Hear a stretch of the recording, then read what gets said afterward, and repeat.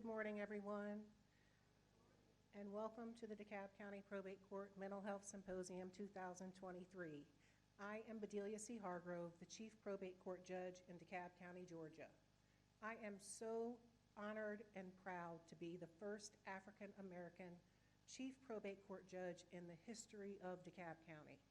Thank you. I can tell you that there is no better place than DeKalb County to make history. I can also tell you that there is no better place than DeKalb County to talk about mental health. Although DeKalb County is the fourth largest county in the state of Georgia, we have the highest volume of mental health involuntary commitment cases in the state. Using statistics from the AOC for 2022, the DeKalb County Probate Court actually had more involuntary commitment filings than Cobb, Gwinnett, and Fulton combined. In 2022, we had the second highest number of orders to apprehend, second only to Gwinnett County. So it is true, as some say, that size matters, but it's the size of your caseload that matters. And I think that that's what people need to take away from this symposium, amongst other things that they need to take away from it. I will say that the volume of mental health cases that we have in DeKalb County is actually the reason why the DeKalb Probate Court has been so successful staying in front of technology. It was a very grim day back in 2020, March 13th, I believe, was when the judicial emergency order was issued. And by March 19th of 2020, I had implemented e-filing for all of my mental health cases and my adult guardianships, emergency and permanent. So it was actually as a result of the pandemic and my high volume of cases that actually forced me to implement e-filing. And I may be wrong about this. I'm sure Mr. Kevin Holder, who is here, the executive director of the Probate Judges Council, but I may be wrong about this, but I don't think I am. I think I'm the first probate court in the state of Georgia that implemented e-filing. I did it quietly because I wasn't sure if it was allowed. So I think it was. I haven't gotten in any trouble. So many of you who are here today know that this is actually the third mental health symposium that DeKalb County Probate Court has held. We were at the Maloof in 2019, and we had a great crowd there. We took a hiatus in 2020 and 2021 because of the pandemic. We came back strong in 2022 with a virtual mental health symposium that went very well. And now here we are in 2023 at the Porter Sanford. So I'm very proud that we were able to make this advancement. I'm proud for all of us because we know that COVID put a wrench in a lot of things. So just the idea of us being here today in person is something for all of us to celebrate. I also want to mention that it's important to note that this mental health symposium and the transition of it actually occurred from a loosely held meeting that I had in my courtroom back in 2018 with several judges and several attorneys to talk about mental health issues, and then it just kind of sort of escalated into what it now is. Handling such a high volume of mental health cases is actually a good thing for me. I know my colleague, Judge Sarah Harris, she's the one who actually made me realize recently that the load that I actually carry, because she knows, as many people who do know me, I'm a worker. I work. I don't really worry about how many cases I have, how many cases another county has. I just do the work of my court and make sure that we get it done well because we're essential services and we don't have time to mess anything up. But I'm happy that I have such a high volume of mental health cases because it allows me to keep my finger on the pulse of the citizens of DeKalb County and their needs. And the mental health cases really, really put you in that position to know what's going on in the county. So I'm very, very happy to have you all here today. I'm going to run through a couple of acknowledgments because I know we're already a little off time, but since I am the presiding chair of this, and my associate judge, Caroline Freeman, I think we have latitude to make some adjustments as we need. I first want to thank my family, all of my family, but I have my mother and my sister here today, and I especially want to thank them. They can wave, my mom and my sister, Bedelia Carol Hargrove and Antoinette Hargrove. I want to thank you for your support of me all of these years. I know I have been a handful, but I appreciate your presence here today. Second, I want to thank my staff. I want to thank my staff who is present here today. Many of us are dressed in black or they have a court t-shirt on. They've been working hard for me they've been working hard for me as long as they came on board, but in terms of this symposium for the last several weeks, and I really want them to know that I greatly appreciate it. I know that I would not be able to make something like this happen without your support. I would also like to thank all of my panelists, the ones that are up here right now and the ones that will follow. A special thanks to many of you who have been involved in all three of my symposiums. Judge Walk, Judge Baller, I know Ms. Renee Dreyfus, I think my Judicial Hearing Officer Mercedes Morrell has been involved in all three that I have had, and I greatly appreciate your support. I realized over the last 2 or 3 years that there's such thing as having a fellow judge, and then there's such thing as having a colleague. And Judge Walk and Judge Baller certainly are my colleagues. I want to ask at this time, if you all don't mind, all law enforcement that's in the house, please stand for me. Any and all law enforcement in the house.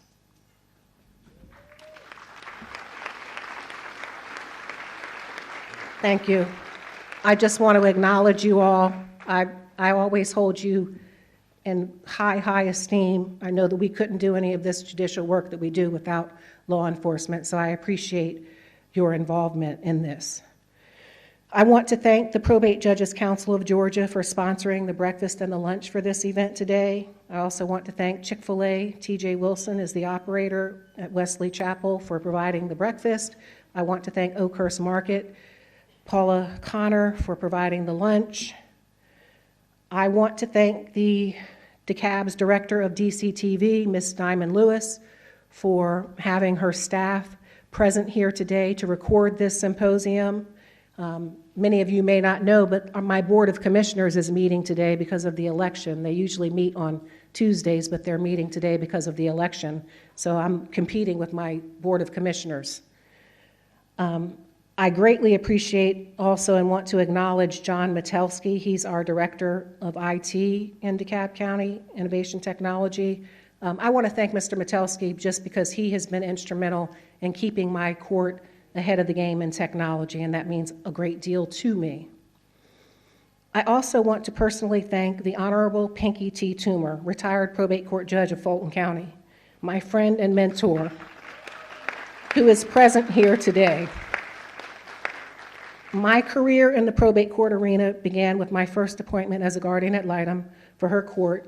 Unbeknownst to her, I believe, and unbeknownst to me as well, she became my mentor on that very day. I had no aspirations to do anything but be a great lawyer and practice wills, estates, and what I like to do. I think if you stay in your lane, you might not get in an accident.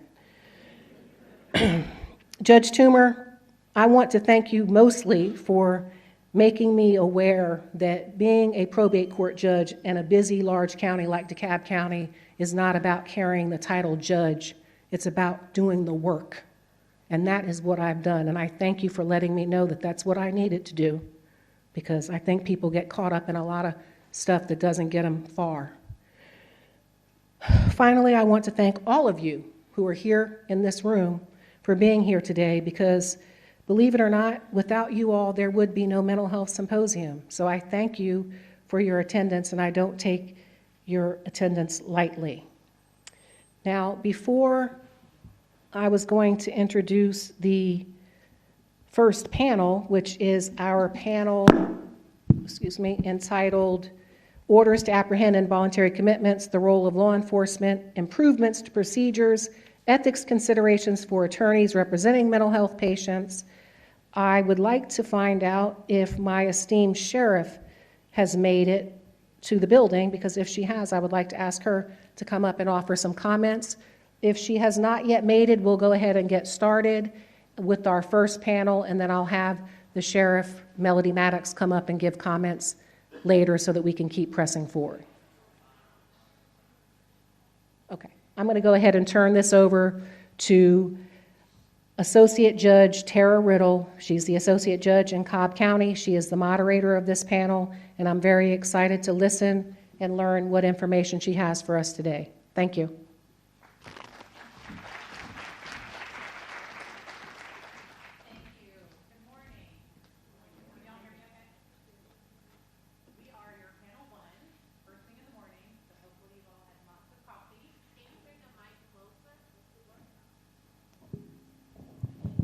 How's that? That's better.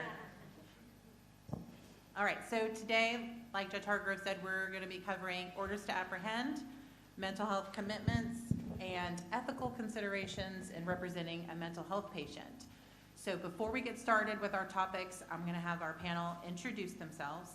And as Judge Hargrove said, I'm Tara Riddle. I'm the Associate Judge in DeKalb County Probate Court, and I've been in that position for 4 years. And prior to that, I was an attorney for 20 years. I graduated when I was 9, so don't worry. And I was also a court-appointed attorney and a guardian ad litem and represented patients in mental health commitment hearings. With that, I want to start over on this side. So Judge Wolk, if you would introduce yourself. I'm Kelly Wolk. I am the Chief Judge in the Probate Court in DeKalb County, and the smartest person here because I hired Tara. And thanks for pretending to care what I say. Hi, good morning, everyone. I'm Kareem Martin. I'm the medical liaison for Sheriff Melody Maddox and Director of Health Services for the DeKalb County Sheriff Office. Good morning, everyone. I am Lieutenant Jennifer Davis. I am with the DeKalb County Sheriff's Office under the direction of Sheriff Melody Maddox, and I am the Field Operations Watch Commander. I have been in law enforcement for over 25 years. And you also started when you were 9. Yes, ma'am.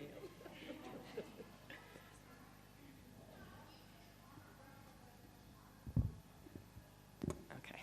And good morning. I'm Renee Dreyfus. I'm the Chief Clinical Officer for the DeKalb Community Service Board. I'm a licensed clinical social worker and been working in this field for over 35 years.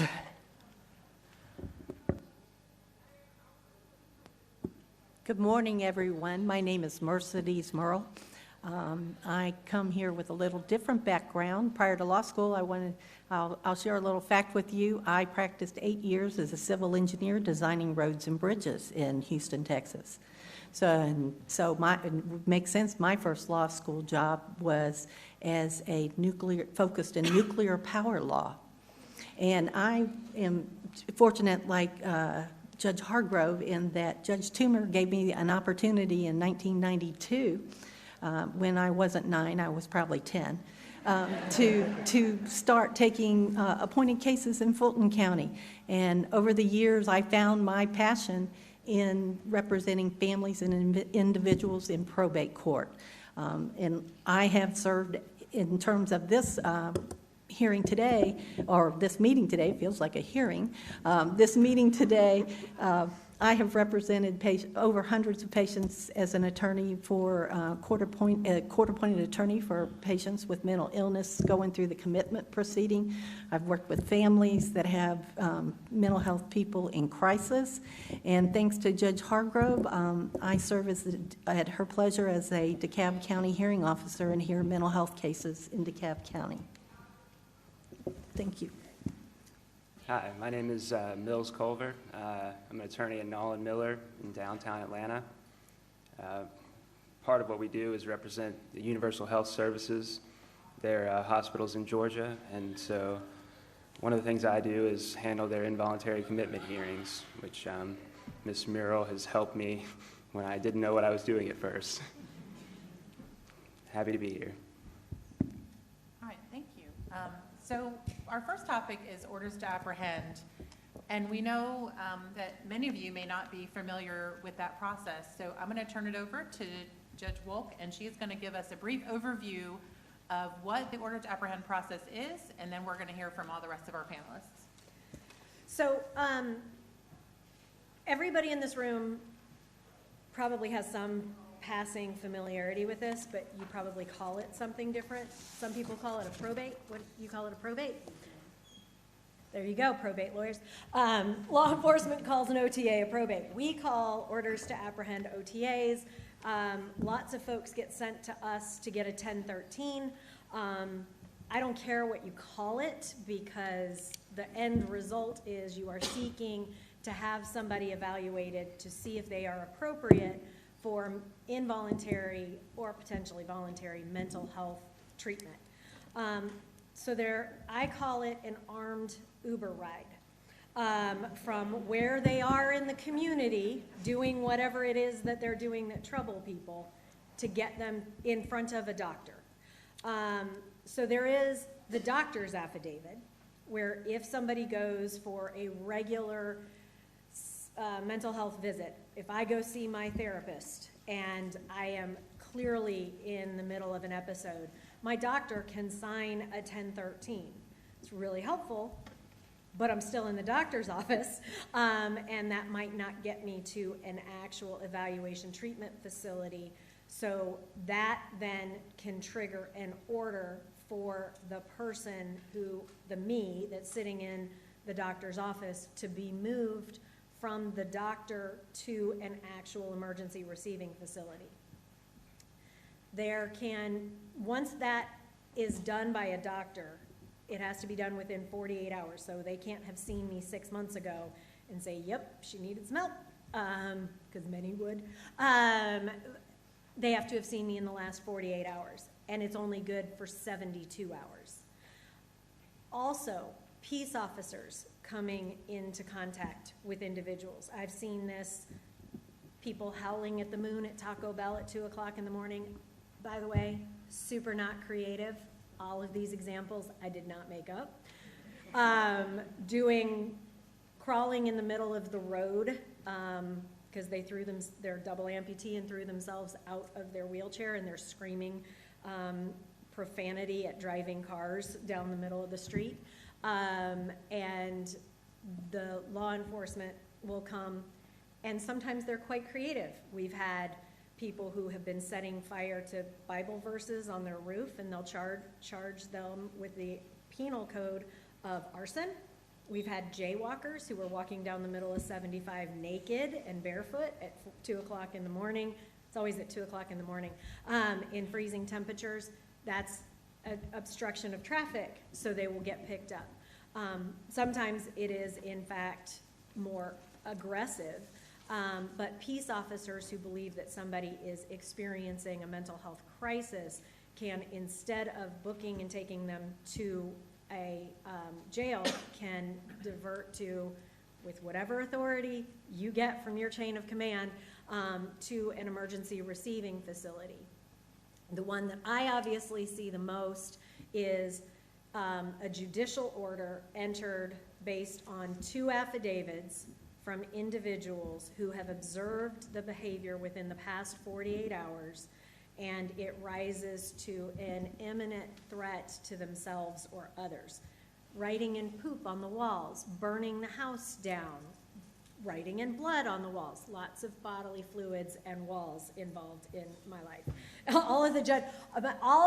Well, Chris is over here. The judges are all over here, and they look like a bobblehead thing, because when we interview people for our office, we're like, how are you with poop? And they're like, what do you mean? Because it's just sort of omnipresent. But those are, when somebody comes in, if it rises to the level, we can enter an order. It goes to, in our case, the sheriff's office. It says the appropriate law enforcement agency. They then give them the aforementioned armed Uber ride from where they are conducting themselves in this way to where they need to be in order to be evaluated. That order is good for 7 days. And so if the person isn't at their home and somebody comes in contact with them at some point soon after, that would still be in effect.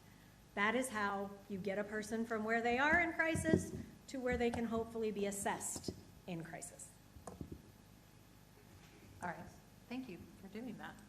And now I want to talk to, I think Captain. oh, do you want to say something? Go ahead. You can, sure. Just to take up from where Judge Wolk left off, from the law enforcement aspect, we received the order to apprehend from the court operations. We receive a call, we pick them up, we bring them over to field operations, and from there, field operations wait for the family to call. And the reason why we do it, we wait for the family to call, is because it's done at the family's convenience. When the family call, we gather all the information needed. We gather information on the behavior at that time, the whereabouts, how to gain entry into the home, and if there are any weapons, most importantly. Sometimes the subject may be homeless. The family may know where they are at the time when they call, and then we'll go out and try to apprehend them at the time. Sometimes the family never calls, so the order may expire 7 days, okay? Once we gather all the information, we get a team together, maybe consisting of 3 to 4 people, always a supervisor, because we do not know exactly how it's gonna play out. The supervisor is present just in the case of any type of emergency force used or something like that. But when we gather the team together, we go out, we meet up with the family. We're always in close contact with the family during the time of execution. While we're driving to the location, we're constantly calling saying, hey, what are they doing now? How's the behavior? So that we'll know once we become on scene, we'll know how to enter and what approach we should take. Once we apprehend the subject, then we go ahead and we transport the subject to the receiving facility that is listed on the order. Cobb might not be so accommodating to the family. Director Martin, do you have anything that you would like to add to that part of the process? Just a little bit here, you know, with where we're talking about now with mental health, and I know we'll speak about this a little bit later on with the improvements to mental health in the community. What we started to do is really interacting and communicating with like a liaison, a mental health liaison, someone that the officers, the lieutenants, the commanders can speak to in terms of the patient or the subject's condition, if they're going through a manic episode, if they have a history of opioid use disorder or substance use disorder, and really how to approach that subject at the time and really have a conversation with the family to really say, as Judge Walk said, we're really here as a armed Uber and not really arresting this individual, really to bring that support to the family and make sure that the family is aware and communicate to the family that we're here for the benefit of your loved one. Mercedes, I know we're kind of backing up a little bit, but tell me, as an attorney, what your part of the process may be in an OTA. All right. Interestingly enough, if you're in this area, probably 12 or around 12 times a month, I probably get someone who calls me in some type of a crisis, and they're all upset because they have a family member who is doing all the things that Judge Walk said. They're in their home, and the person that's calling me is like, I'm sleeping with my bedroom doors locked at night because someone has a knife. They're dangerous. I know they're going to crack. They're shouting. They're talking to people who are not here. They're going outside, banging on neighbors' doors. They won't eat anything that is not prepackaged. They won't throw away their trash. They have poured bleach all over our house. They use bleach to bathe in, and then they're like, I don't know what to do. I just want them to take their medicine. And I'm listening and I'm thinking, that's good, but in Georgia, you cannot forcibly medicate a person with mental health issues. And that's kind of a misconception. You just cannot, because people with mental health issues have bodily autonomy. And so, as an attorney trying to explain that there's someone who's having a crisis when all they want is some kind of relief, like, can you find them a place to live? What can you do for me? That's when you talk through all the things and you say, look, the easy part is, will they go see their doctor? Will they see a psychiatrist? Can you get them to go to the emergency room where the doctor can start at 10:13 if what they are saying is true and they have a mental health issue? And a lot of times the people are like, no, I can't get that. It won't work. I can't do that. Then you're like, well, have you called the crisis center? Have you called your county's community crisis center? There are places you can call to get help. They'll come out, they'll evaluate the people, and they too can take them to the hospital if they will go. But all the things like calling the crisis center, if you have the police come out to your house because they're threatening you, and you call the police and you say, someone's threatening me, please come. And the police come out and the police sees that the person's clearly psychotic, having some kind of problems, and the police but they haven't really, they don't want to arrest them. They may not even take them in. They'll say, let's call an ambulance. Will you go? And the person's like, no. And then so you have to explain to the person, you probably want to go down to the probate court. You don't need an attorney for this. Go down and ask and talk to somebody about an order to apprehend. The biggest problem is you have to have seen them, as Judge Woke said, in the last 48 hours. A lot of people that have family and friends or loved ones that are in mental health crisis, they've run away from home. So you can't get that order to apprehend. But if you have seen them in the last 48 hours, tell them go to the probate. They have to swear under oath, 2 people, that they've seen that. And that's, then the court could issue an order having them picked up and taken to a hospital for evaluation. And then that at least they're getting evaluated to determine, do they need to proceed with involuntary commitment of this patient or not, which is something, at that point, it's left to medical professionals. So that's kind of how you get those calls all the time. Mills, is there anything you wanted to add to that? Could I make a point? Yes. One of the distinctions is that the code says you have to have observed the person in the last 48 hours. For those of you like me who are more 60s oriented, observed is pretty clear, right? But for those of you who are here now, observed. Does observed mean I got a text message from them and they said they're going to kill themselves? Does observed mean that they were on the other side of a door screaming, I'm going to kill myself?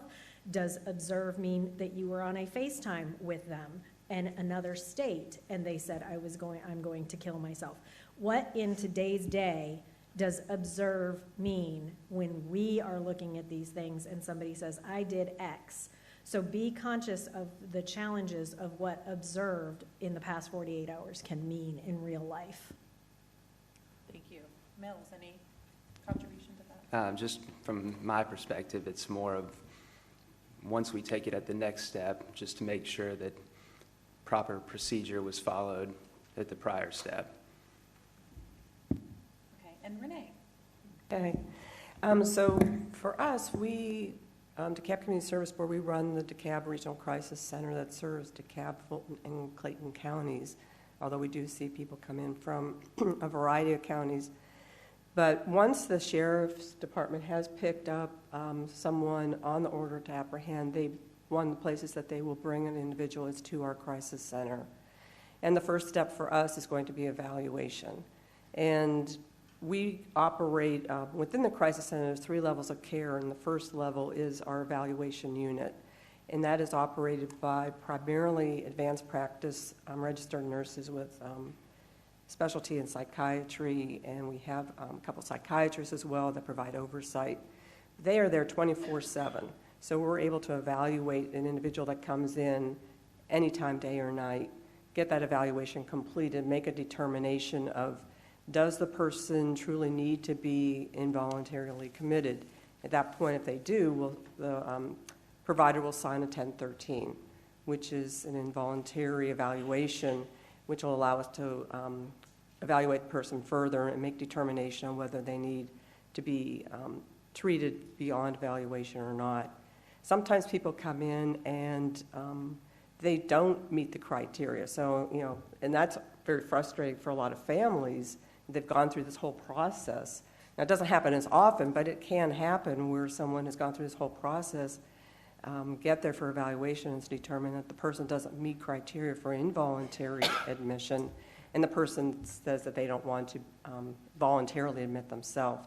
So then at that point, if that happens, we do help with trying to educate them and connect them up with outpatient services. But for the most part, people do end up being placed on 1013 for further evaluation and care. Just in prepping for this symposium today, one of the things I wanted to look back at and see, like, how many OTAs are we receiving in our facility? And there aren't a lot of facilities, and the emergency receiving facilities, which I think we'll talk a little bit more later, have been decreasing. So pretty much, I think the options for the sheriff is to take someone to us or to Grady. I think that those are the two main ones for an OTA now. We have seen on average about 16 OTAs a month this year. Now, we've evaluated over 3,000, so in the scheme of things, it's a small number, but it's a big number when you think about the amount of people that come in either through an OTA or other involuntary means. Well, thank you. So one great thing about this panel that Judge Hargrove put together is you're seeing each step in the OTA process. So now I want to go back to everyone who told us about what their part of the process is and let them talk about what are the biggest challenges that they see and maybe what some things that the other parts of the process can make easier for them. So actually, let me start with you, Mercedes, as sort of the beginning of the process is referring maybe a client over to the court to get an OTA. Probably one of the biggest things is helping the general public figure out how do you get a loved one to get care. We have lots of public service commissions, commercials. We have mental health associations and groups that help people. It's just getting the word out, I think, to more people that the probate court is a viable option to get this started. I think that's a big thing if any way it could be improved from where I sit. Okay. Mills, anything on your end? Do you want me to talk about my part in the next step? No, just if you see anything that can be improved in the OTA process. I think the only thing is just making sure that that initial interaction between the person who someone believes needs involuntary treatment is just handled carefully and thoughtfully. All right, Judge Wolk. Observe. That would be nice to get some clarity on. We're closed on the weekends. Lots of trauma happens on Friday night to Saturday night to Sunday night. Oh, Monday morning's not 48 hours. That's a problem. I think that, and I've been an advocate for this, that I think that in addition to law enforcement, that there should be some consideration of first responders being able to potentially look at transports. I know that there are some concerns, and I know that has been looked at. One of the things that I'd like to hear from Renee when she gets to this part is how many beds she has versus how many beds she can staff, because I know that one of the biggest issues is not so much the beds, which in and of themselves are limited, but the ability to staff them. So we are better sourced in Cobb because we have 3, we used to have 4 emergency receiving facilities. Somebody came off the list and nobody told us, so we were sending people there. Nobody bothered to tell us until a night nurse was like, we're not one of those anymore. So a night nurse told a field operator who called the supervisor who called me, and that's how we found out that they were taken off of the list. Seems like it could have happened differently. So communication would be neat.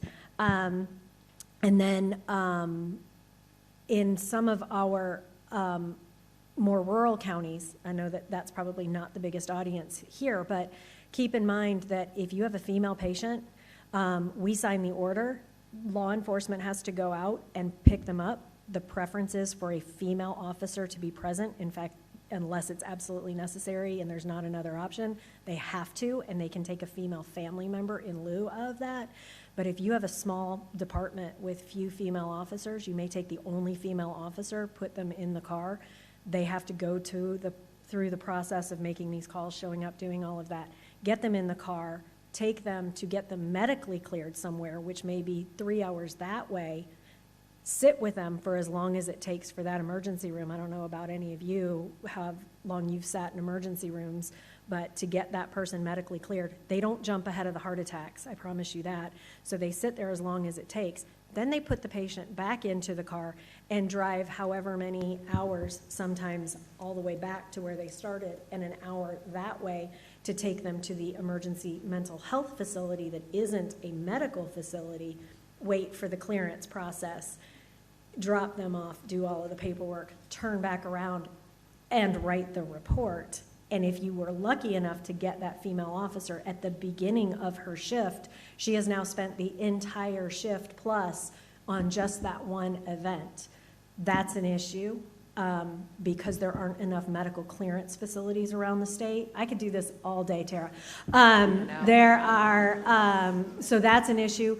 The field responders and some of the limitations, and I'll let Renee talk to this a little bit more, but there is a definite perception amongst the probate judges, there is a definite perception by Kelly Wolk that the probate judges perceive that the emergency response units that go out are not as willing to potentially find a need for a transport and to enter an order or to authorize pickups.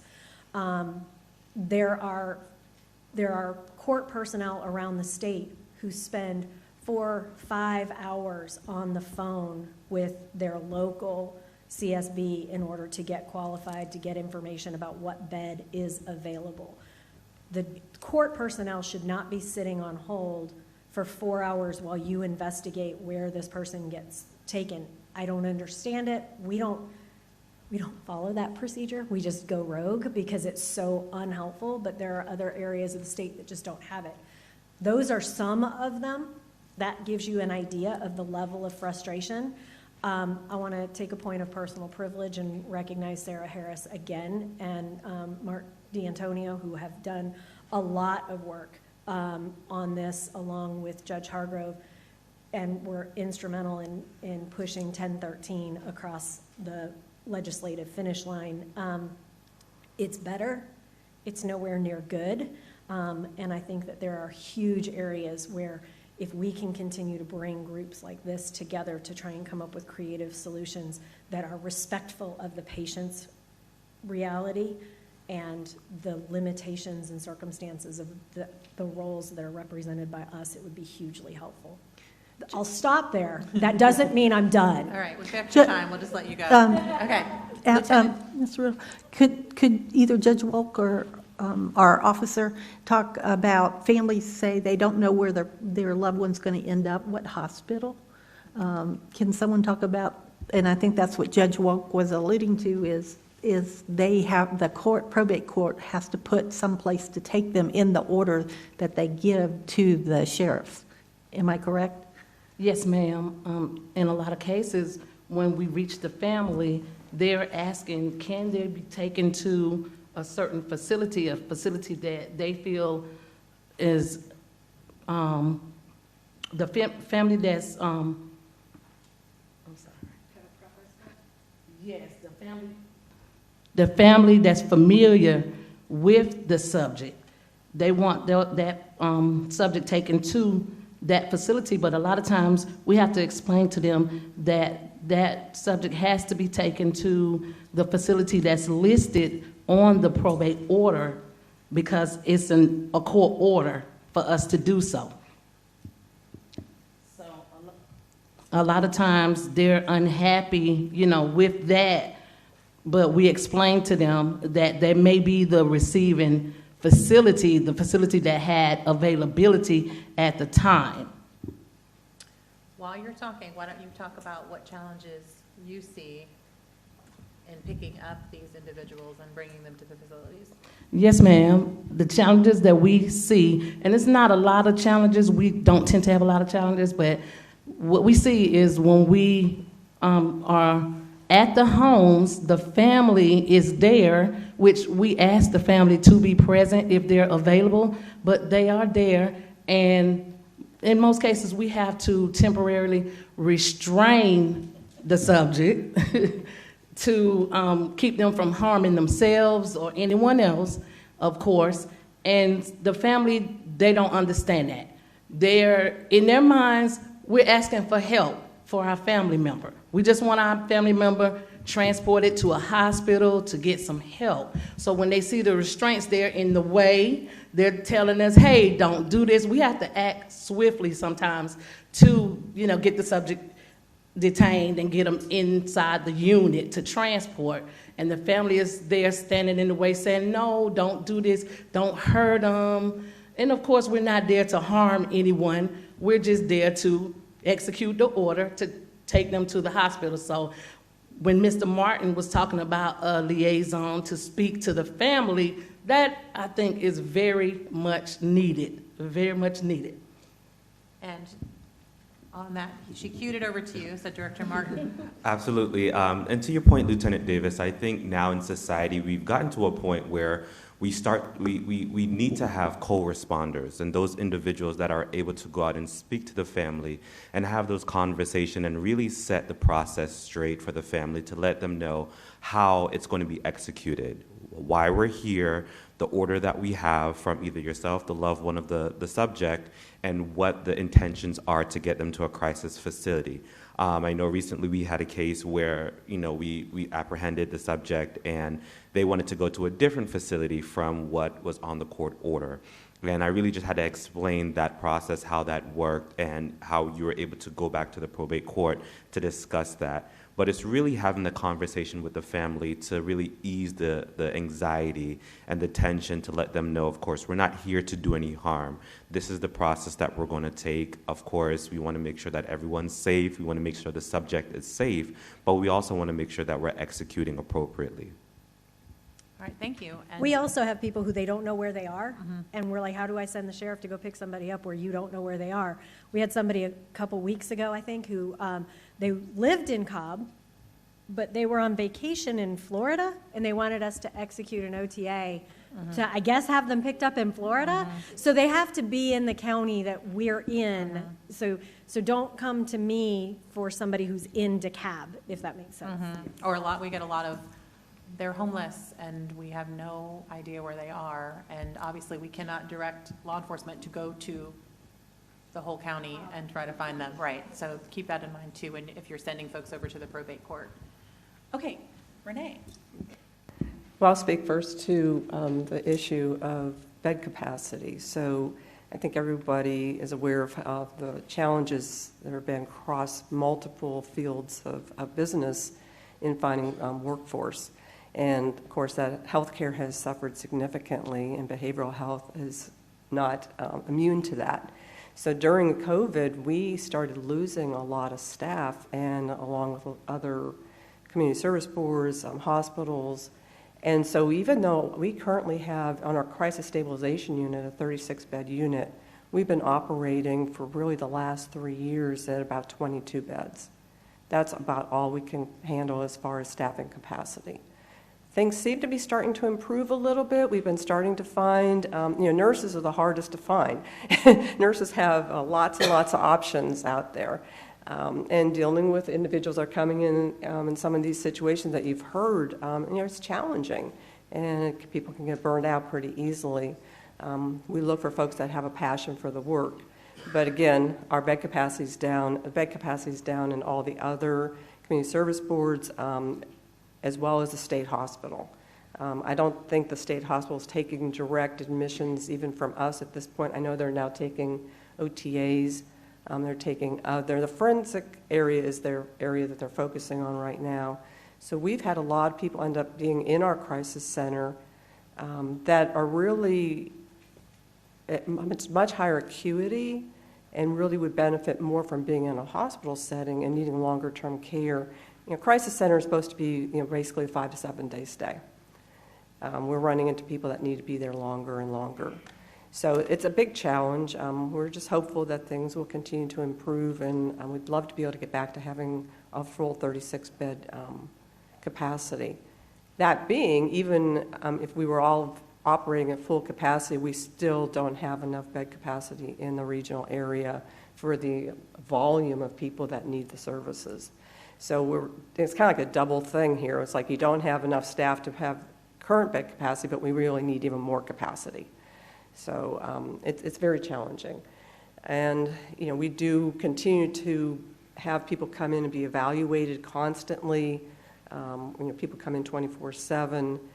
We are doing, I think, a lot more, like really acute look at, does the person truly need to be admitted, or is there another alternative for them? Are they stable enough that they could be served in maybe a residential setting or an outpatient setting,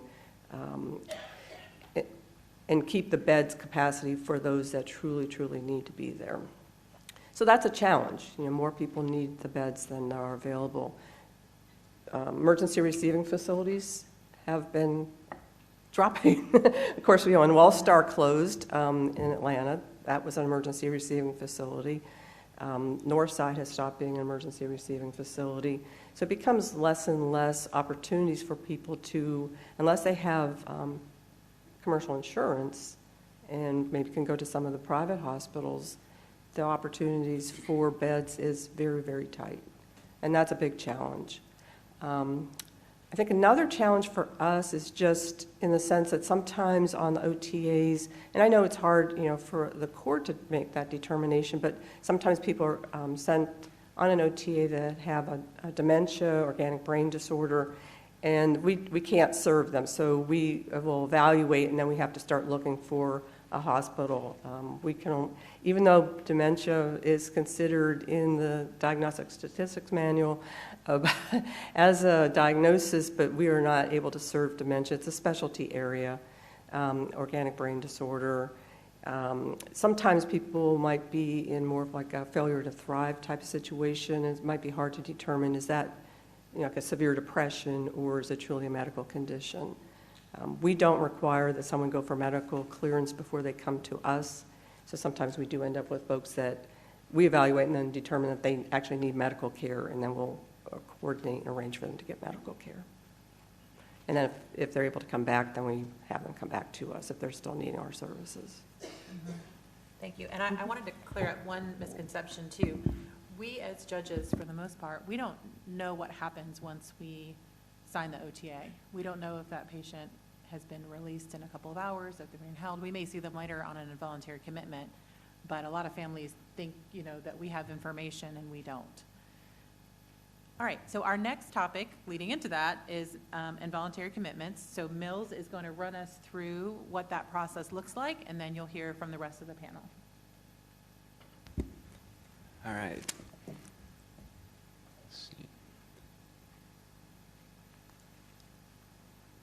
Okay. Whoops. You're doing really fast. Yeah, good job. We're done. Okay, so here's just a PowerPoint that we've created over the last couple of years, and it kind of goes through the entire process. The first few slides are about what we just talked about, the orders to apprehend, and our role really comes in once that's been done and the patient's been delivered to a emergency receiving facility or emergency room.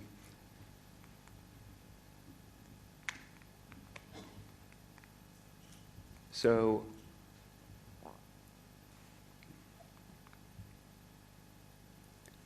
once they've arrived at the emergency receiving facility, they have 48 hours during which they need to examine the patient, and at the end of that 48 hours, the patient either needs to be discharged or the treating physician needs to have signed a 1014 certificate saying that they've observed the patient and they've found that the patient is mentally ill and requires involuntary treatment. And at the end of the 48 hours, if the patient is set to be discharged, but they have pending criminal charges, then they'll just be released into law enforcement custody, and that process will progress. So basically, at this point, upon a finding that the patient's mentally ill and needs involuntary treatment, that doesn't mean necessarily inpatient treatment. It could also mean outpatient treatment. And that's a determination they'll make during this period and the next period. And so we call this 1014.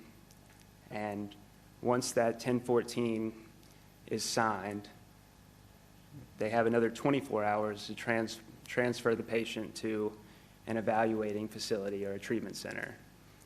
And so one of the hospitals we have is Peachford Hospital, and it acts as both an emergency receiving facility and a treatment facility. And so there's no physical transportation needed necessarily if there's availability, but that process needs to be done within 24 hours of the 1014.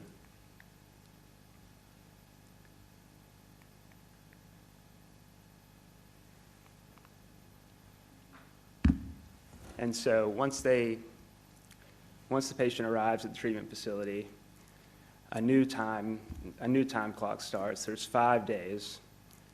So during that time, they're evaluating the patient, rendering whatever treatment they deem necessary, and that's just a continuation of what was done at the emergency receiving facility.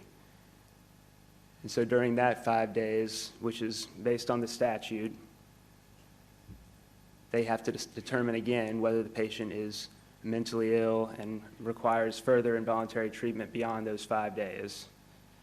But our critical time period, especially where our law firm comes in, is that we need to make sure that whatever they decide, they do it within 5 days. So if they decide, yes, this patient needs to undergo more involuntary treatment, then they need to file a petition. If they, at any point, they can determine that the patient doesn't require involuntary treatment, in which case they'll be able to discharge the patient. And then also part of this determination of needing involuntary treatment is determining whether the patient is, eligible for outpatient treatment. And so that's just based on their observations and the patient's history to determine whether or not they would comply with an outpatient program. But my role generally comes in when the doctor decides this patient needs involuntary treatment, inpatient. And so they file a petition. It's called it's a 1052 petition, and they file alongside that a certificate, and it needs to have two treating physicians to sign off on it, or one physician and one psychologist. Either way, that certificate that goes along with the petition has to have both of those things. So when it comes to these petitions, it's a petition for a hearing to determine need for involuntary treatment. And so part of this is letting this patient know all the rights they have. And so they have the right to counsel, they have the right to attend the hearing. The hospital must give the patient their treatment plan, which is this development of service plan. And so, it's the chief medical officer of the hospital that files the petition, and they make their recommendation to the court to extend the involuntary treatment. So we want to make sure that part of my role is making sure that the patient is aware of all of their rights. Likely, if the patient can't afford counsel, then the court will appoint one. And also, if the patient is able, then they should have the opportunity to seek another evaluation to determine whether or not they actually need involuntary treatment. Also, at any point, the hospital can discuss with the patient, depending on the patient's status, and the patient can decide that they want to accept voluntary treatment. Oftentimes, we're dealing with mental health crises, and it's difficult at that point. But so at that 5-day mark, we have to file the petition, and then from the filing of that petition, we have to have a hearing no less than 7 days, but no more than 12 days after. And I believe that's mainly just so that the patient has time to, if they want to call witnesses or discuss with their attorney, that they have enough time, so it's not we file this petition and the next day we have a hearing.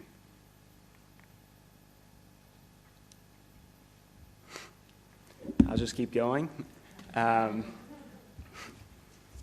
So between 7 and 12 days is when the hearing is going to occur, and it operates just like any other civil hearing. The patient can call their witnesses, they can cross-examine.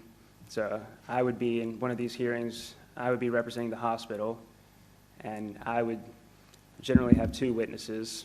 One is the treating physician, the other is a social worker that works at the hospital. And so the patient can have their attorney cross-examine our witnesses. The patient has the right to attend and testify, or they can waive those rights. And just like any other civil hearing, or civil petition, then the burden is on us to prove what we need to prove under the statute, which is, 1, showing that the patient has a psychiatric illness or mental illness. And then the other one is the part that goes into the involuntary treatment, whether they pose a substantial risk of harm to themselves or others, or they lack an ability to care for themselves, at least at that point, to the point where it creates an imminently life-endangering crisis. And so I generally rely on the treating physician and the social worker. And the treating physician can provide medical opinion, diagnoses, the treatment plan, and their observations.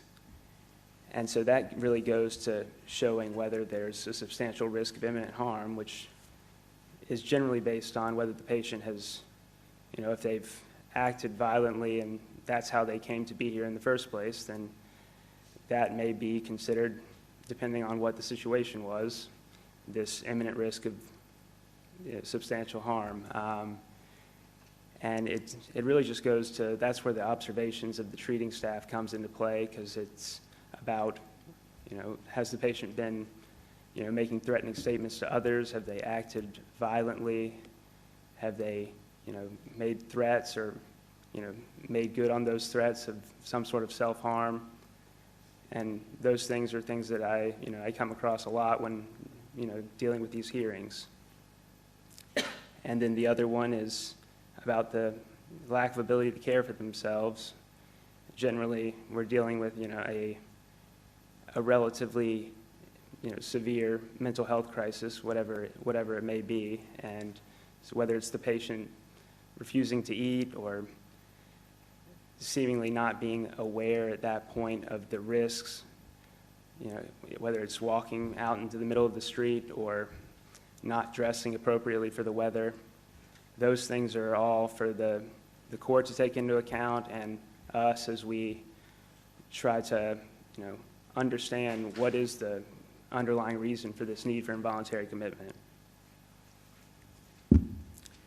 And so my job is obviously representing the hospital, and so I have the duty to represent the hospital's interest.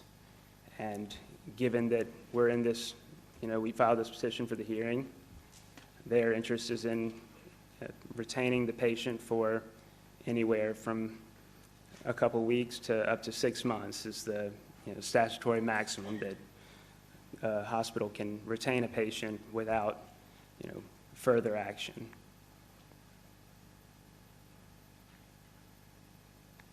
And so I did want to mention that once the patient arrives at the treating facility, it's 5 days, but that does not include weekends and holidays, so it's 5 business days.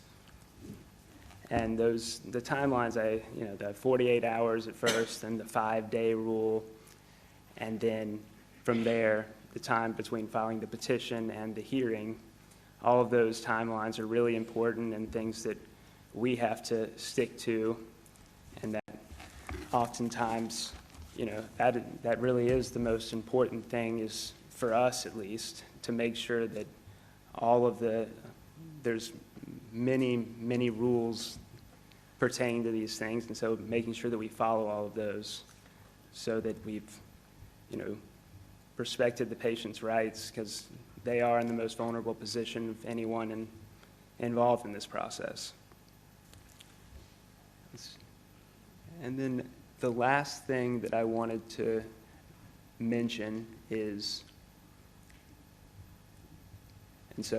here is just a case example of things that might be seen as reasons to involve involuntary commitment. So, it's just about the idea of the judge recognizing, have we presented evidence to show that the patient either poses a risk of harm to themselves, or, were they to not undergo any treatment, would they pose a risk to the public? And so after that 6-month maximum, if more time is felt needed, then they can apply for another 60 days, and then after that, they'll have to start the process over, which sometimes does happen, which is why often we have patients who have been there before. And so the last thing I wanted to talk about was the forced treatment and forced medication. And Georgia does have relatively patient-friendly laws on this, and so, if in fact the physician finds medication is necessary, they have to find a concurring opinion from a second physician, and they have to, make a definite finding and certify that, failing to take medication would result in either a threat to the patient's safety or a threat to others' safety. And so I believe that this forced medication and forced treatment is, one of the most important parts of all of this, is maintaining we're dealing with people and we want to make sure that we are treating them, just as we would anyone else, not any different just because they're dealing with a mental health crisis. And we don't want to, we want to be very cautious about going this route. That's why the hospital is offering voluntary treatment at every point, and this is really a last resort. Okay, I think that's all I've got on the PowerPoint. Okay, thank you. Thank you for going over that, because as judges, one of the things the biggest errors we see is a violation of those timelines, which I'm sure Judge Wolk and Mercedes will talk about. But while I have you, Mills, from your perspective as a petitioner in these matters, what are some of the biggest challenges or pitfalls that you see? Well, honestly, as the petitioner, it sometimes seems as though the hospital is always going to succeed on their petition, and that generally is the case. But I do still think that the process is important. So I think that my biggest challenge is really just focusing on my dual responsibilities, both as I am working as a representative of the hospital, representing their interests, but also balancing that with both looking at the person, now it's over Zoom, but looking at the person on the screen and realizing that, what we're doing here is talking about, making them be involuntarily committed for some period of time, which is something that I do struggle with. And at the same time, realizing that often, when someone is going through a mental health crisis, that they may not be able to make decisions in their best interest or the best interest of others at that point. So sometimes it is necessary. So there's a lot of moral and ethical quandaries that I deal with each time I do one of these hearings. Thank you. All right. I'm going to turn it over to you, Judge Walk, from the judicial perspective on these hearings. So we do these things differently around the state. Mark's already smiling because he knows.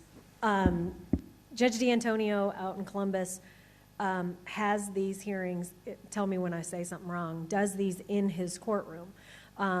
He wants there to be no doubt in the patient's mind that this is a judicial process, and doesn't want any bleed over between the treatment arena and the hearing arena, which I understand and respect, but don't do it that way.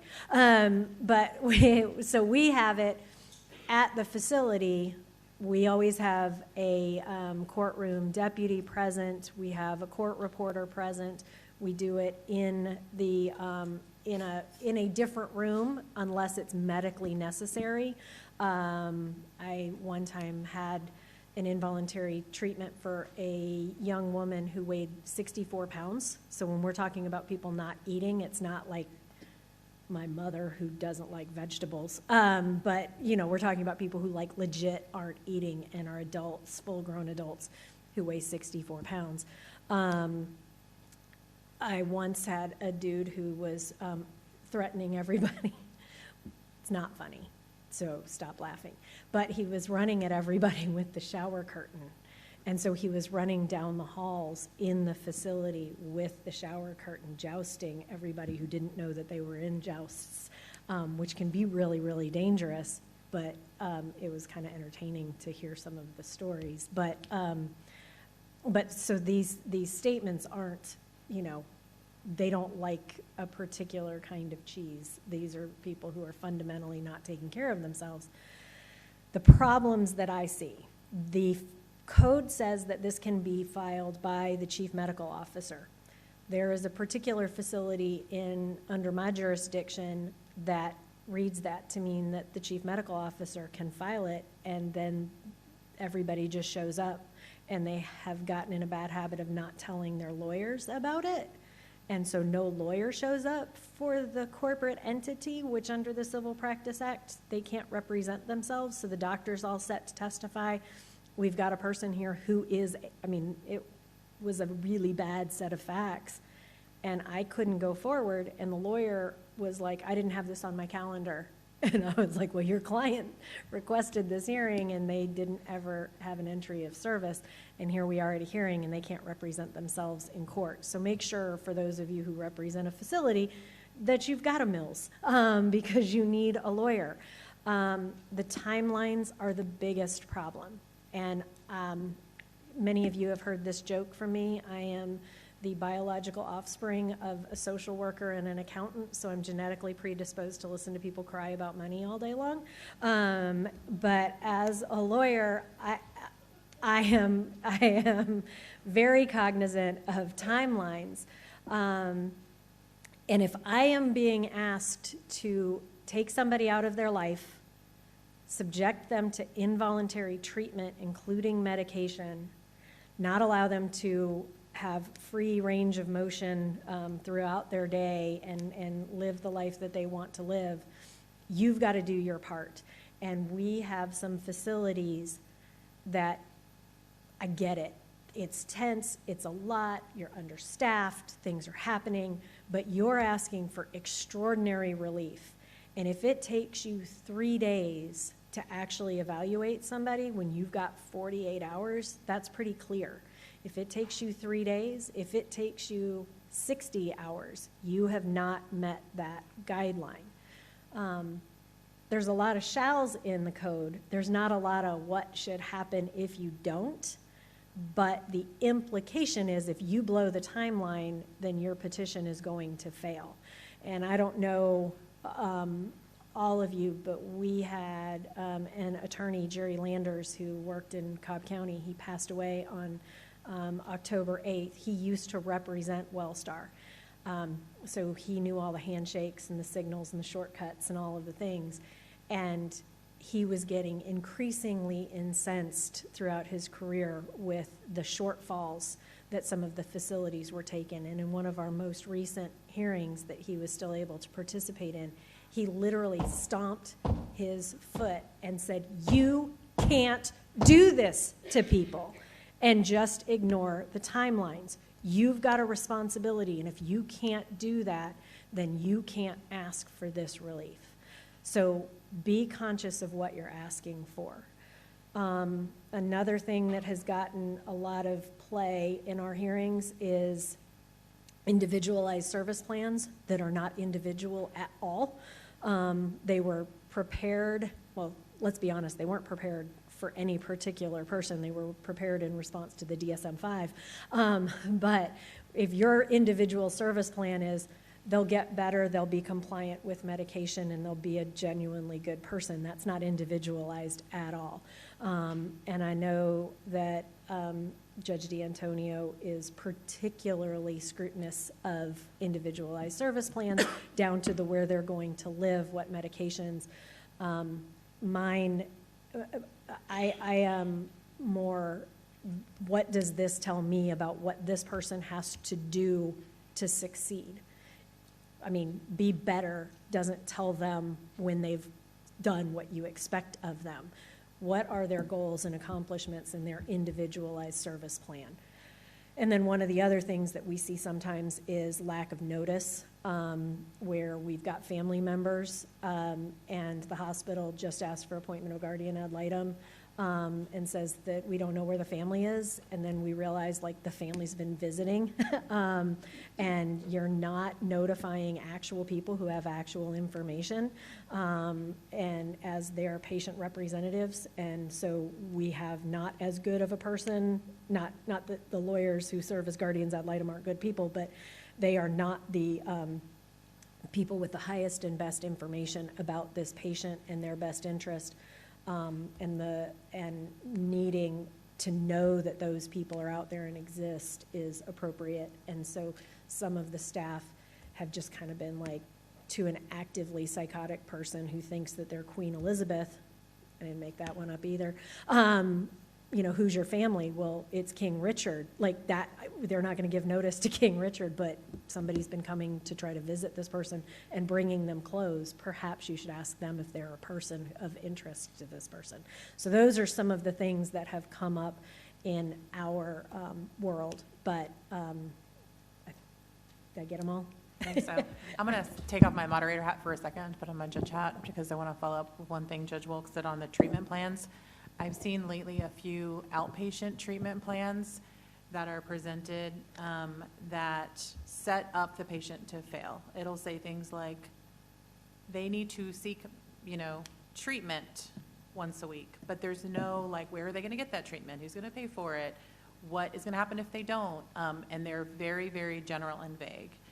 And you're just, in my opinion, just setting up that patient to not be able to comply with that treatment plan if it's not specific and somebody doesn't, you know, give them direction or help them obtain those services. So Mercedes, do you want to speak about your role? Yes. Challenges? I serve Judge Hargrove as one of her hearing officers. Primarily, I do most of the hearings. And Judge Hargrove is correct. We take in a lot of petitions. We have hearings at Peachford Hospital, Georgia Regional Hospital, Atlanta, Emory Wesley Woods, the VA, and even in the DeKalb County Service Board. We have petitions filed from 5 different hospitals. And so that is a function, you know, of beds, you know, where are the people and at what process are they in their treatment by the time they get to a 1021 hearing. As you heard, timelines are important, and our hearings are scheduled always. We try to schedule them on day 7. They have to be heard between 7 and 12 days from when the petition is filed with the probate court. So what we try to do is start it on day 7, because I don't have the same problem. All my hospitals have court-appointed or hired counsel that they're not court-appointed. We have court-appointed attorneys for the patients that Judge Hargrove appoints for every patient. We also have legal, all the hospitals are represented, as Miles works with one of the hospitals I hear cases at. Before the pandemic, we did all our hearings in person at the hospital with the deputy, but then when the pandemic came, some of the places where we heard hearings, we were in a patient, we had a patient, we had the doctor, we had the social worker, we had the judge, we had the officer, and then we had witnesses, family members, and we were all around a little tiny table in a room that was probably 15 feet by about 7-8 feet wide. And that's a lot of people in a hearing that potentially could be an explosive hearing.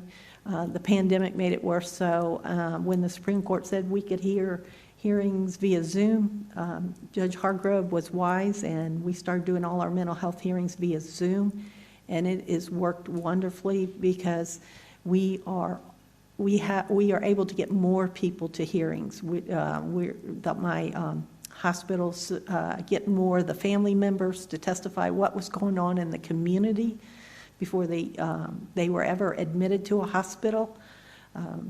So we find that it works really well because we have more information, more background, more people to testify on the treatment plan, what's going to happen to them when they're discharged, where are they going to go live, who are they going to stay with, is that person really willing to take them, as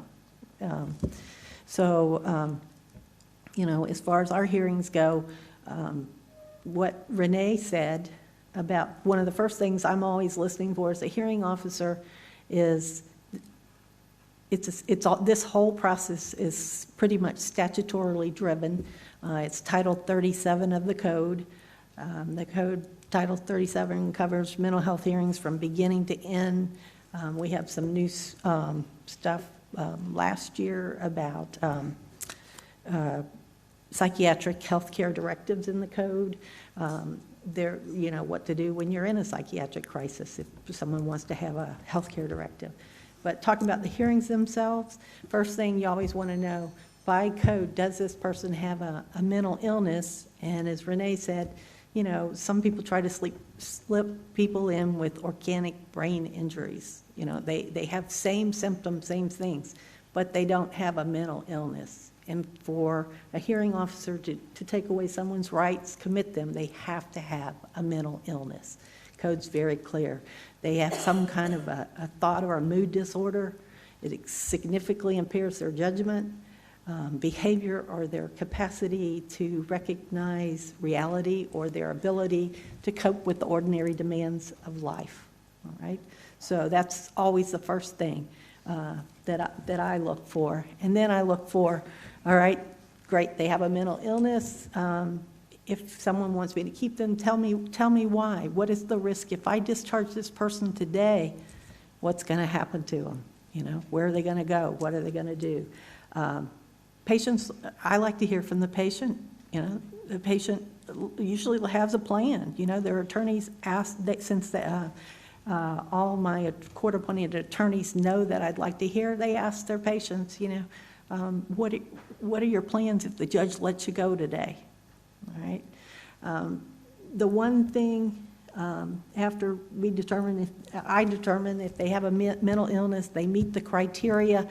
There's several criteria under the code, whether, basically, do they present a substantial risk of imminent harm to themselves or others based on things they've either done in the hospital or immediately before the hospital. We don't care if they did something, sometimes, most of the time, we don't care if they did something 20 years ago, unless it's somehow there's a pattern in it that becomes relevant today. So we're looking for, what's their probability when you put their mental illness with what they're doing, that they're going to harm themselves or others. The other thing is we look at, are they, because of their mental illness, are they so unable to care for themselves that they will create an imminently life-endangering crisis? A good example is someone that might have a thyroid disorder and they need synthetic thyroid medication every day, or they have extremely high blood pressure or heart issues.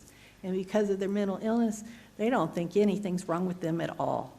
Those are imminently life-endangering crisis. Or we say, if we let them go today, will they walk out into the street and think that they are Superman and walk into traffic and not worried at all, about being harmed? So, I guess from the mental health perspective as a hearing officer, it never amazes me. I don't think there's hardly anything I haven't seen or heard. I wouldn't be surprised with anything I hear. It's just a normal day at the office to hear someone shot themselves in the head. They cut off their finger. They stabbed a relative. They killed a relative. I mean, it's just all normal things you hear in involuntary commitment hearings. So that's kind of my perspective. I think it's really important for this process. I count on the attorneys to tell me a lot of times if the time is wrong. I look for the hearing dates. They tell me if we've missed a timeline. And nothing's worse. I mean, the hospital feels terrible. My doctors feel terrible. Everybody's terrible if they miss a deadline and you have to dismiss the case. Everybody's scrambling. What do we do now? This person may really need to be here. How do we fix the problem? And usually they come up with something. Thank you. Anything? Renee? Okay. Our crisis center is an emergency receiving and evaluation unit, and we do short-term stays. But during the pandemic, we had to venture into the 1021 world. That's really not an area that a stabilization unit should be in, but we had to venture into that because we had people that were staying on the unit longer. They were acute. They couldn't get to the regional hospital. So we're now in that space. And I think one of the things that we've already talked about is that it's not an easy decision to want to move towards 1021 and take someone's rights away for a longer period of time. So I think our staff is really, really good about evaluating, making a decision on, do we truly need to move this direction? Can the person be discharged? Are they in a place where we can help wraparound services for them in an outpatient setting? We've had, I'm not sure how many we've done now. Typically, we haven't had to get to a hearing, which has been good. Just those few extra days seem to be enough for the person to stabilize enough to be discharged. But it's a quandary for us because we're not a treatment facility. So a treatment facility is prepared to provide longer-term treatment. We're a short-term stabilization unit. So having a person that's on that unit that really needs longer-term treatment, doing our best to provide that care despite the fact that we're not designed to be in that space. It's complicated, and we want to make sure we're doing the right thing for the individual we're serving, but knowing that we're also in a stabilization unit. Thank you. Mm-hmm. And I don't want to leave you out. Is there anything, Lieutenant Davis or Director Martin, that you wanted to talk about on this topic? From a law enforcement standpoint, we don't have a lot of problems when it comes to the 1013 because normally what we're doing is we're picking up and transporting from one facility to another. So we already know that it's a mental health transport, so we're already prepared, and the receiving agency is already aware that they're receiving this patient, and a lot of times when we pick up, they've already been medicated. So we don't have problems. I don't have much to say on involuntary commitment because once these patients get to a certain point, they're typically at like a Georgia Regional or a crisis center. But from a clinician standpoint, it's very important to ensure that we are executing and documenting thoroughly, from beginning to end, really creating a picture for the judicial branch to really understand where we are in terms of the treatment and what we've tried. And in terms of prognosis, identifying what is possible outcome once involuntary treatment is rendered, once any type of medication or treatment is rendered, having that picture that, once this medication, once this treatment is complete, this is the possible prognosis for this patient, and this is the outcome. This is what they will be able to do. Because of course, having these patients either on two different ends of the spectrum, like I said, from a clinical perspective, either you're completely manic and you're a danger to yourself or to anyone else, or you're completely cachectic and you're not eating, you're not drinking, you're not responding, you're complete psychosis. So having the two ends of the spectrum and documenting very clearly so we can really have a clear depiction on what is the prognosis, the outcome, depending on that involuntary treatment plan. All right, thank you. Did you want to say something else? I was just going to say we've pretty much focused, and I think that historically up until this point in recent history, there's been a real focus on involuntary treatment equals involuntary inpatient. There is a significant increase in interest and appetite for involuntary outpatient.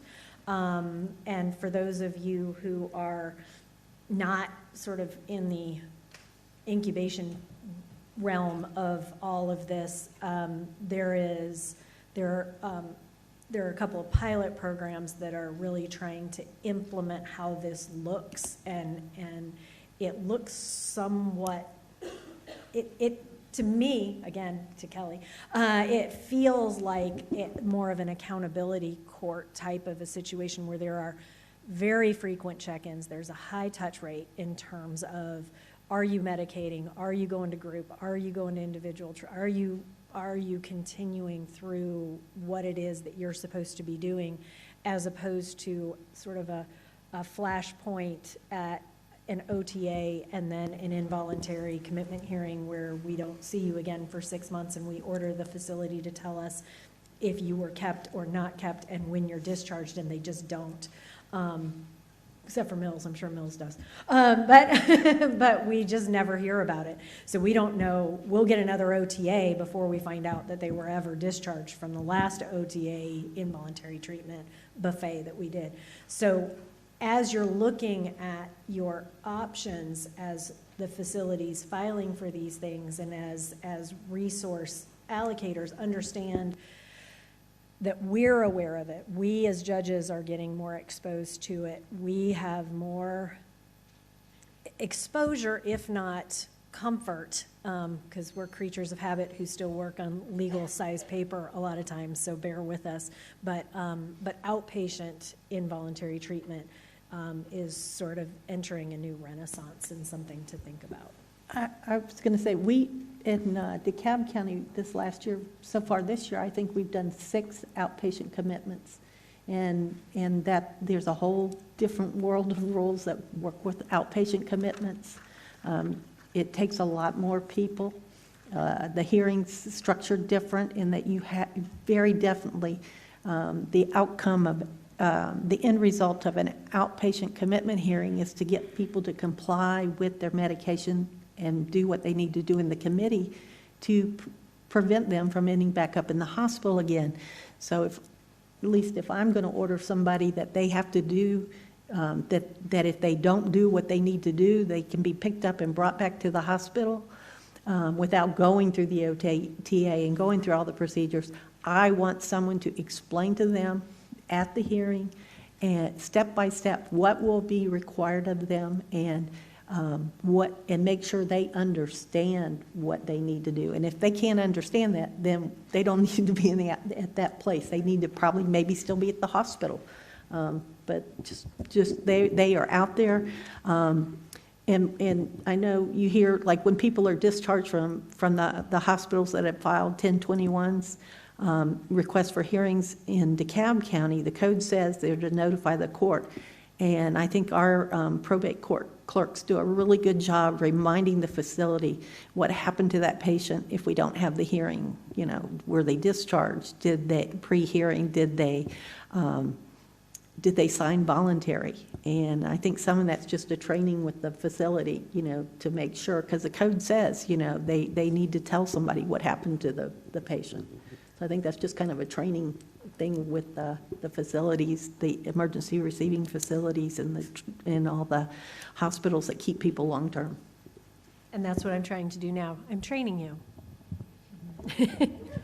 So I want to, this is all great information. I want to get to our third topic because we have about 3 minutes to do that. But we've been talking about, throughout this morning, I think we've been touching a little bit about representing patients. I know Mercedes has talked about it in some of her other answers to other questions, but I want to turn it back over to her to talk about what are some of the ethical challenges when you are the court-appointed attorney for a mental health patient. And so if you could address that would be wonderful.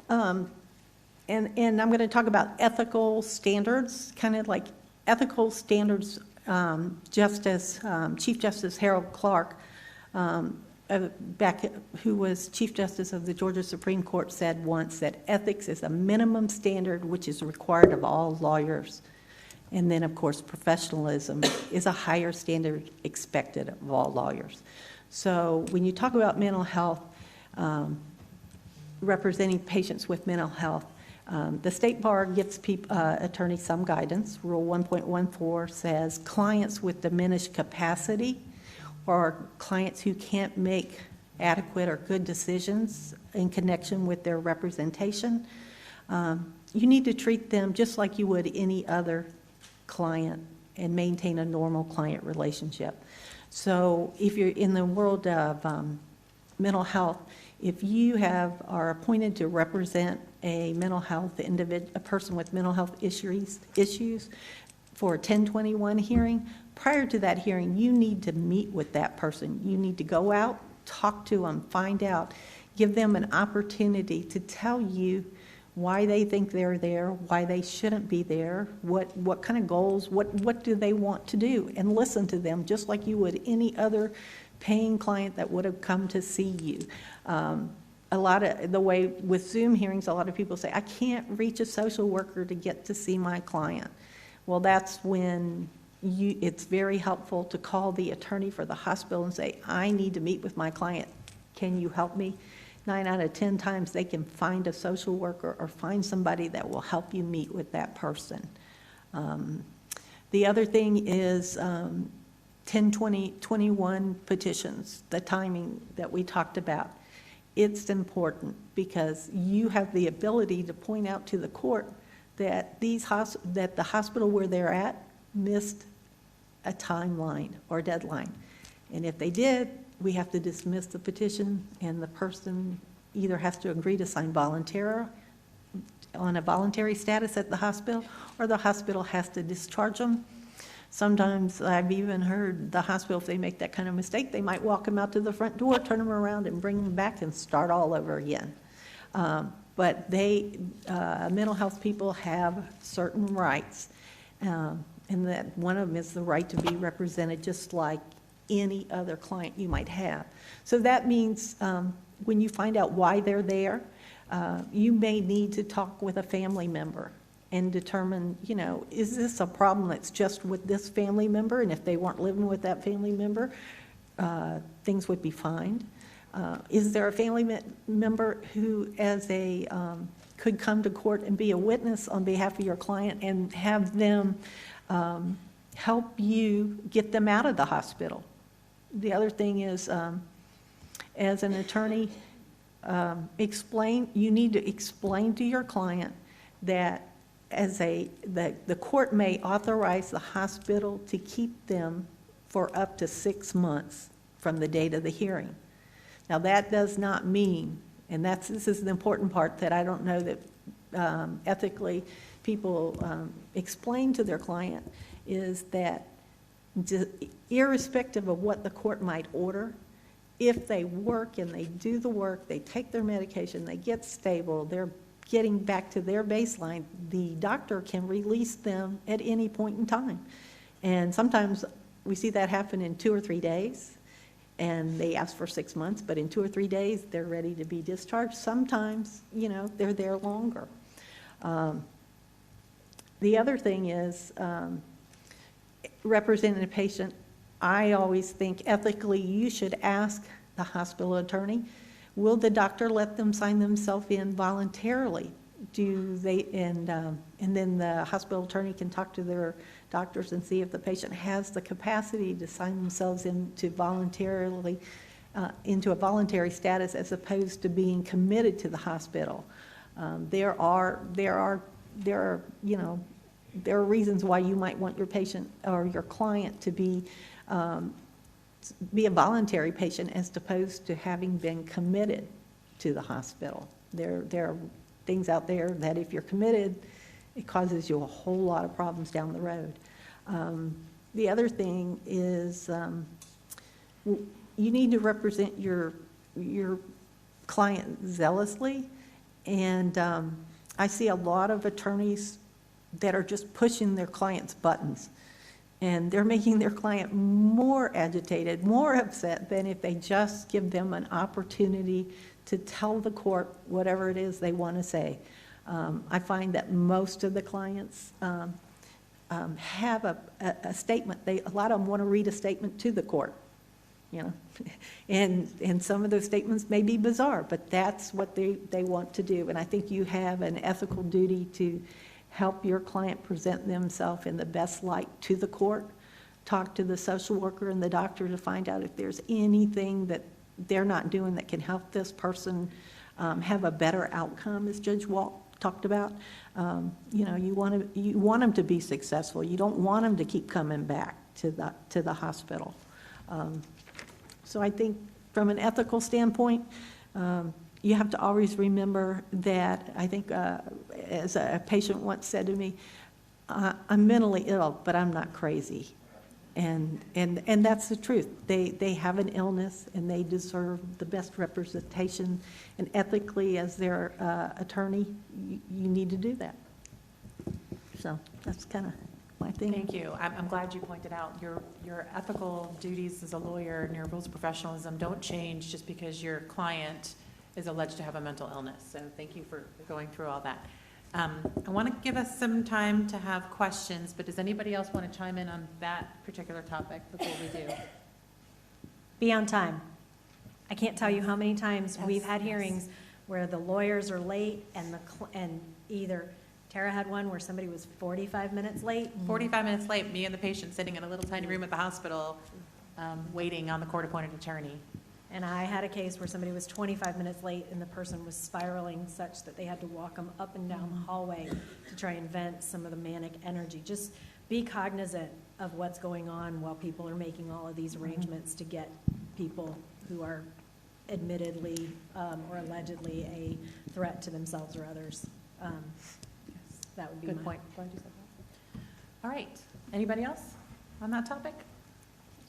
All right, we have 5 minutes for Okay. questions. Anyone want to I'm- question? Yes. Judge Riddle, let a mic come down there in case it won't be loud enough. We probably will only have time for about 1 or 2 questions. I'll be loud. My name is Janelle Williams. Before I was an estate planning attorney, I was a public defender for 13 years. I represented hundreds of clients who were only in jail because their family members called the cops for help with a mental health issue. So, still attended. Are there policies in place, if any, to prevent those types of arrests when it appears as though the behavior is a manifestation of disorder? And then secondarily, related to the psychiatric health directive, where communities of color have real concerns about calling the police on these issues. They're thinking this directive will help. However, even if it takes that involuntary commitment to a voluntary commitment, it may become an involuntary commitment at the hospital, right? So how are you guys looking at the psychiatric health directive and taking it into consideration if once that person has now been committed through that directive, changes their mind, no longer wants their parents to have that authority, and is moving into an involuntary commitment? As far as that person being arrested, and it may be a mental situation, there's nothing that we can do if the officer is bringing that person in on a charge, but it is up to that officer. As a peace officer, that officer can commit that person on a 1013 if they deem necessary. Now, when they do come to the facility, we do have a mental health ward, and they do screen these inmates when they come and determine whether they need to be seen whether they're referred to mental health, and they may be able to help them there, medicate them, and go further with it. Did I answer your question? Okay, thank you. Yeah, I can add something right there with, the jail and mental health in the jail, and I know we're going to really talk about this later on, so I really don't want to touch this too much. But there is really a nugget to be discussed about mental health in the jail capacity. And as Lieutenant mentioned, we do have a mental health infirmary in the jail. And that's something that I specifically oversee to ensure that we're separating and we're really considering their mental health diagnosis, whether it's schizophrenia, schizoaffective disorder, psychosis, whatever it may be, and actually treating those patients. And of course, it's a jail, it's not an acute psychiatric facility, so a lot of medication, whether it be intramuscular or IV, we can't really do, but there is a small window of psych treatment that we do at the jail. And then we correlate and communicate with Community Service Board and Georgia Regional to further their psychiatric treatment. But the society that we live in is now at a point where we have to consider and treat those individuals separately in the jail setting as well. Regarding the psychiatric director's question, anybody have input on that? How that impacts an involuntary commitment hearing? I was going to say, I don't think that may be, that directive tells where they want, usually where they would like to take, what kind of medications they would like to take if they're in crisis, who can speak for them. As far as the 1021 hearing goes, that's still going to be left to the doctor whether they need to remain at the hospital. I don't know that I'm pretty sure that directive wouldn't, it's not set up to override the procedure that we have in place for mental health in terms of long-term commitment or not. So someone couldn't just take that document and say, they said I could take steps to act in their behalf when they're having at least this is my understanding, that, and someone can correct me if I'm wrong, but you can't go use that document to come in and say, I want this person to stay in your hospital for the next 6 months. That document's not going to overrule the doctors and the procedures we have set up for being in the hospital and being out of the hospital. Do we have time for one more question? Or? One more. Okay. I think you were next down here.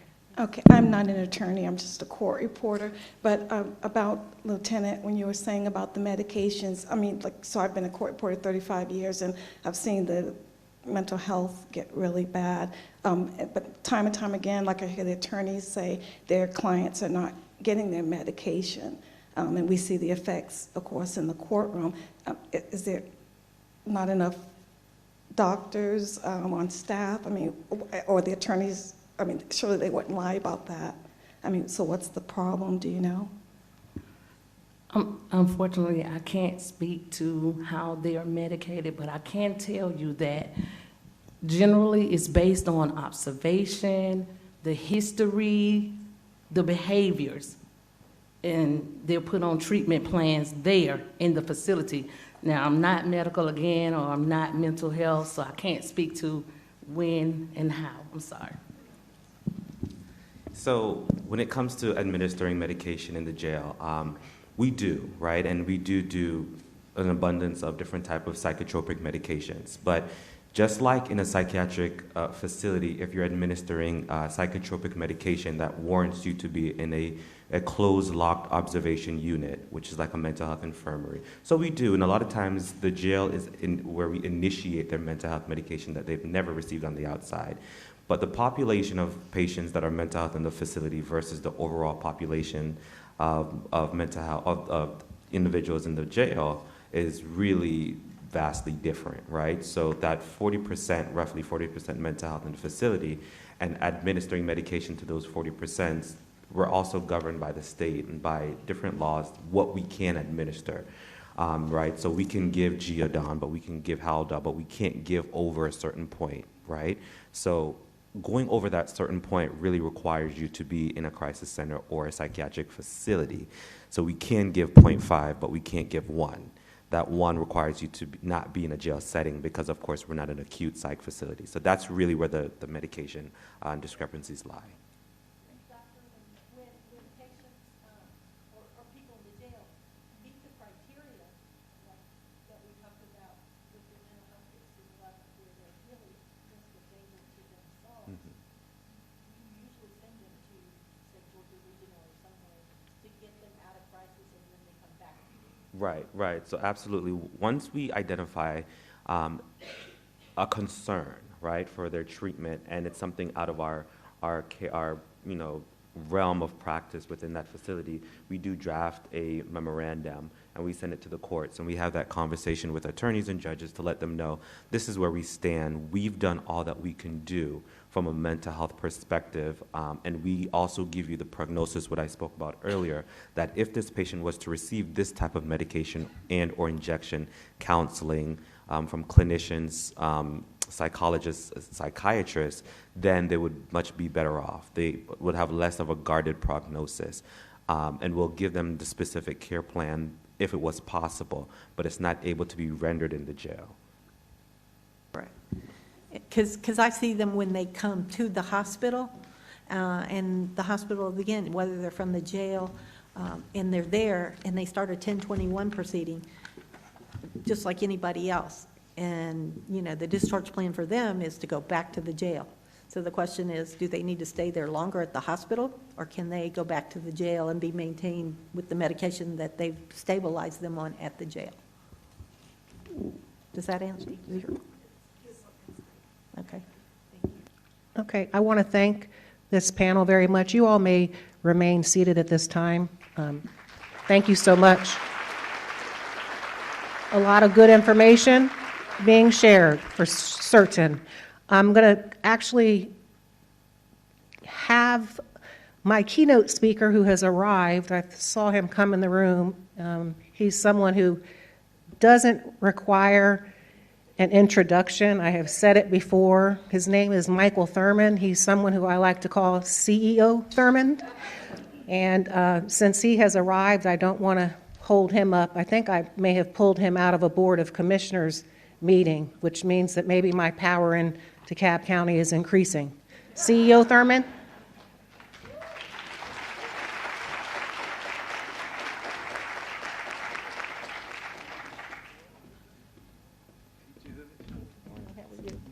Thank you so much. Thank you. Thank you. Okay. Good morning. First of all, I would like to thank the judge for extending the invitation and for the brief introduction, which I really appreciate today. But I want to say something. We have one of the most phenomenal visionary probate court judges, chiefs, anywhere in this state, across this nation. That's Judge Hargrove. Let's give her a round of applause. We appreciate you so much. And thank you for your leadership and for assembling this group of public servants. My sheriff is here. Sheriff Matters, always good to see you. Thank you so much, Sheriff. And of course, when we discuss mental health, I think the lieutenant alluded to it, the largest, and it's sad, but it's true, largest provider of mental health services in DeKalb County is the sheriff and the sheriff department at the jail. Is that fair, Sheriff? Let's give our sheriff department a round of applause and our sheriff. Thank you so much. We don't normally think about it, but that is the reality that our brave men and women in uniform are facing every day at our sheriff department. Now, to all of the public servants who've gathered here, panel members, to each and every one of you, I did not come by to provide you with a keynote speech. Give yourselves a round of applause. Aren't you lucky? All my speeches have become much more abbreviated. And, you know, I'm not on the ballot this year. And excuse the sport analogy, but I'm in the fourth quarter of my term as CEO. There's about 2 minutes left on the clock. And, but I got 3 timeouts, so this might take a while to get me off this. But you know, I've learned that the most important thing I can do right now as CEO over these next few months is to say thank you. for the wonderful work that you have done, you are doing, and you will continue to do on behalf of the citizens of this county, our state, and this nation. It's been an amazing experience for me to watch and to participate and to stand with you, to stand literally in the gap during one of the great crises of this century. When you speak of mental health and what I was thinking, you know, a very challenging area. But think about your work in the midst of an unprecedented pandemic. I've read, Judge Hargrove, that at some point, maybe as many as 80 to 85% of the population has experienced some level of trauma as a result of this pandemic. Things are exacerbated and moderate issues become more acute. And so I just encourage you to not grow weary in your good doings. Very difficult, because mental health issues touch all of our families. My oldest brother, who's now deceased, struggled for years with schizophrenia. And we've called police, and we've been to hospitals, and we've talked to probate court judges in another county. I know the challenges that families face. It's not their families or those families. They're literally our families. There are no families that have not or will not be touched by this very critical issue. I'm proud to report that the voters of DeKalb County, Georgia, through our SPLOST referendum, 75% voted to appropriate $15 million to expand our CSB hospital beds in DeKalb County. Give the voters a round of applause last night. So thank you so much. More is needed, and I've been in conversation with Commissioner Tanner, Department of Behavioral Health at the state level. Some very exciting things, I think, are in the making that's going to impact your ability to do the great work that you are doing. So thank you. Thank you to the lawyers and to the DeKalb County employees. And there's no such thing as just a court reporter. Look, I used to practice law. Where would we be without court reporters, right, Lord? Let's give them court reporters a round of applause. I'm like, just? I remember having to wait 30 and 40 minutes for the court reporter to show up too, by the way. Can't have a hearing without them. Is that right, counselors? So thank you so much. So just keep pressing on in the midst of this. And understand that we've all ended up at this place at this time for purpose. Could have been anywhere doing anything, and Sheriff Matters, I said to my family, and particularly my wife, it's been a blessing not just to be CEO, but be CEO at the moment of crisis. You know, you have to really be special and anointed and called to stand in the gap at a moment of crisis, when outcomes are hanging in the balance, when old answers. And by the way, this was a novel and is a novel pandemic. Novel mean what? New. That forces us to move away from the safety of old, sometimes obsolete practices and ideas to embrace new concepts and new theories. One of the things I said very early on with my employees, since it's a novel pandemic, see, typically, particularly in bureaucracies, the people who rise to the top are the people who are most experienced. That's just the way it works. But when you're dealing with a novel crisis, experience should no longer be a default. It's a tool, but oftentimes your experiences sometimes become the greatest obstacle to creating new ideas, new concepts, and new solutions. The most important thing what Judge Hargrove is doing today is that he's bringing people from different bureaucracies, different levels of service, different positions, to open up the lines of communication so that we can learn to work more effectively together. Oftentimes, the answers escape us, not because they aren't answers, it's because we can't communicate with one another to discuss them.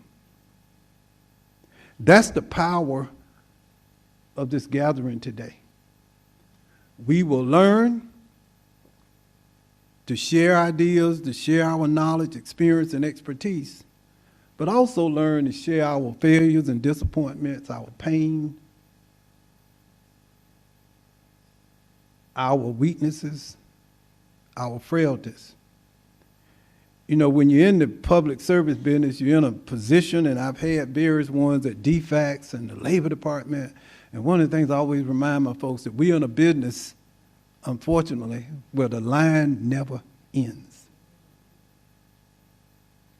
You can clear the waiting room on Friday, and on Monday morning, it's full again. So that's tough. Think about it. You have a job that you can never complete. Never solve. You have a job that sometimes the people you care about and try to help the most, at least in appearances, appear not what? To appreciate it at all. How many of you all have been cussed out by one of your clients or customers? Raise your hand. Let me see if you've been. Come on, don't be ashamed. Raise your hand if you've been cussed out. Now, for you all that didn't raise your hand, that means you're not trying hard enough. You need to try harder. But think about, oftentimes the anger and the frustration is not really directed at you. It's not personal. It's people coming from very difficult and traumatic places filled with anxiety and pain and hopelessness. And oftentimes you are the only contact with the DeKalb government or with the agency at the federal, state, or local level. So embrace this moment. Listen, the second thing, and I'm almost finished, I only have 3. Share your pain. Share the hurt. We are counselors, we are psychologists, we are psychiatrists. You can be your very own best support group. Oftentimes, the doctors have to cure themselves. Physicians cure yourself. We need to support one another. But we have to be honest with one another at our most frail moments. And it may not be someone in this room, but in this business of public service, you got to have someone you can call. You're a human being too. And one of the great challenges I had to overcome, Judge and Sheriff, was that when you're giving it all to the people, you often neglect the people who are closest to you.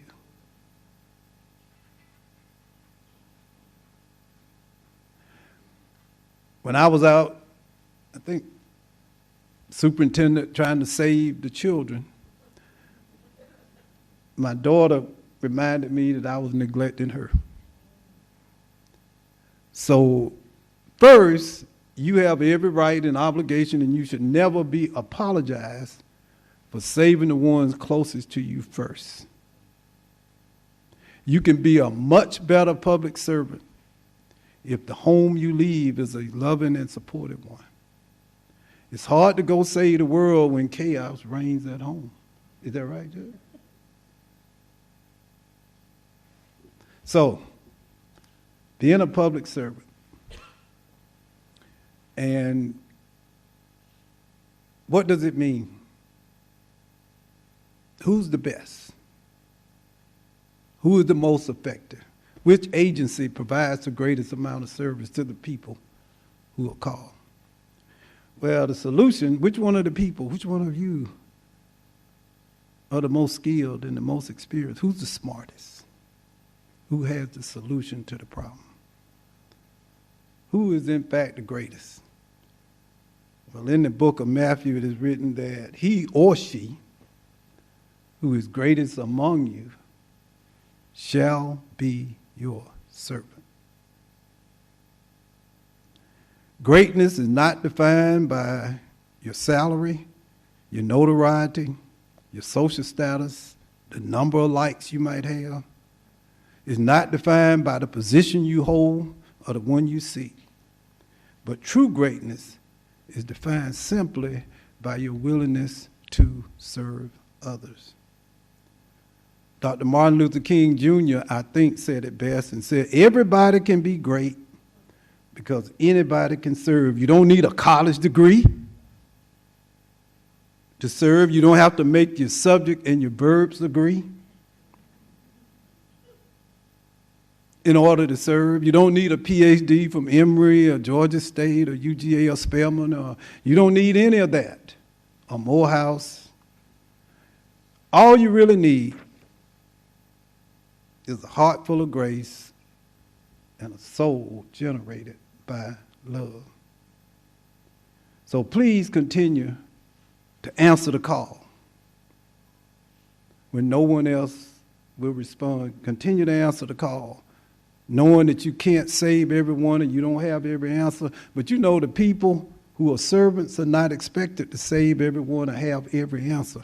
But what you're really expected to do is to just try. What separates the people in this room from the rest of humanity is that people say they see the homeless, and many of them, the great majority of them, are suffering from mental illness, and they'll ride by in the comfort of their car and say, you know, somebody ought to do something about that. They'll look in defects at the foster children, and many of them suffering from years of abuse and neglect, and they'll say, somebody ought to do something about that. What separates humanity from the men and women in this room is not that you always get it right, but is that you always try. And that's what makes you, that's what makes this symposium, and that's what makes this judge and the sheriff and the people in this room so very, very special. You're not afraid to try. So thank you. God bless you. And one little thing I had, Judge mentioned I just left a commission meeting. Well, all DeKalb County employees, raise your hand. I got a message for you. But it's just for you because it hadn't been announced publicly. So you got to promise you won't tell nobody. Is that right? All DeKalb County employees will receive a $1,500 retention bonus in the month of November this year. Thank you. But you got to promise that you won't tell anybody until I announce it later this week. Is that fair? All right. I know y'all lying to me, but that's all right.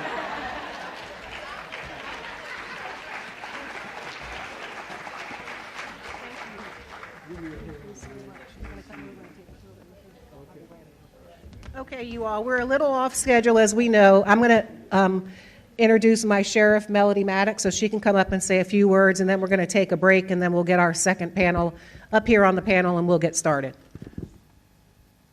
Sheriff Maddox. Good morning, everyone. Again, Sheriff Maddox at the DeKalb County Sheriff Office. Thank you, Judge. Want to definitely have to say thank you, Judge, for putting on this symposium. It's important for us to sit here and have this conversation. Mental illness is a part of our lives. It's not going anywhere, and we got to learn how to deal with it. I want to thank Lieutenant Davis, Manager Martin from our health services for coming and being a part of this symposium, and everybody else that's on the panel here. These are the discussions that we must have. But I wanted to clear something up really quick. And I can't remember because I couldn't see who asked the question about, said something about the inmates were not receiving certain medications or whatever case. I can assure you, as of December 1st of 2019, I walked into the office making sure that every patient that is a patient that is supposed to be receiving medication get their medication. Unfortunately, the media puts it out there as they not, or the family will put it out that they're not getting medication. They may not get the medication that they want to take. We have to go by what the guidelines say and what our clinicians tell us that these individuals must have. We have to follow ACA, which is a American Correctional Association, NCCHC, as well as Bedelia. We have the Triple Crown accreditation. I pride myself on making sure that our mental health as well as our health area is taken care of, which is why this position, Manager Martin, raise your hand again, this position is a year old. I put that position in place because I wanted somebody that had the medical background and understanding to make sure that every individual that is incarcerated in DeKalb County Jail receive the medical treatment that they should be receiving with integrity.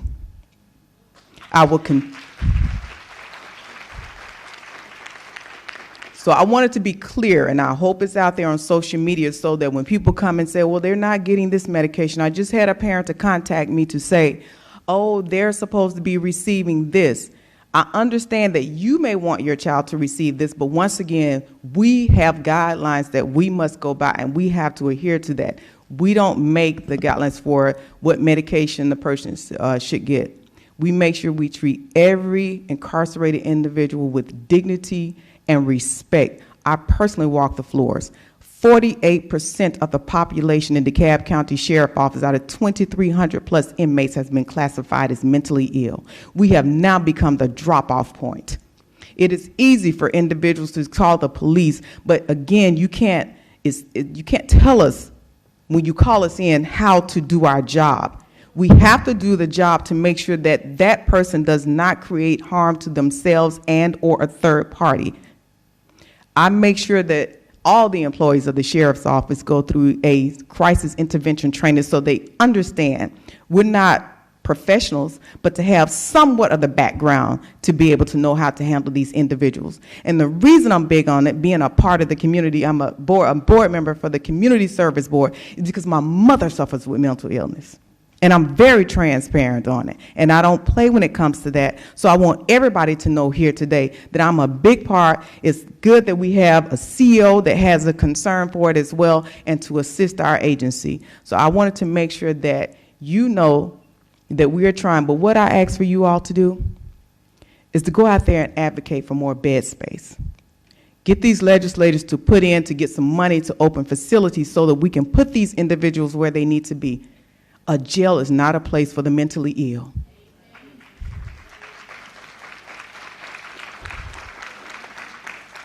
That jail needs to be what it was built for, to incarcerate those individuals that are creating havoc on our day-to-day lives out in our community, which we're not going to tolerate.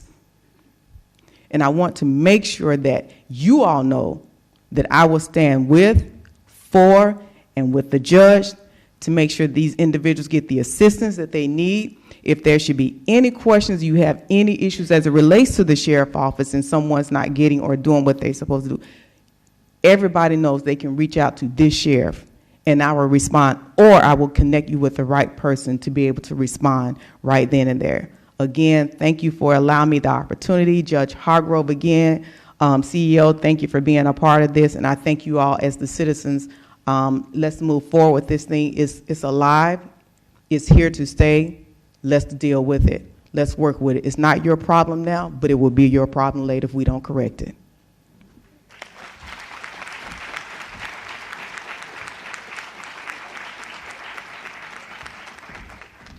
Okay, you all, we're going to take a 10-minute break so you all can take a break, and we'll get our second panelist up on the stage. Thank you. Our second panel today is entitled Bridging the Gaps Between Mental Illness, Misdemeanor Crimes, and Appropriate Treatment to Avoid Incarceration. Mental illness plus misdemeanor should not always equal a jail sentence. Ethics considerations for attorneys representing mentally ill defendants. Our moderator for this panel is Judge Sarah Harris, Macon-Bibb County Probate Court. Take it away, Judge Harris. Thank you. Thank you, Judge Hargrove, for having us all here. I'm Sarah Harris. I'm the probate judge in Bibb County. I'm also a member of the Behavioral Health Commission that was created a few years ago. We always also have Representative Oliver here, who's also on the commission with us, and she's going to speak at the end of this. But we hope that we're going to bring you some insights today on solutions. We know we have a mental health crisis. We know that our jails, not just the DeKalb County Jail, but every jail in the state of Georgia, serves as the largest mental health facility in the state of Georgia. So we know we have a problem. We are well aware of that.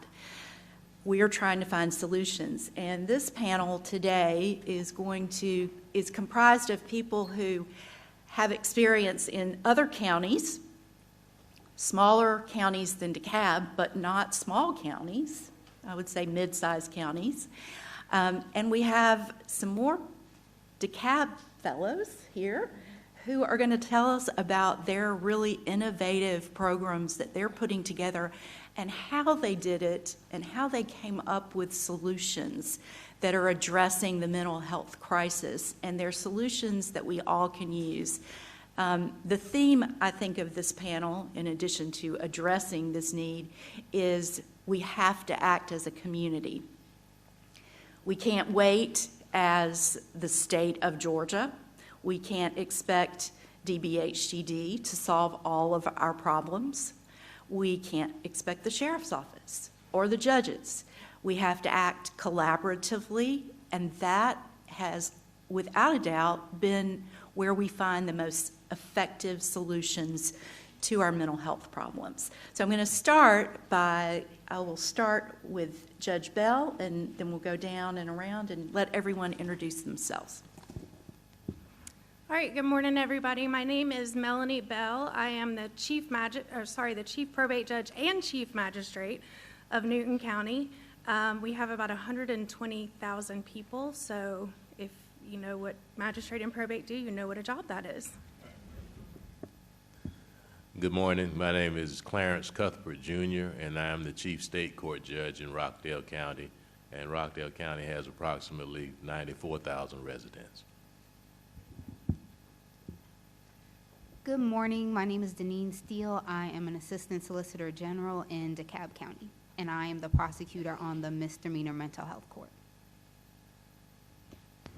Good morning. I am Rothelia Stroud, and I am the presiding judge for the DeKalb County Misdemeanor Mental Health Court, which is a division of the DeKalb County Magistrate Court, and our Chief Judge Beryl Anderson is here this morning, who supports the work that we do with the Misdemeanor Mental Health Court. And I presided over that court for approximately 13 years here in DeKalb County. Good morning. I'm Derek Gage. I have my own firm, the Gage Law Firm, and have for about 20 years practiced pretty much primarily in criminal law with clients who have mental health challenges and kind of on an ancillary basis in the probate realm with involuntary commitments. Good morning, everybody. Well, almost afternoon. My name is Jason Daniels. I'm a police officer with DeKalb County. I've been with DeKalb County for 23 years, and I'm currently assigned to the Mobile Crisis Unit. And the Mobile Crisis Unit is primarily responsible for handling calls concerning mental health, behavioral health. That's all we do. We don't answer any other type of calls. That's all we do. So. All right. I'm going to start with just a couple of highlights. I'm hoping you're all familiar with House Bill 1013, which was passed 2 years ago and has become effective. I'm going to start with a few of the things that are relative to our conversation that I think are important for you to know. One of the things in 1013 was trying to improve our workforce. And I can tell you right now, we could have 1,000 more beds in the state of Georgia. But if we don't have workforce for those beds are a waste because we can't fill them. It's not safe. It's dangerous for the patients. It's dangerous for the staffs at the facilities. We have to have beds and workforce. And 1013 went a long way in helping with that problem, and I'm not going to go into all of the intimate details of that, but there's money been allocated, there are special exceptions that have been made that will help with that, and we continue to work on the workforce problem. DBHCD recently completed, I think we just got an email this week, a bed study. We know we need more beds. That is a priority. It's a priority with the commissioner. So the problems and the challenges in those areas, we are aware of them, and the state is working on them. The communities and the mental health community, they are all working on them. We also were able to put together a pilot program for assisted outpatient treatment. We changed the criteria for outpatient commitment. We reduced, I guess you would say we reduced the standard somewhat so that if we see someone who is deteriorating, so they're a person that has been through the system, either through the jails, or through the courts, through the crisis stabilization units, through the mental health facilities. If we see them deteriorating, we can intervene a little earlier. We don't have to wait for an imminent crisis for outpatient commitment. An assisted outpatient treatment is a program designed, as I think Judge Walk referred to it, as very hands-on. The courts are involved, lawyers are involved, the CSUs, the treating facilities, the providers, and the patient, very importantly, the patient. They are involved to create a program for them. Now, what's the obstacle in those programs? Well, buy-in, number one, money, obviously, people being the workforce, and housing. Without housing, your mental health problems grow exponentially. So those are all things that we're working on, things that we have addressed somewhat in 1013, some that we are still working on. Some of the other issues that were addressed in 1013 that I was a little concerned, and I think that we'll address those here, but there is a new provision for transport for law enforcement. They don't have to be committing a penal offense. If law enforcement goes and they can identify a person in a crisis and they can contact a physician under Title 37 is defined as, it could be a licensed clinical social worker, it could be a psychologist, it can now be a nurse practitioner. If it fits any of that physician person, so it's the same people who can sign a 1013, the officer can make a phone call if they have a person to call and say, here's what I'm observing. I can put you on FaceTime. I can let you talk to them if they'll talk to you. You tell me, are they in a crisis and should I take them for evaluation? And if that physician says yes, then they're free to go. So they can pick the person up, they can take them to an emergency receiving facility, any emergency receiving facility, to be evaluated. The problem with that has been, first of all, people don't know about it.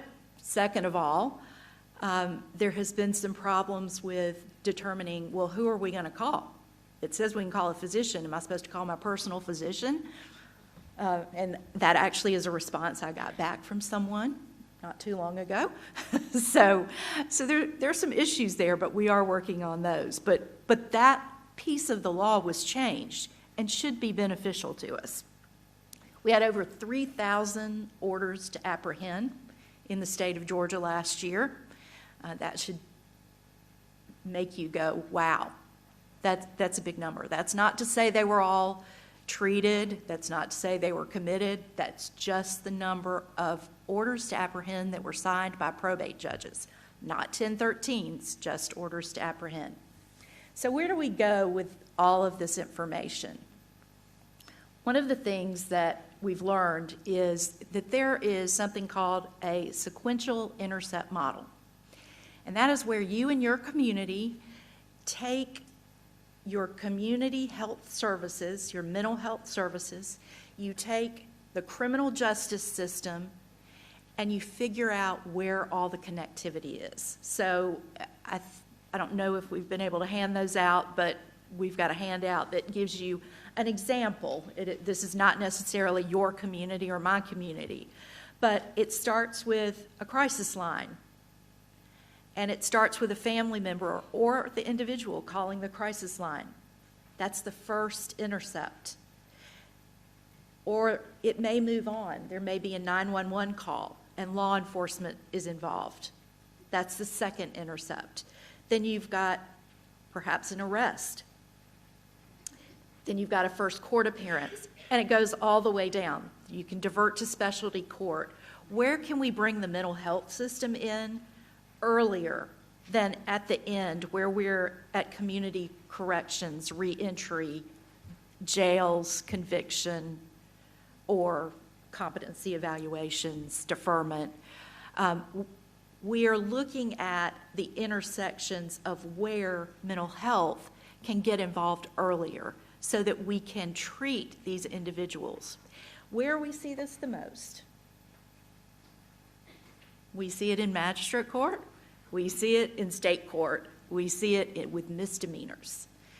The quickest and easiest way to have these interventions starts in those courts, because that's where all the criminal trespass, that's where you get the simple batteries, all those little crimes that the law enforcement has to use to pick these people up, to get them off the street so they don't harm anyone. Because maybe there's not a bed. Maybe there's not a bed in their community.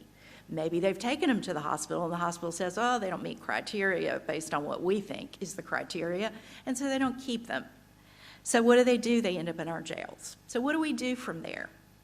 So first, I'm going to pass this off to Judge Bell and let her talk about the challenges in her community.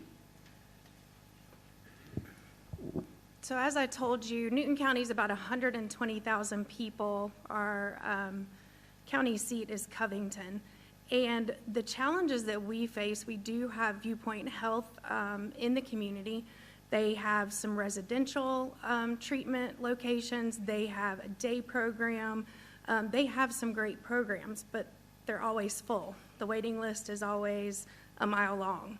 I would say another one of our biggest issues is transportation.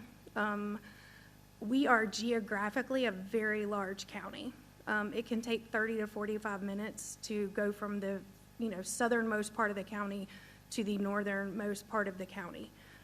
We have no public transportation.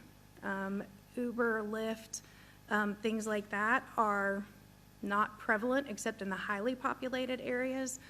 And we just don't have a way for people to even sometimes get to Viewpoint to take advantage of what opportunities may be available for them. I know when I'm speaking to people, I handle traffic court as part of my probate duties, so especially with DUI charges, oftentimes some of that substance abuse is self-medicating mental health issues, so we kind of get into those issues, and then obviously on the magistrate side in particular during first appearance hearings, you can oftentimes quickly assess that there may be a mental health problem, or the defendant will tell you, I have a mental health problem. And when I ask, are you going to Viewpoint? Are you doing this? And they'll say, I can't get there. And it's a legitimate issue. They can't get there. It's not something you can walk. If you live right around the square, you can kind of walk around. There's kind of a, within the mile area of the square, you can get to a lot of things, but that's not where our mental health facility is. But even if you, are in that area, even if we had it there, again, if you're on the east side, the south side, the north side, you're not going to be able to get to those. So I would say housing, transportation are our biggest issues that we see in our community. Judge Cuthbert.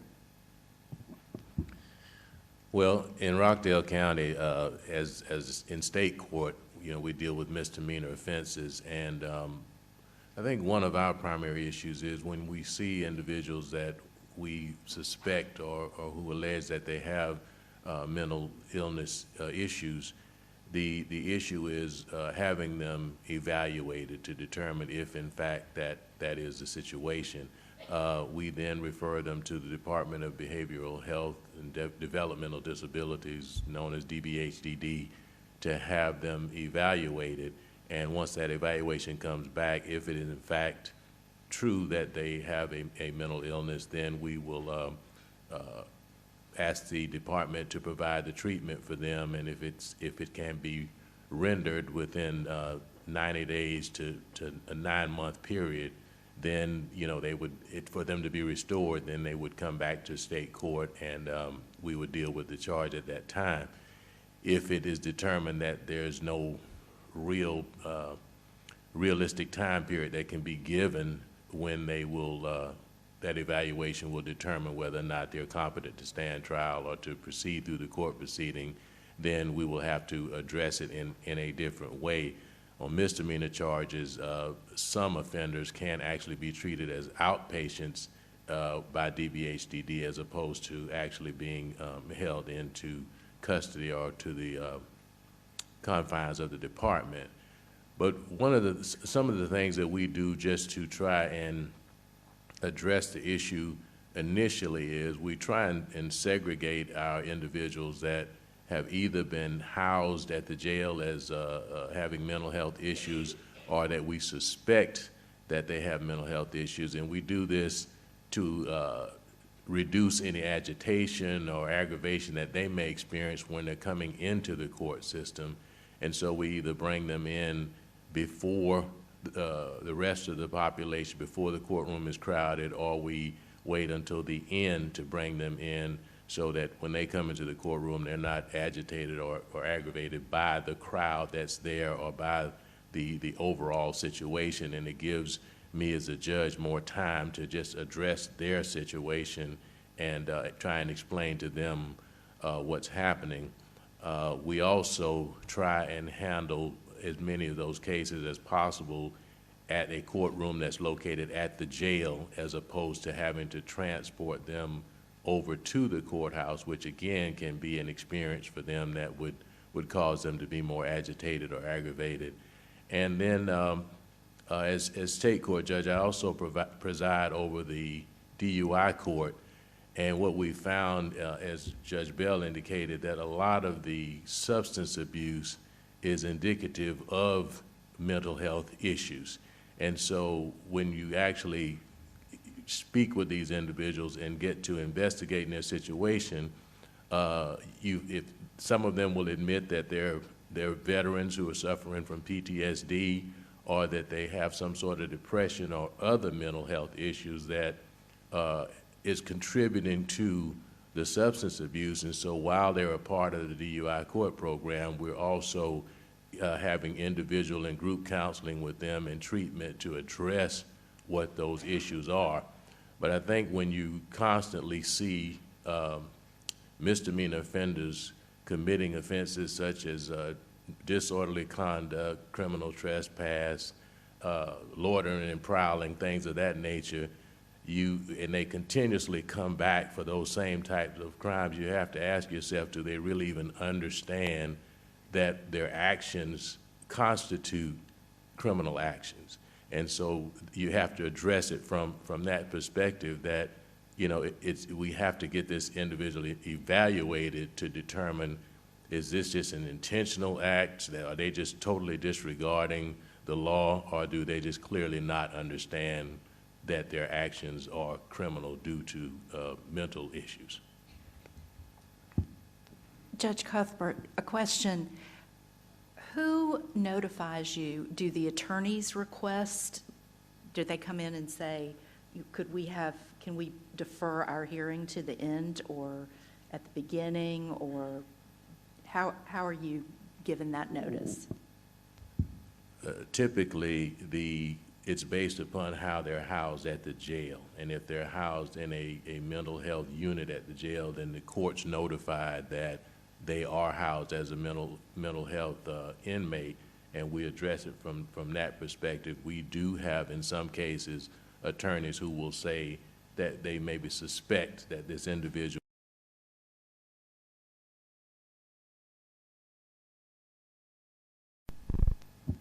So I think what you're hearing are typical of many courts, whether large or small, of what is going on and what the circumstances are. I have for you just sort of to really make an impact. I have a case, a real case that I was peripherally involved in when the state court judge in Bibb County came to me for some help. The person was arrested in July of 2022. There was an accusation at the end of July. There was an order for a mental evaluation at the end of August of 2022. There was a pretrial evaluation on 10/20/22. At that time, the evaluation came back and it said, not competent to stand trial right now. Not sure if they're able to be restored. And that was the kicker, because it didn't say they could be restored. But it also said, well, although they're still actively psychotic, they're still stable and not really in a place where they qualify for inpatient commitment. Not sure, no one understood what that meant. And the state court judge was she had thrown her hands up. By this time, we're in October, he was arrested in July for a simple battery. The prosecutor, the defense attorney, everyone agreed this person, he was in the jail. He sat every day on a toilet, and he would rip his clothes apart and make himself new clothes, and they had to give him tear-off clothing because they were afraid he could strangle himself or do something. So he wasn't bothering anyone, but this was the state he was in, and he was medicated. So everybody was throwing their hands up. Nobody knew anything about family, anything. So I'm in a discussion one day, just in a generic discussion with someone from the public guardianship office, and I start describing this person because I'm frustrated. I'm like, I'm trying to figure out what we can do. And he goes, wait a minute, is this guy so-and-so? And I was like, yes. And he was like, well, he's got money. And I find out he not only has the public guardianship office, his guardian, but we have a county administrator who's here today who serves as his conservator. So no one knew this. He'd been in jail all this time. Well, let's back up a little bit. He had been in jail and had evaluations. Let me see. 1, 2, 3, 4, 5, 6, 7, 8, 9, 10, 11, 12. 12 times. 12 times since 2016.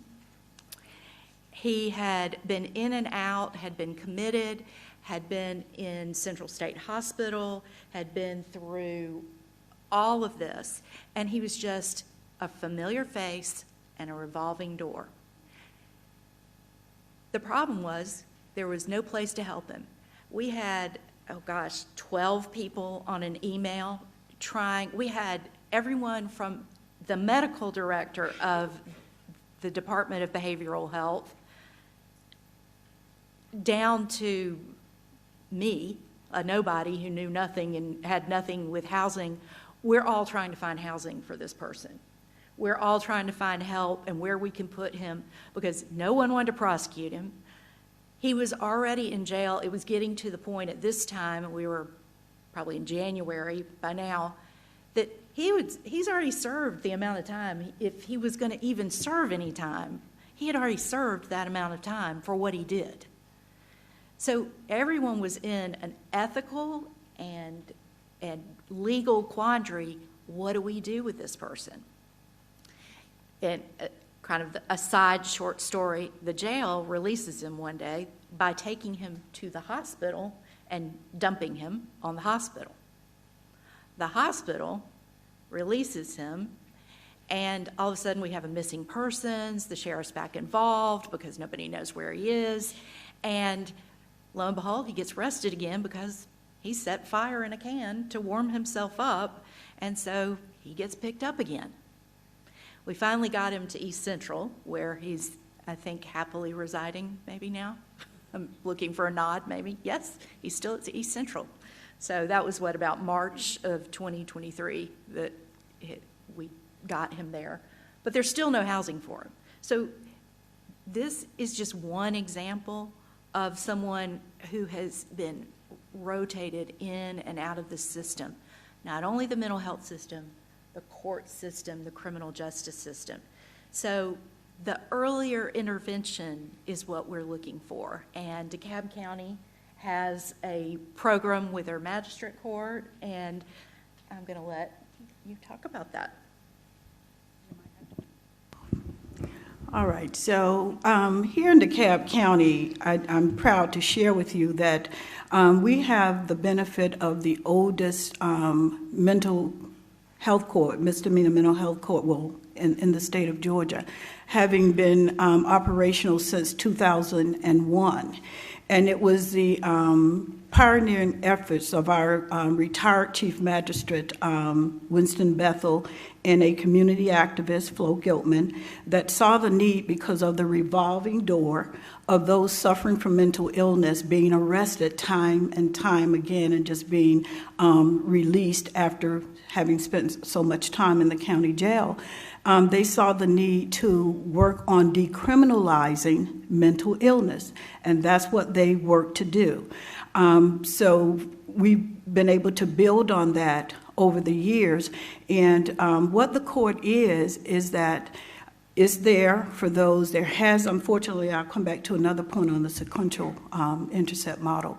For those who have been arrested, it gives them an opportunity to come and participate in the mental health court, and we have a relationship, and that's what it takes to have these accountability courts that are now codified by the state of Georgia. With our solicitor's office, who prosecutes misdemeanor offenses, with our public defender's office, with the community service board that actually treats most of the people who are in our court. And we have case managers. Our commissioners have brought into our court because we have full-time positions now that they've afforded the court because of the benefit of the court. Because what happens is that if a referral has to be made, once there has to have been an arrest, and I'll come back to that, and then there's a referral. The referral comes from the police. The referrals come from the prosecutors sometimes. It comes from the public defender that might be helping the individual, or defense attorney like Mr. Gage here will speak to, or it will come from jail mental health, who is also a part of our team. We do have somebody over at the jail that will call us if they have somebody that they think might benefit from the misdemeanor mental health court. And what we do in the court is that once there's a referral, there has to be an assessment to see if there is in fact a mental illness that may have precipitated the arrest. We have a clinician that our commissioners have supported. We have a case manager that they have also supported that does this type of evaluating for us. And then we have Ms. Steele, who you'll hear from us from the solicitor's office, and they let us know if that's a charge that the solicitor is comfortable allowing to come into the court, because at the end of the day, there still has to be a balance of the safety of the community and the work that we're trying to do to get this person into our court and get them the help that they need. Sometimes they've never been diagnosed. They didn't know that they suffered from a mental illness, or they had been, but they did not follow up with that diagnosis. So that's what we do. We get them in, get them evaluated, get them connected with a mental health care provider and therapist.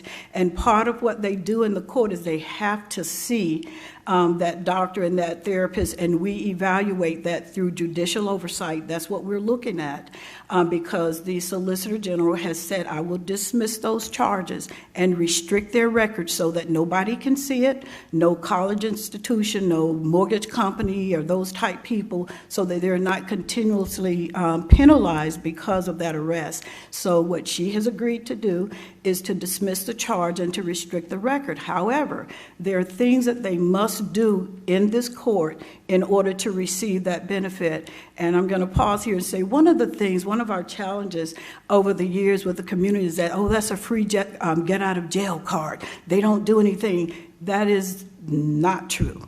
What they're required to do in this court is far more than they would do by spending a month or even 2 months in the county jail and then being let go, never having acknowledged or gotten treatment for the mental illness.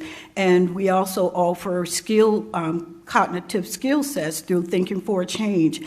That is something that they get to do in our court, and they're required to do in the court, so that they learn how to manage, because the court is a 12-month requirement, and they learn how to manage through skill sets like refusal skills, learning to ask questions, learning to listen, understanding their feelings and their behaviors, understanding the feelings of others. Those are just a few of the components of the Thinking for a Change module that's a part of our court. They are also required to go through a men's and women's group, which is confidential. They get to go with certified therapists who engage them in these group therapies, and they get to talk about things like their home life, their families, their spouses, school, work, whatever.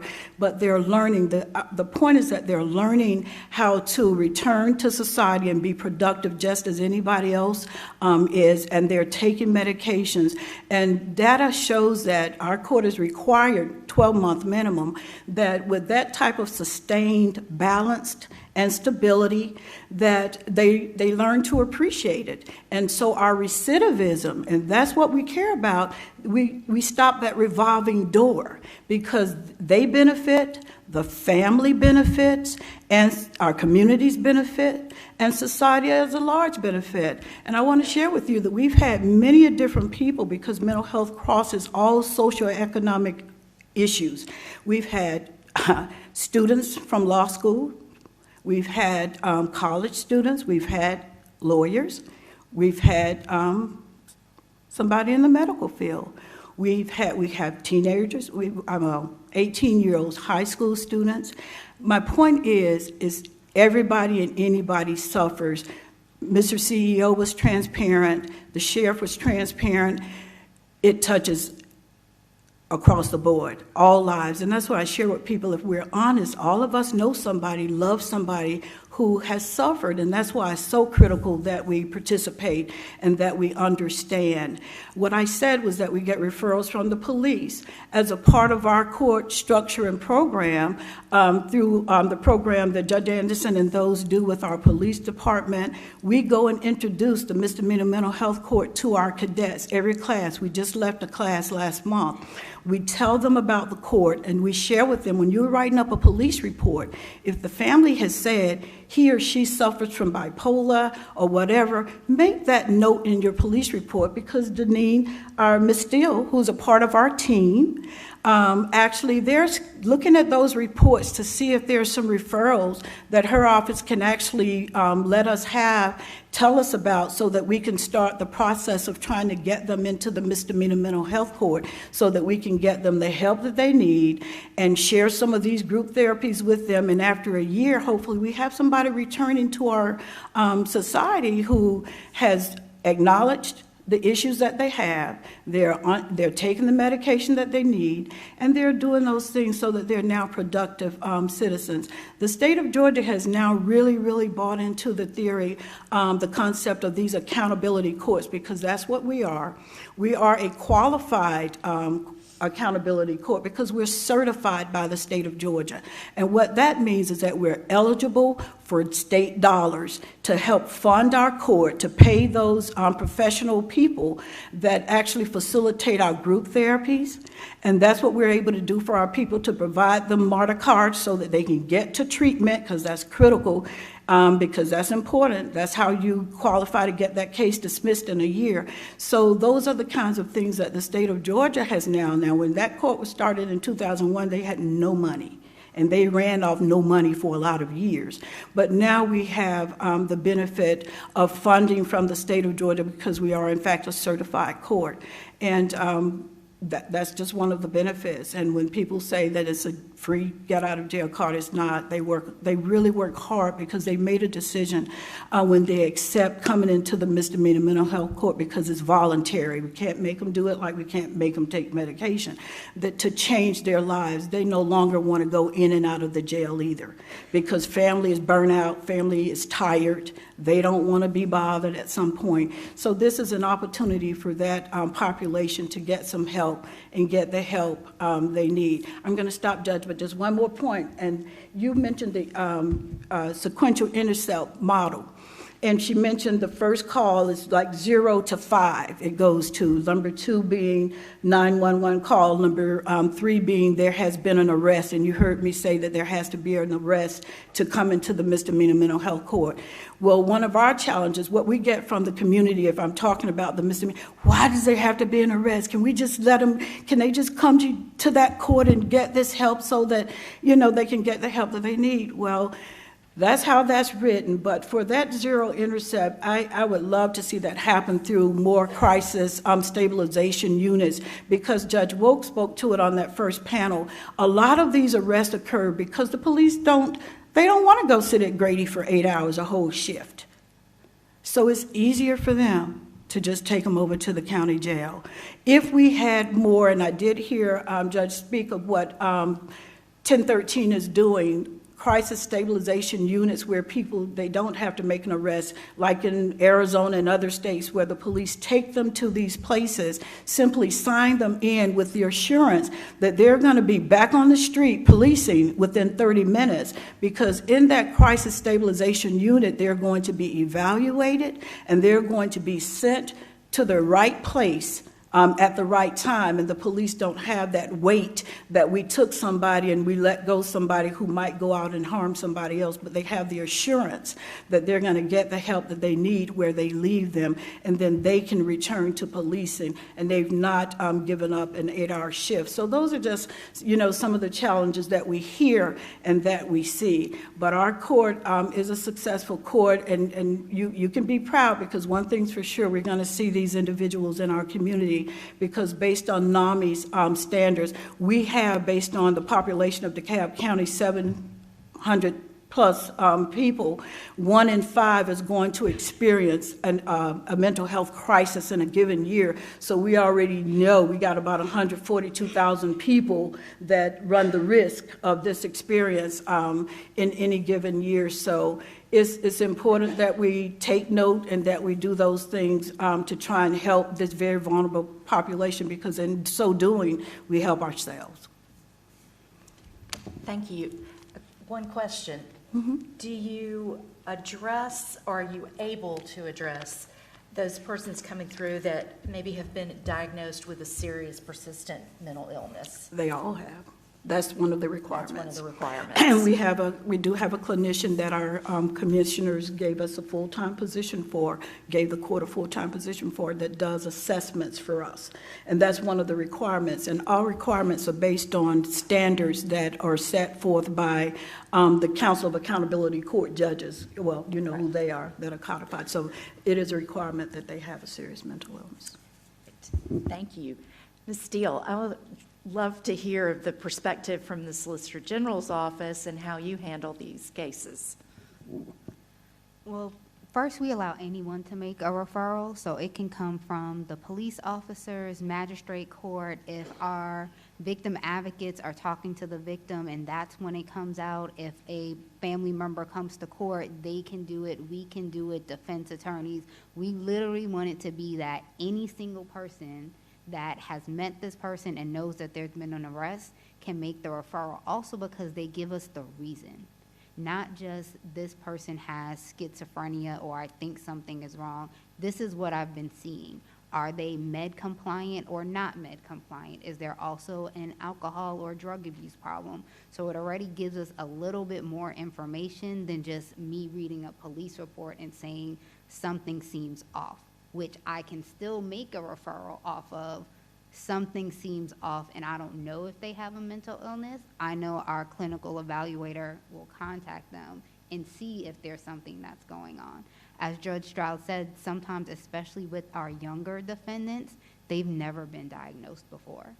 They might have always just been the problem kid or got kicked out of school, and no one has ever done an evaluation, because mental health has not been something that was discussed in society until recently. So especially with the younger generation, they're just finding out, and they don't have the skills to advocate for themselves, to say, I should go to the doctor because something seems off. So my office has definitely given me the authority to pretty much allow anyone that I deem appropriate for the court. And typically that comes down to how safe would our team be if they were locked in a room with this person? If our clinical evaluator is sitting down with this person, would I feel nervous about them talking to them? In misdemeanor land, that's usually no. They're usually petty crimes. Most of the cases we have now are domestic violence.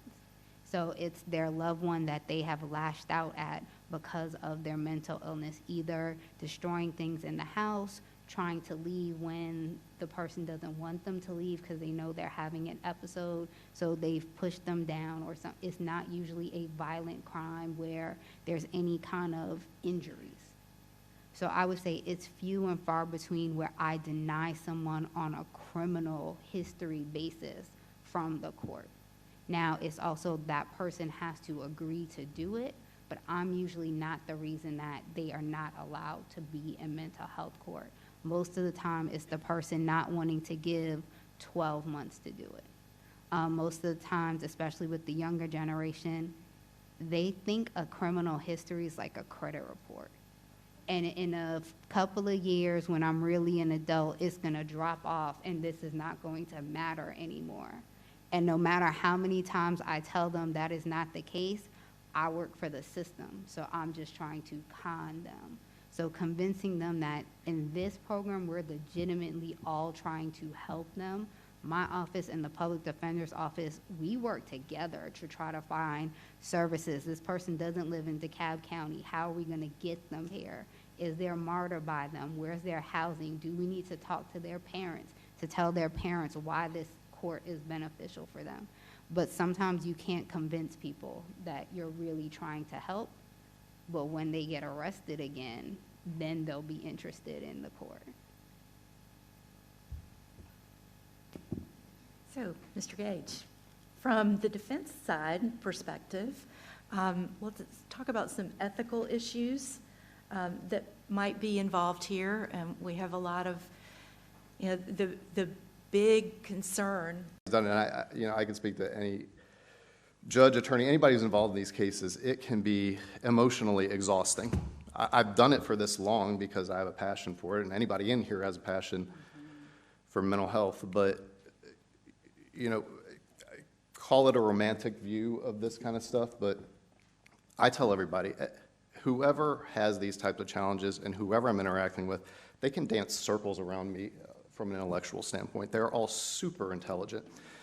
Maybe they don't have the highest IQ scores, but intuitiveness, emotional capacity for empathy, if you can look through the steam of symptoms, that kind of stuff is intriguing to me. But at the same time, when you're trying to engage with somebody, it can be so exhausting, and you have to be able to, and I've learned this over and over again, you have to be able to have something outside of the career to kind of bring yourself back to reality so that you can have the energy to go back in and do that dance. It can be very, very challenging, exhilarating but challenging. In a previous discussion I asked the question if any of you have ever imposed a bond condition relating to mental health treatment or taking medications, and we had I think a nice discussion, and I'd like to kind of share those thoughts. Ms. Steele, I think we talked about that a little bit, and I'll start with you, and then I'll let Mr. Gage respond, and any of the judges who want to chime in on that as well. I do not like it as a bond condition. For the team misdemeanor mental health court, we have had bond conditions say that a person has to do misdemeanor mental health court, but the court is voluntary. So if you make it a bond condition and then they don't do it, are they violating their bond? But then you're taking away the voluntariness of the program. And you need that voluntariness of the program because, as Judge Stroud said, it is a lot of work. And even the people who volunteer don't really buy into it for the first 30, 45 days. So if you're completely taking that away, it makes the program that much more difficult. Also, what if they decide to withdraw? Are they now also violating their bond condition? So personally, I do not like it. As a team, we do not like it. Mental health treatment is a personal thing. And as Attorney Gage just said, you don't know what people have been through. You don't know what trauma mental health has caused them, what they have seen it cause with their family. So making it a bond condition can be extremely traumatizing. A mental health evaluation, I feel, is different. That's not forcing treatment. That's giving someone the knowledge that they might not have had before about what's going on with them, but it doesn't necessarily force treatment on them.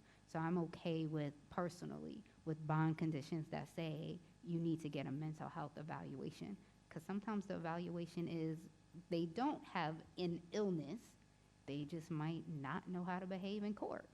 Some people act up in court just because they like to make a scene to cause trouble. It's not because they have necessarily a diagnosable mental illness. And it's good for the court and that person to kind of know where they are on the spectrum.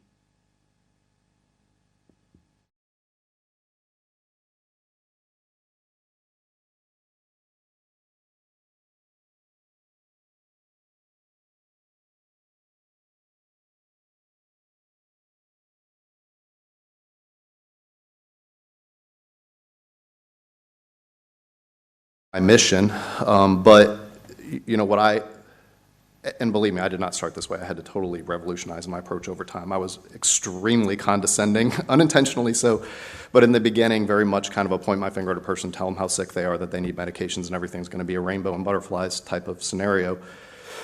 And I had to change that over time, obviously just learning. But all I ask of my clients, the only thing I require of them if they want to come along with me is that they be willing to explore their mind. That's it. I don't ask them to take medications. I don't tell them they have to. I don't tell them what doctor they have to go to, and to the contrary, they need to be engaged to that extent. They need to be in the driver's seat of choosing who they work with, since psychology is such a trust-based, psychiatry is such a trust-based scenario. But that's all I ask of them, and I think that's where we have to be comfortable as attorneys, as judges, to be able to be satisfied mostly with that by itself. You know, sometimes it's not to say I don't believe in medications, or that in some cases the medications are just going to be absolutely necessary for you to build that knowledge of how your mind works. But if we're comfortable with just falling back on you need to explore your mind, then that's something that they can digest, and that's something that they can buy into. It is not as harsh as telling them you have to take a medication that I as a judge would never, ever think about taking myself. That's just not going to go over well with them. And they don't really recognize the authority of a judge aside from being able to put them in jail potentially. You know, they don't recognize that authority as somehow having dominion over what they do to their body, or, you know, how they explore their mind. You know, they want to know that the person on the other side is really engaged. I just want to piggyback on some of what Deneen said and some of what Derek said, because it's very true in terms of just directing an evaluation, because mental illness is extremely the stereotype. You know, so many of them just don't like that being put out there. And so when they come into our court voluntarily, they really do fight us. They fight us for about, as she said, 30 to 45 days until they believe they can trust us. Until they believe that when we say, we want you to be the best version of yourself that you can be, it takes time to build that trust. And that's what Derek is talking about. He's right. They don't care. Many of them have been in front of so many judges through that revolving door that they're waiting for you, they're waiting for the shoe to drop. They're waiting for you to do something that they're just waiting for it. But when they get something different than that, when they get incentivized by doing those things that have been shown to get them to a greater degree of stability and balance, then they start to buy in to the fact that, okay, well, maybe these people, maybe I really do matter to these people. We have 3 people in our court right now.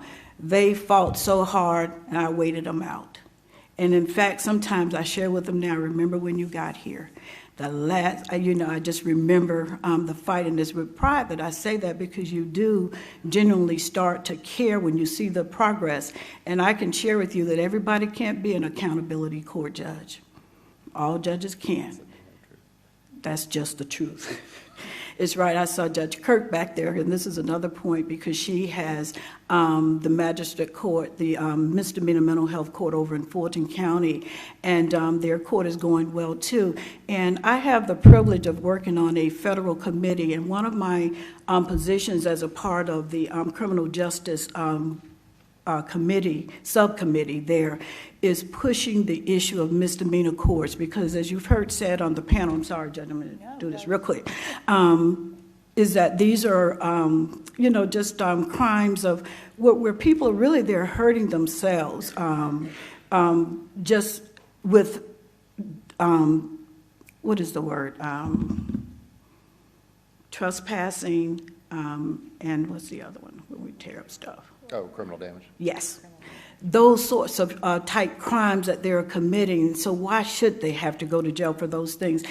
And the reality with mental illness, too, is that if it's not diagnosed early and treated, it gets worse, just like cancer does, just like diabetes does. And so I'm hoping that we will start to look at pushing misdemeanor mental health courts.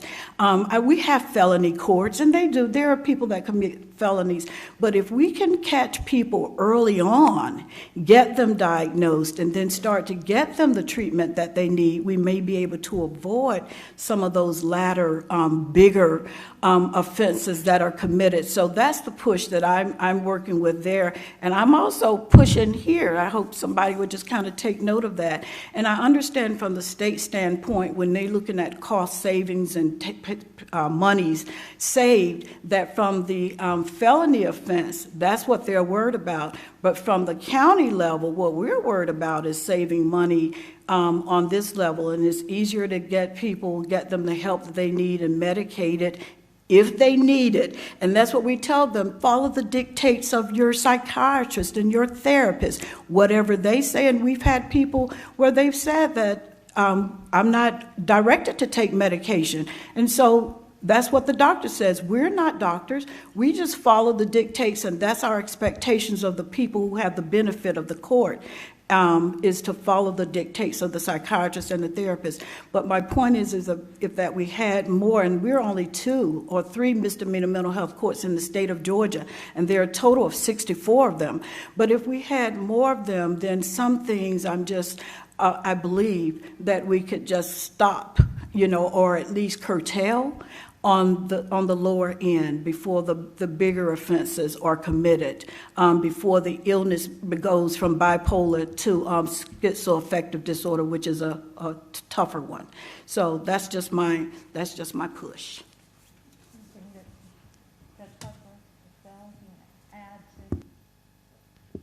I think some of it is learning how to communicate with people who are suffering from mental illness. I have a sister that went to prison when I was 12, and it all had to do with her bipolar, that went completely undiagnosed and untreated until she was in her late 30s.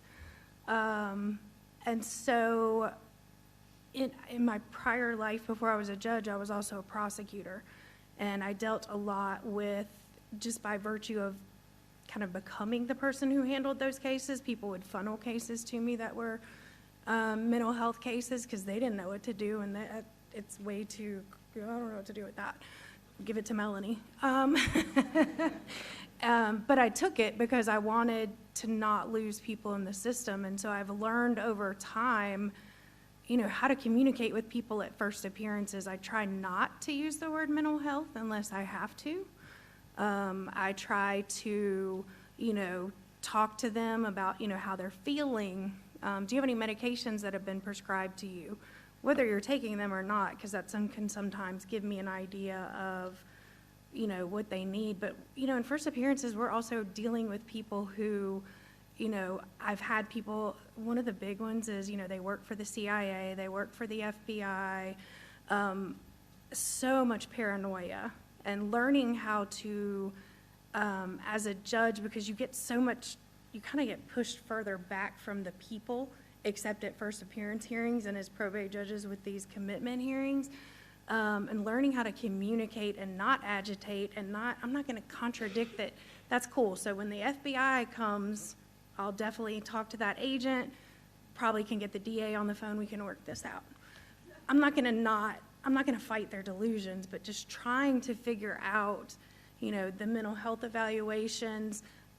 I also, because I was a prosecutor and eventually chief assistant, I have excellent communication with our DA's office and public defender's office, and they probably get tired of hearing from me and my associate judge, but we are constantly after first appearances sending emails that say, you know, hey, let's work on this one.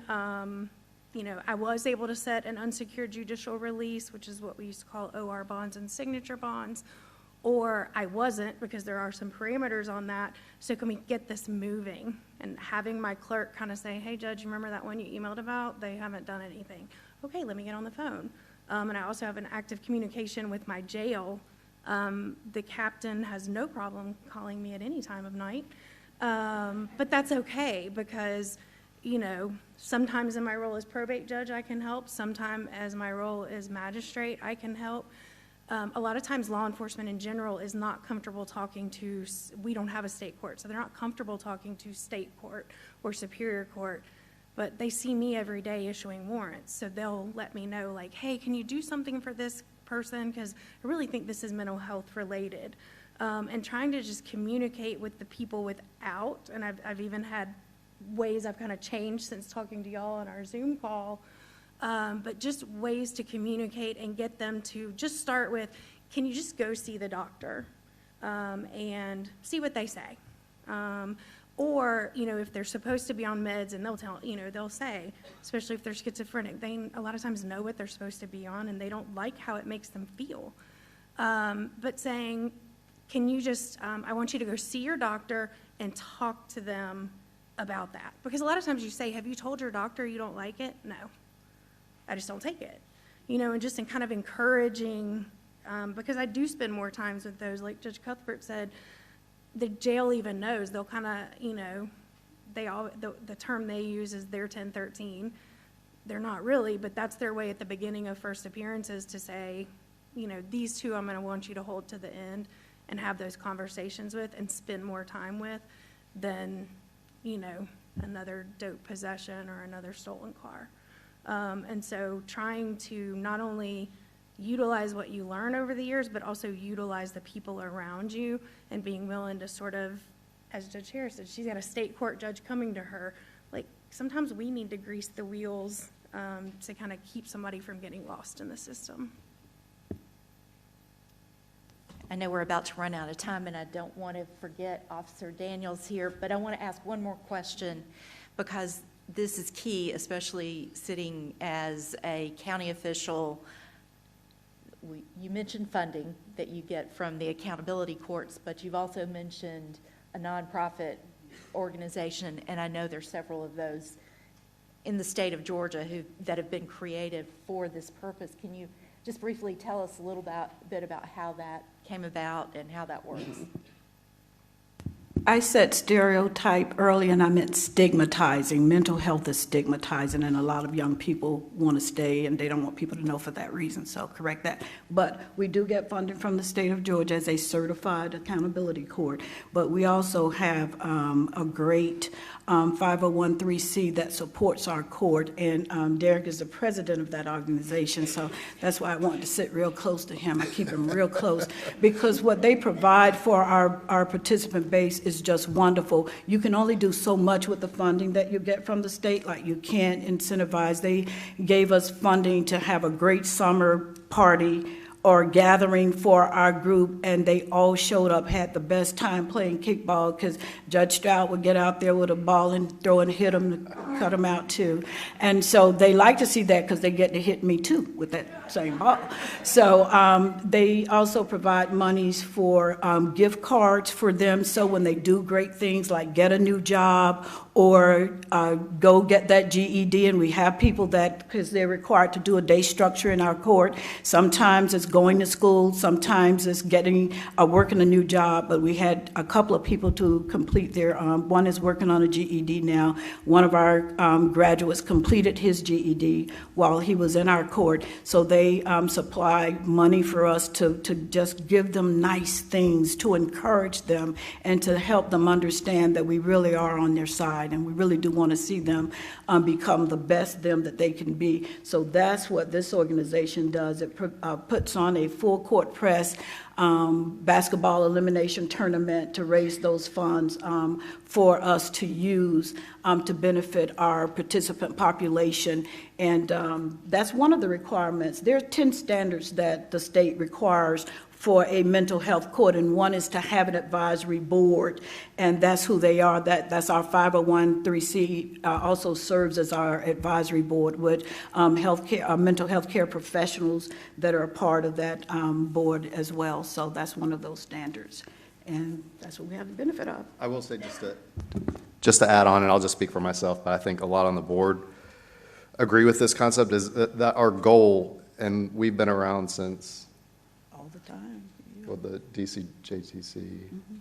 It's been around for a lot of years, but I think where we really ultimately want to go with it is to provide money for a lot more things than we already do. You know, right now it's sometimes housing, sometimes medicines, that sort of thing, but where I think we'd really like to go with it is to allow choice of medicine, because especially when you're talking about indigent population, they don't really get a lot of choices. It's Risperdal or nothing, or, you know, they don't get a lot of opportunities to try some of the more later generation antipsychotics or mood stabilizers that perhaps don't have those negative effects. So being in a place where we could potentially give them the luxury to talk about different medications or pick a specific provider that they otherwise couldn't afford. Housing is always a big issue, so I think that's ultimately where we want to go with it. That just means blowing up our kitty as much as we can, but that's ultimately, I think, what we want to be able to accomplish. Because that includes some light bill payments, some rent payments that they can do here that our monies from the state can't do. So. Great program. So last but not least at all, the most important first intercept is the co-responder. And I'm going to ask Officer Daniels if he will, and I want to thank him for pinch hitting today, because we were supposed to have Sergeant Capaldi, but he selfishly has a new baby at home. So he had to stay at home for some reason. So Officer Daniel, thank you. And could you tell us a little bit about, there's several of these programs across the state. We have a new statute that's in Chapter 12 of Title 37 that talks about the co-responder programs. We have some grant money out there from DBHCD, from the state, but DeKalb has had a co-responder program for a little bit. We've been at the forefront, absolutely. So I'm going to let you talk about that and tell a little bit about what that does. Okay. Thank you, Judge Harris, for the opportunity to speak to the panel. I also want to extend a gratitude to Judge Hargrove. Thank you so much for having me, having the police department here today. Thank you so much.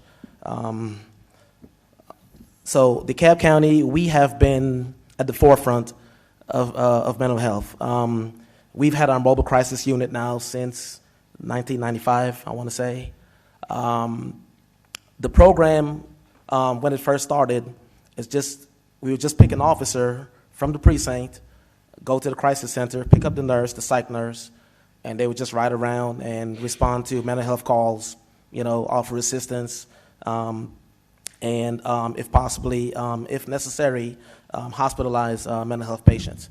About a year and a half ago, our chief felt that the mobile crisis unit needed to be a dedicated standalone unit. So she selected 4 officers to be a part of that unit, myself being one of them. As Judge Harris mentioned, my sergeant was supposed to be here today, so obviously he's been preparing for this symposium. I wasn't. I get a phone call yesterday saying, Jason, I need a favor. Yes, Sarge. Can you please take my place at the symposium? So obviously I'm not going to tell him no. I mean, I could have, but I kind of like my job. So I didn't get an opportunity to do a whole lot of preparations, but I will say that here in the state of Georgia, out of 159 counties, we have a lot of counties in this state. DeKalb County, like I said, we have been at the forefront of mental health treatment. So ever since we started this mental health mobile crisis unit, which is part of the CSB, myself or one of the other 3 officers, we pick up the mental health clinician. We essentially do the same thing that we've been doing. We do follow-ups on mental health patients. Part of our main job is to go to mental health calls where an officer might have done a report on that mental health patient. So any report that's done by an officer here in DeKalb County gets sent to my office. We then take that report, we do follow-up. So we go around the entire county, we knock on doors, we try to make contact with these mental health, we call them consumers. With the consumers, mostly they're very nice, they're very receptive to us. If you notice, the chief felt as though the standard police uniform was a little bit too intimidating, so she kind of softened us up a little bit. You notice my shirt, there's no badge on it, there's no, no hard type of police insignias except for my name. So she's kind of softened our image, so when we make contact with these consumers, they're not startled, or because we go knock on their doors, the first thing they want to know is, who called you? Well, nobody called us. We're just here to do a follow-up. We're just here to check on your well-being. And 9 times out of 10, they will talk to us. They're very, very receptive. Every now and then, they're very combative. They won't talk to us. They're, they won't even entertain us. So with the mental health professional, the clinician, what she has the ability to do 1013s. We can do that also from a police officer standpoint. Our ability to do 1013s is kind of limited. We have to essentially have a crime that was being committed, something minor, trespassing. One of the panelists mentioned disorderly conduct, simple assault, simple battery, something to that nature. We can then do a 1013 based on that consumer committing that crime. The clinician, she has more authority, obviously, him or her. They can do a 1013 if the consumer is in a mental health crisis, meaning that they're not taking their meds, they're a danger to themselves, whatnot. The police officers, we can also do 1013s based on if the patient, the consumer, is having suicidal thoughts. We can take them for that also. So a lot of times we make the determination to take somebody on the 1013. They don't want to go. They put up a fight. But what the 1013 essentially does, it gives us the ability to take a consumer into a hospital against their will. So essentially, we were arresting them without arresting them. They're going to a hospital, so we don't need a warrant. The 1013 is the warrant, basically, because our main job is to keep these consumers out of jail. We do not want to arrest these people. We do not want to put them into the system. We would rather take them to a hospital, to the crisis center, to get treatment. Well, Atlanta being what it is, obviously, the crisis center has limited space, obviously, so many times we cannot go there, but that is the best place to take mental health patients, obviously, here in DeKalb County. So our second option is to go to Grady. And as you all know, being from Atlanta, Grady on a Friday night is not pretty. We go to Grady, and we have to go through the triage intake procedure with the consumer. We explain to the triage nurse, what's going on. Either they're having suicidal ideations, or they're having a mental health crisis, or whatever the consumer might have done. We take them into the hospital. per state law, if we do a 1013 authorization, the hospital is supposed to keep the consumer at least 72 hours. That doesn't happen all the time. I've taken patients to Grady on a 1013, and before I can leave the hospital, they're walking out the door. So obviously, when the doctor at Grady in the behavioral health unit, if him or her determines that the consumer does not meet criteria, they let them go, and there's nothing we can do about it, obviously. The problem comes in when we have these family members calling us saying, Officer Daniels, you just took my son to Grady, he's back, and he's causing a problem. I'm gonna give you one example. We had a mother, she has a 30-year-old son, and he is, schizo, bipolar, depression, you name it, he's afflicted by it. He's very violent, he assaults her, he puts hands on her, he is very, very combative, he's very uncooperative, and he hates to wear clothes. So we get the call, we go to the house, and of course, the minute I get there, he's in my face, he's cursing, he's, telling me he's calling me everything but a child of God. And let me just back up for a little bit. So part of the responsibilities of my unit, the mobile crisis unit, is we have the time, the patience to deal with consumers who are exhibiting these types of behaviors. The regular uniform officer or the patrol officer, 9 times out of 10, don't have the time, don't have the patience to deal with these patients. So you give a call of this sort to a uniform officer, he's going to go to the house. The first thing he'll do is he'll put him in handcuffs, take him to jail, because it's easy. As one of the panelists mentioned previously, jail is the drop-off. My unit, we don't do jail. We try our very best to avoid DeKalb County Jail. We go to the hospital, we go to Peachford, we go to Eggleston, we go wherever we have to go. I've gone as far as to Alpharetta, for example, taking a patient to, because the hospitals here in the metro area didn't have space for the consumer. So we go everywhere where we have to take these consumers. So I get to the call, going back to my story, get to the call, and of course the consumer is very, very combative. He's also making suicidal statements and whatnot. We determined he has to go on the 1013. And at that point, he said he's not going. And we said, you are going, because you need help. But we say it in a soft, tone. We're not very combative. We don't, So what happens if a consumer is being combative, being uncooperative, and once we have written a 1013, we then call EMS with a paramedic who is then authorized to do chemical restraints. When I say chemical restraints, they can obviously introduce something called Burset into the patient, just to calm them down a little bit. That's only in very extreme cases where the consumer is being highly uncooperative and they're fighting, they're biting, they're just doing everything except being cooperative. So we do have the option of calling EMS, and they will come out. The regular EMTs are not authorized to issue chemical restraints. It has to be a highly trained paramedic. And I think he has to have consultation from a doctor before he even does it. So once we do the 1013 authorization, the patient has to go essentially. He has no choice. We treat it as an arrest as far as we're concerned. The report is done, and the patient will go to the hospital, and they will get an evaluation.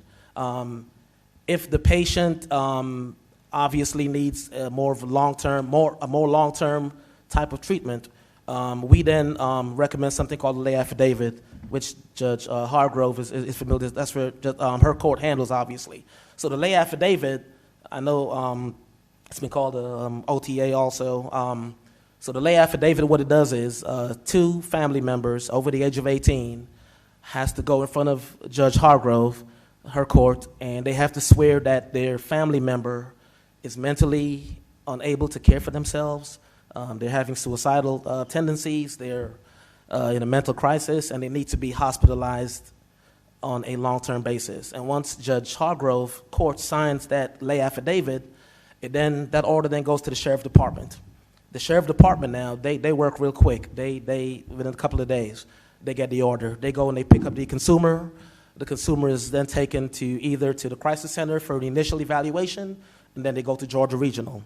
If you're not familiar, Georgia Regional is the big house that houses mental health patients on a long-term basis.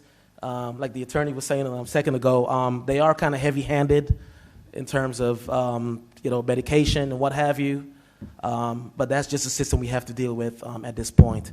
I'll give you one more example before I turn it back over to Judge Harris.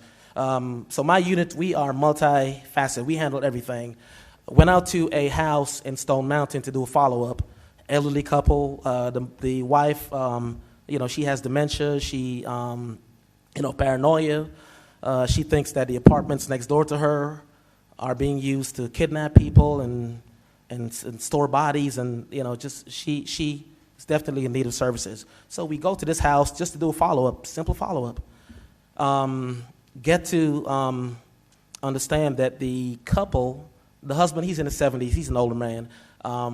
They've been living without lights, without water, without any type of utilities for about 2 months now. His pension check is not enough to cover most of the expenses. SSI cut her off, so her Social Security stopped since January. The only thing she had to do was call them and let them know that she has a bank account and a routing number, and it would be restarted. But because of her mental illness, she didn't know she had to do that. So these poor indigent people are living in this apartment, cold, hungry, without lights, without water for about 2-3 months, and they didn't know what they had to do. So my unit, we were able to get in contact with the Social Security Administration. We spoke, of course, they have you on hold for about 2 hours. So spoke to somebody. We were able to ascertain that the consumer, all she needed to do was let the government know she has a banking account, a checking account, a routing number, and her payments will continue. That's all she had to do. So we were able to set that up, and hopefully she gets, she gets the money that she wasn't getting since January in order to take care of herself. But another example, we went to a call with a consumer who wanted to kill himself.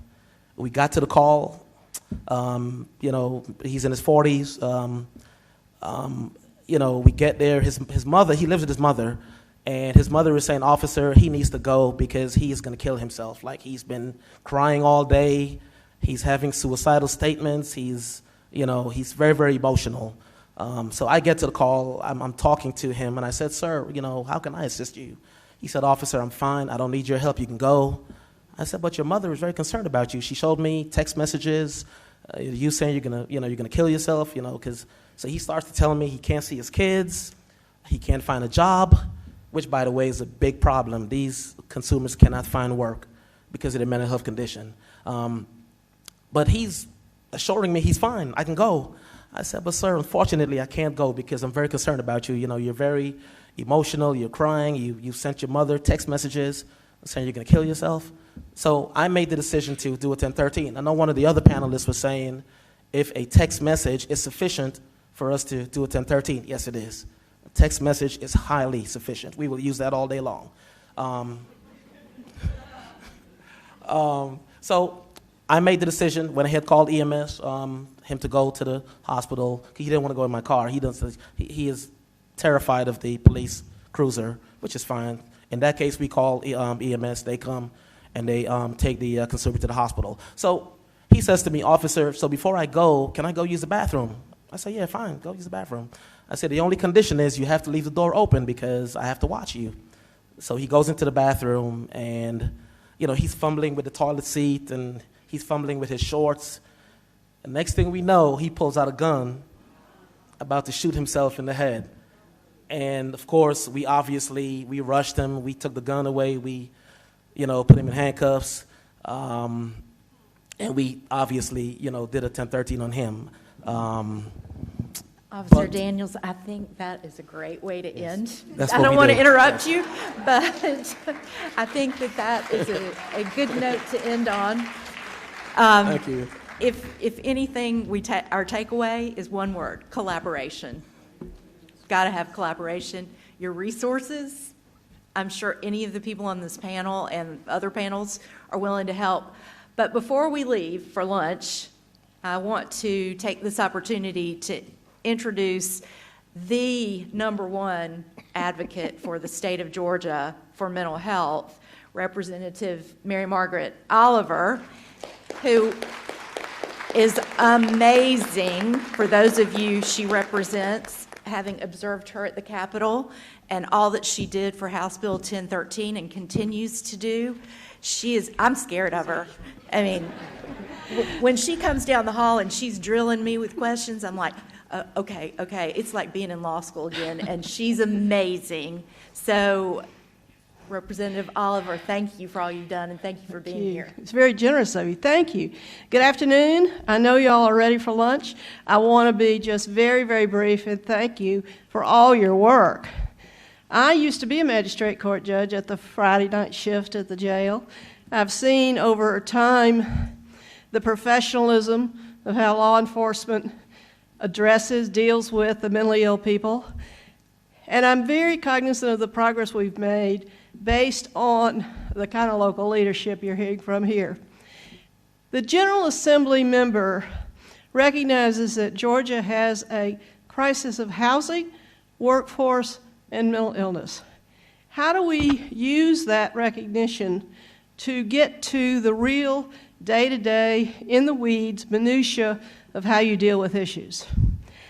And that's our challenge. And those of you in this room, I'm pretty sure y'all are good-looking voters.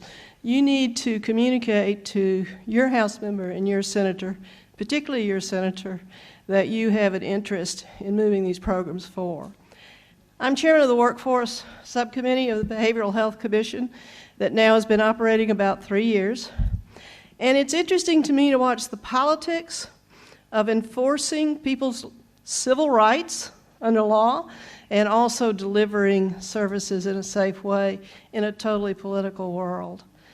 Housing, workforce, and mental illness come together in very visible ways to our voters. Our gaps, sometimes use the word failures, to serve the homeless population and the population of children are significantly visible to us. And we are making progress. We have put in the budget over the last 2 cycles somewhere between $250 and $300 million, and they are funding new crisis beds, and we have budget proposals coming in this new budget where we do happen to have $11 billion in the bank as reserves, an expansion of the DeKalb Regional Hospital. The issue, let me just use one example of the co-responder programs, is really fascinating to see the evolution. It's followed the evolution of the accountability courts that have changed the way we serve mentally ill families. And the co-responder programs, prior to the statutory framework that we gave them in 1013, there were probably 5 to 10 programs in the state, DeKalb being one of them, and now there are over 40. And the statutory framework is allowing us to collect real data. I ask every law enforcement folks I talk to, what percentage of your calls are mental health, substance abuse related? And the answer is between 30 and 50%. If we can divert a significant portion of those calls into services and nonviolent interventions, we can relieve our jail population. Let me talk just briefly about the familiar faces dynamic and the leadership discussion that's going on nationally with Chief Justice Mike Boggs and on the Behavioral Health Commission with Judge Gaines. We have beginning to develop the real kind of data that we need to know that the number of people that go from the ER to the homeless to the jail is significant use of our resources without a productive cure remedy service. Justice Boggs, in my long legal and political career, has established more of a leadership role for the judiciary to come to the political table and help us with solutions. And through the Behavioral Health Commission, we are in our 3rd year of a statutory set of options, solutions, and fundings. Our commission will meet on December 4th, and in the modern world, you can watch everything we do online, and we will be putting forth our proposal for the next General Assembly on December 4th, and all our subcommittees are meeting. This process was begun in the political world by a speaker, David Ralston, and I'm very respectful of the way in which he used political skills and authentic human empathy to address a significant issue and move the ball forward. 2 years ago, in July 21, Speaker Ralston, who, as you know, sadly died a year ago this month, said to a law enforcement community, "I am committed to mental health reform, and I'm today committing $75 million of new money to assist you in a variety of ways." He said the same thing for 2 years. And it was politically shrewd, but it was also authentic, and it was effective. He said every time, "I am tired of telling families I can't help them. My wife tells me we have to help people sometimes. We can't just talk about elections." Yay, his wife. He always quoted her. Secondly, he said any major effort for any political movement has to be bipartisan, and it will be bipartisan. And thirdly, we will fund it. And the funding is very key. Governor Kemp has taken a little bit of a step back with his disregards and his vetoes of funding, but I have some confidence that all that money is coming back and will be coming back in very public ways, I think, between now and January. I don't want to keep you from lunch. I just want to urge you to keep doing this good work you're doing, to follow these issues in the General Assembly and the political discussions we're having in the weeds about very difficult issues. There are folks that come to the political world who are on extremes and who are going to be not helpful. Let me just leave it at that. But I think the lawyers, particularly the lawyers, particularly the law enforcement, particularly the judicial community's engagement in the issues of mental health reform and the way we're using your tax money to make our society safer and our families better served is a successful political effort. And I ask you to join us. Thank you very much.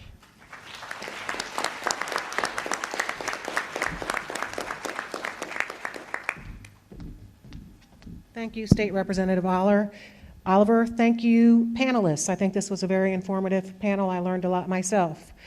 Now we're going to break for lunch. Your name badge has a small number on it, and that is the number of what your lunch is, because the lunches are arranged numerically.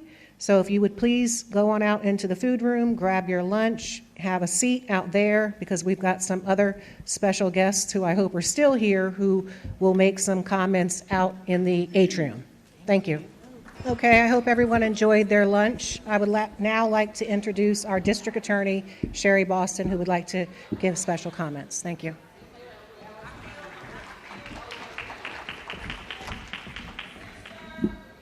Good afternoon. Okay, come on, y'all can do better. I know you just had lunch. Good afternoon. I am Sherry Boston, and it is my honor and privilege to welcome you to the Stone Mountain Judicial Circuit, where I serve as District Attorney. I am so happy, honored, and pleased that Judge Hargrove invited me to just have an opportunity to give remarks and welcome you to our wonderful county. I hope that you are enjoying your venue here at the Porter Sanford Center. It's one of the wonderful, bright spot locations that we have and get the opportunity to use not only for forums like this, but bringing our community in. So we welcome you for being here. And I'm so happy that Judge Hargrove, with her leadership, has taken the opportunity to put together such an amazing symposium today. You're hearing from amazing experts on various subject matter issues. I know that I see so many friendly faces from other jurisdictions. I see Solicitor General Sandy Weisenbaker back there from Coweta, and so many others of you from Fulton and other places around the metro area that I've had the honor and privilege of working with. And I am proud that in this next panel, you are going to hear from our expert in the DA's office, Deputy Chief Gene Canavan, who will be on the panel. I'm so glad that you are engaged in this topic. When we're talking about both mental health issues and issues surrounding disabled persons, it's important that we as stakeholders continue to find ways to best serve our community and to best help people. We know that within the criminal justice system, my role within the criminal justice system, we see a lot of folks that enter our system that really just need services and assistance.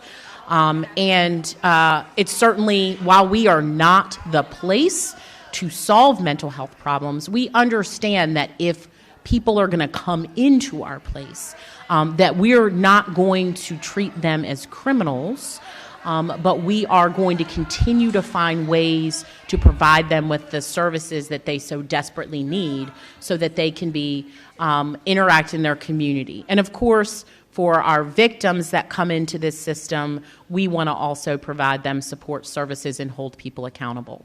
So thank you so much for giving me the opportunity to say hello today. I know the rest of the day is going to be just as engaging and entertaining and informative as the first part of the day, and we appreciate your willingness to take time out of your very busy schedules to participate in an event like this. So thank you so much. Once again, I am District Attorney Sherry Boston. Thank you so much for being here.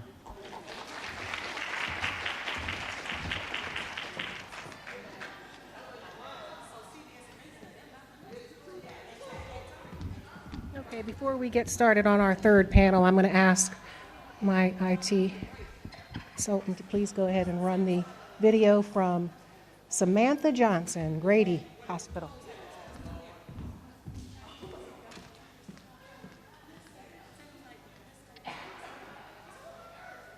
Hi, everyone. My name is Samantha Johnson.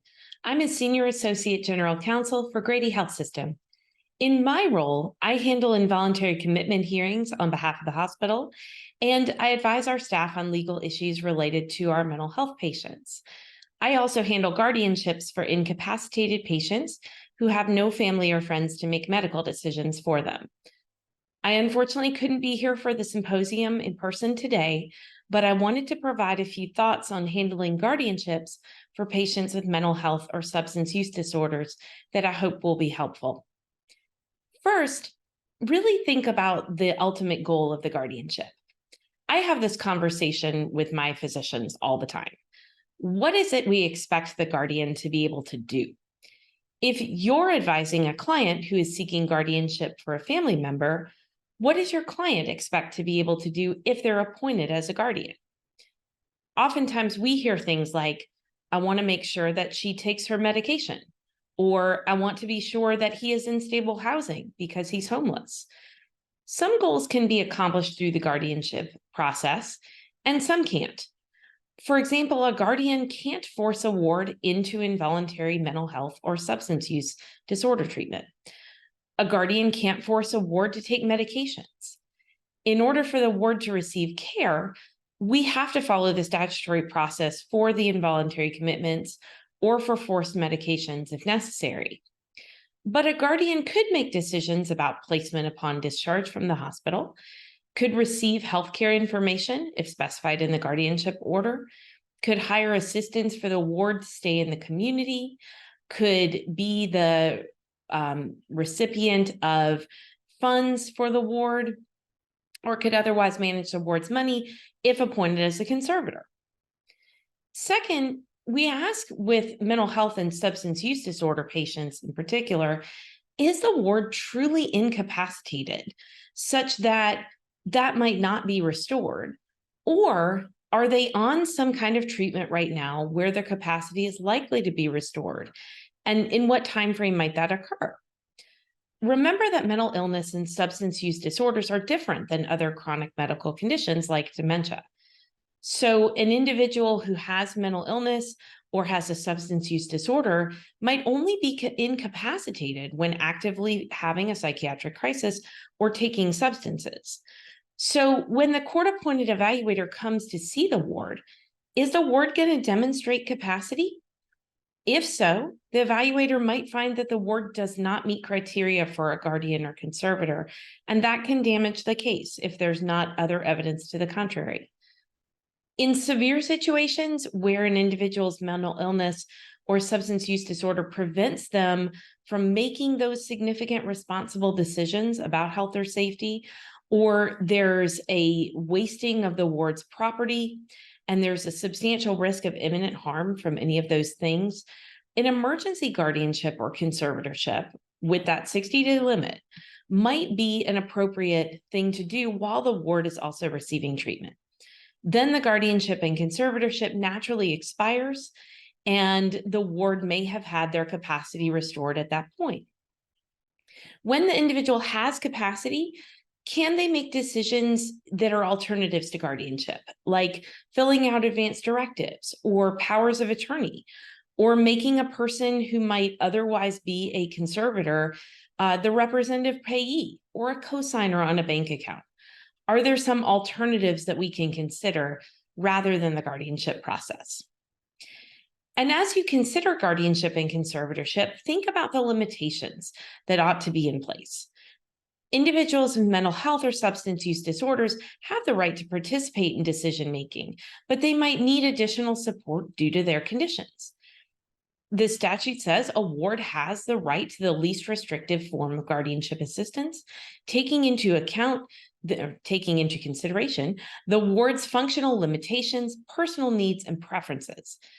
And in all cases, but particularly when it comes to talking about wards with mental health or substance use disorders, the court is more likely to grant a guardianship or conservatorship petition that's well thought out, with limitations on the authority of the guardian and conservator, and room for the supported decision-making for the ward, rather than a complete removal of the ward's autonomy. We know, because we see it here in the hospital, it's distressing for families and it's distressing for healthcare staff to see individuals making poor decisions, or what we, in our biased opinions, might consider poor decisions, especially if those decisions are a result of the mental illness or substance use disorder. We want to help, but guardianship and conservatorship may not always solve the problem. So, as in every case, but particularly with wards with mental illness or substance use disorders, the key is to explore the goals behind the guardianship or conservatorship and determine if filing is going to be the most effective way to achieve those goals. Judge Hargrove has my contact information if there's anything more that you would like to know about these processes, or if you have questions about the way that things work in the hospital, please feel free to reach out. We're always here to help and to assist you. And I'm sorry to be missing everyone today. I hope you all are having a wonderful time at the symposium. Thank you.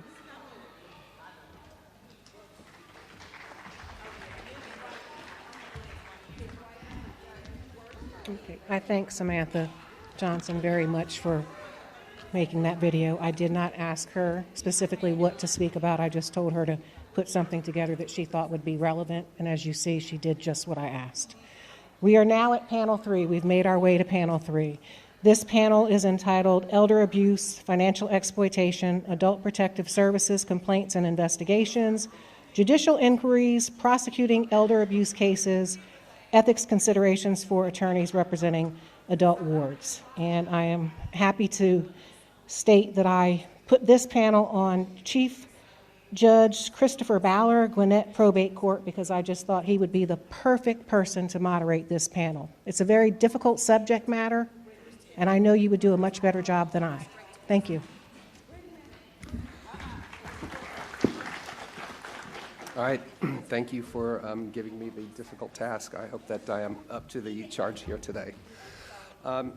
You're right, it's a difficult subject to talk about. Obviously, we've been talking about a lot of difficult subjects today, but you know, we've all sort of taken a bite of that apple, and we all know that we're dealing with difficult subjects, and somebody's got to deal with the difficult subjects. I will point this out to my friends who are defense attorneys. Like, how do you go to the jail all day, and how do you deal with, you know, these terrible crimes? And they turn around and they're like, how do you deal with senior citizens and death all day?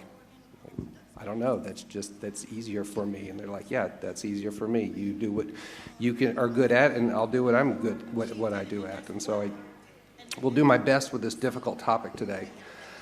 I think that it was interesting and helpful that our last panel, one of the very last stories we heard from Officer Daniels was about a couple of senior adults who were experiencing 2 months of living without food and water and electricity and all these things, and it really kind of sets us up to talk about abuse and all the things that are going on out there that we kind of know are going on, but we don't always know exactly where it is that they're going on. And so I hope that through our panel here today, what we will empower a lot of you with is some of the ideas about what can be done to help remedy these situations, what to help look for when you're out there, and whatever role it is that you're playing when you're identifying these, and who are the right people to contact after that, and find out about what are the types of support, what are the types of resources that are out there. We're going to talk a lot about guardianships and conservatorships. I think that was a perfect transition with the speaker that we just heard from the video, because guardianship plays a big role in one of the main ways that we can step in the courts and the different agencies that are involved with trying to address elder abuse. So before we get into that, we'll do some quick introductions here. I'll go first. I'm the probate judge for Gwinnett County. I'm in my 3rd term, and prior to that, I was an estate attorney. I was working with another attorney, and like the first couple of months of practice, he came into my office and kind of leaned in the doorway and hemmed and hawed at me a little bit, and then he kind of finally said, Chris, you're just not making any money here, so I need you to do something about that. So I need you to go down to the court and get on the court-appointed list. So I went down to the court, and I think he thought I was going to get on the defense list, but I went and got on the probate court list because I thought I'd made it really clear to him, like, I do probate work. That's why I went to law school. But he only heard what he wanted to hear, as some people do. So I went to Judge Clark over in Gwinnett County, and he put me on, and for the next 12 years, I did a lot of court-appointed guardianship work and estate work, and so that gives you an idea about the background that I bring to this. So I'm going to turn it down over here to ADA Canavan, if you want to give us a quick little background.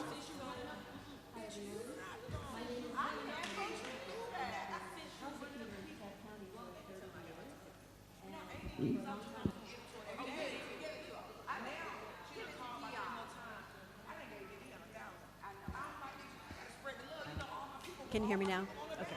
All right. So I've been a prosecutor in DeKalb for 30 years. And about 10, 11 years ago, I really started to see so many appalling cases involving elderly victims that I really just started taking those cases in. I was doing white-collar crime. I'm like, give me all those cases too. And eventually we created a unit. We call it KPAD, Crimes Against Elder Persons and Adults with Disabilities. Sherry Boston has been so supportive, has given us an extra attorney. We have a paralegal. We have our own investigator who is here tonight. And we work these cases of adult abuse, neglect, and exploitation, and also disabled adults. So it's elder and disabled adults. We love what we do. We really care about it. Work with a lot of people at this table every single day. So I look forward to being part of the panel today. Good afternoon. I'm Mark Robinson. I'm a lawyer in private practice, and I have the privilege of serving as a county administrator and county conservator for the DeKalb County Probate Court at the pleasure of the Probate Court. Been doing that for about 7 years. As a county conservator, you're the appointment of last resort, which can mean a whole host of things other than everyone doesn't like you from the beginning, which makes life very interesting. But you get appointed when there is no family. Perhaps there's family fighting. Perhaps there are bond issues. Perhaps everyone just agrees that a neutral third party needs to be over the money, because as everyone in this room hears, it's never about the money. It's always about the money.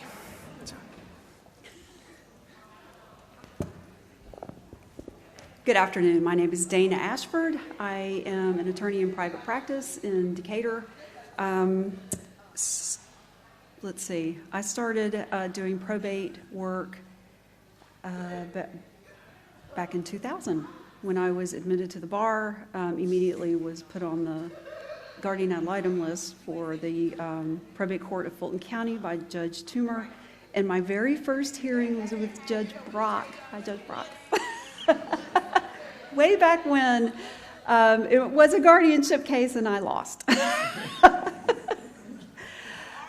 So I have served as a guardian ad litem in mostly probate courts, superior court cases regarding minors and incapacitated adults, and a court-appointed attorney as well for minors and incapacitated adults for many, many years. And in private practice, I file a good bit of guardianship cases, and I am, these folks, the county conservator and the Department of Human Services, are vital to my practice in getting people that cannot represent themselves and cannot protect themselves to the proper people that can do that for them. And thank goodness we have DHS and we have county conservators that serve in that role. So that's me. Thank you. Good afternoon. My name is Carlton Coleman. I'm with the Department of Human Services as the Public Guardianship Office Section Manager. I've been involved with the Public Guardianship Office for the past 12 years. I have a total of 27 years with the department, serving in various positions from DFACS to Adult Protective Services. In addition to my involvement with the state as a state employee, I am also involved on the national level with the National Guardianship Association, having served as the past president and currently in my second term as Secretary and Treasurer. Good afternoon, everyone. I am Kathy Bahadur. I have been employed with DHS almost 22 years.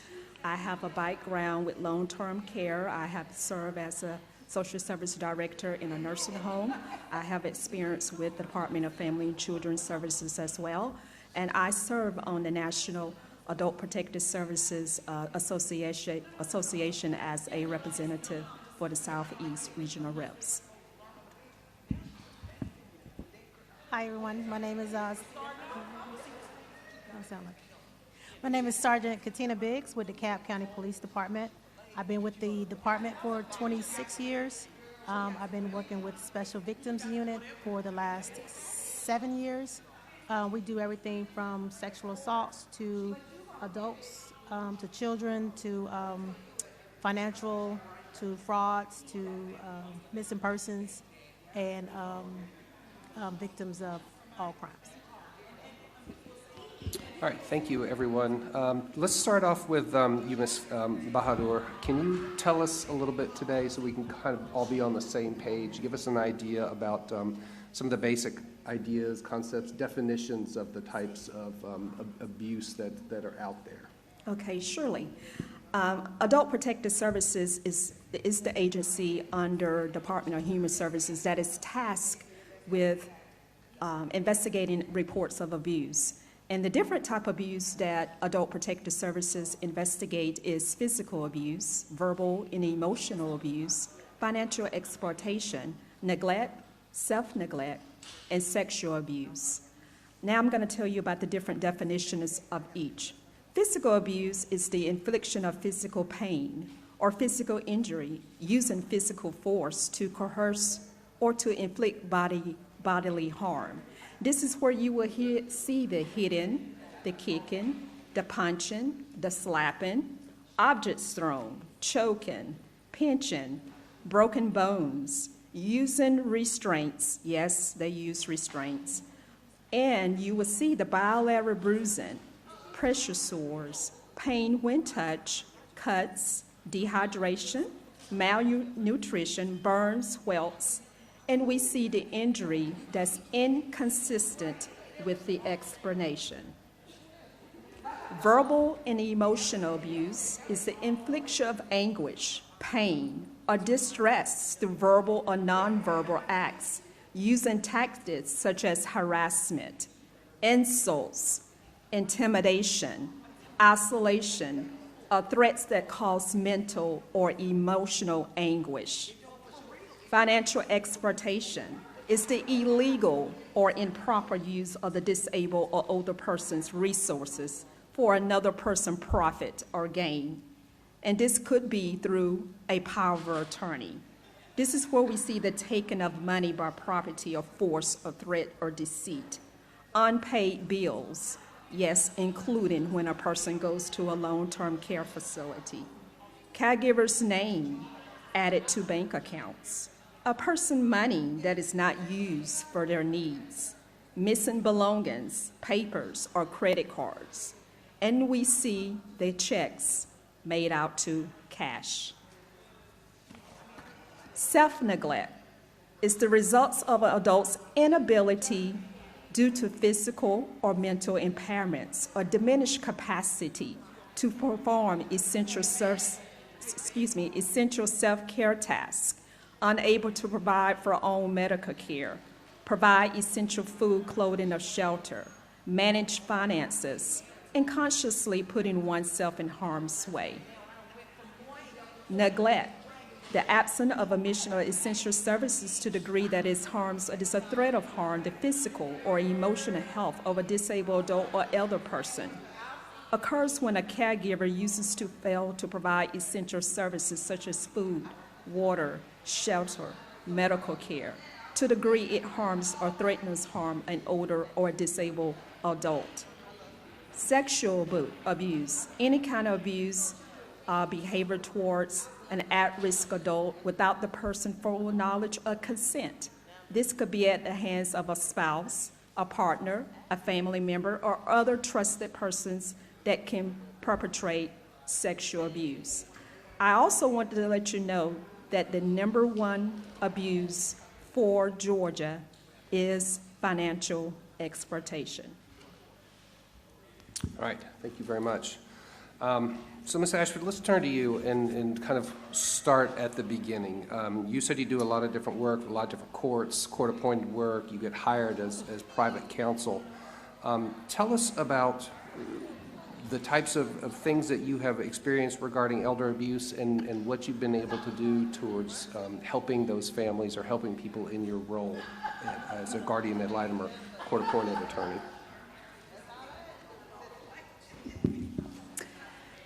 So as far as how I might end up with a case that involves elder abuse, that could happen in several ways.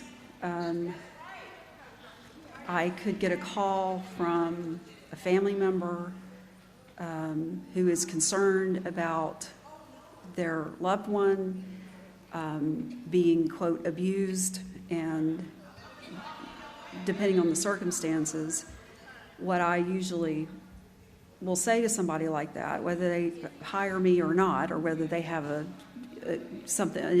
issue that is going to lead to my representing them, is that if they suspect any kind of elder abuse, to call, to report it to Adult Protective Services. If it's something that's a dire emergency, to call 911. And it really, a lot of the calls that I get from prospective clients are financial issues. My brother won't let me see my mother anymore. My brother has control of all the money. I don't know what's going on. I can't talk to my mother on the phone. Those sorts of issues, those can lead, those kinds of cases, those kinds of calls can lead to guardianship cases. And there may be some type of financial exploitation going on. Many times it's with the use of, this one I get a lot. My brother took my mom to a lawyer and they drew up all this paperwork and I don't know what's going on, and he's taking control over everything, and so you know, those become issues, and that could lead to the filing of a guardianship and or conservatorship petition. the alienation part is definitely a red flag. I could be a court-appointed attorney on a case where there might be suspected elder abuse. In that case, if in a court-appointed attorney, we'll talk about this a little bit later, and I think Ms. Merle earlier, and I think both panels discussed the Georgia Rules of Professional Conduct, Rule 1.14, about a client with diminished capacity.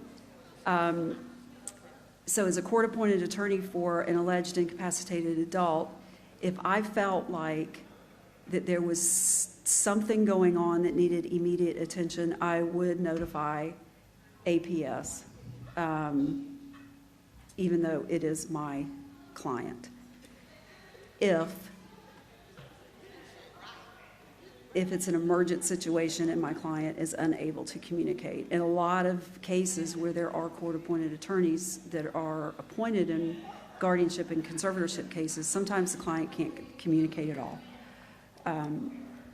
If I'm a guardian ad litem in a case like that, and my responsibility is to assure that the best interests of the alleged incapacitated adult are being met, and I suspect something like that, again, I could file, in my role as guardian ad litem, I could file an emergency guardianship conservatorship petition if it was an emergent situation, or notify APS.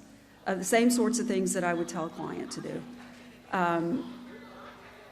So I represent a hospital system, and a lot of the abuse cases that I am familiar with come in through the hospital where they are mandated reporters, and if there is any suspected abuse, the hospital has to notify Adult Protective Services at the time that they discover it.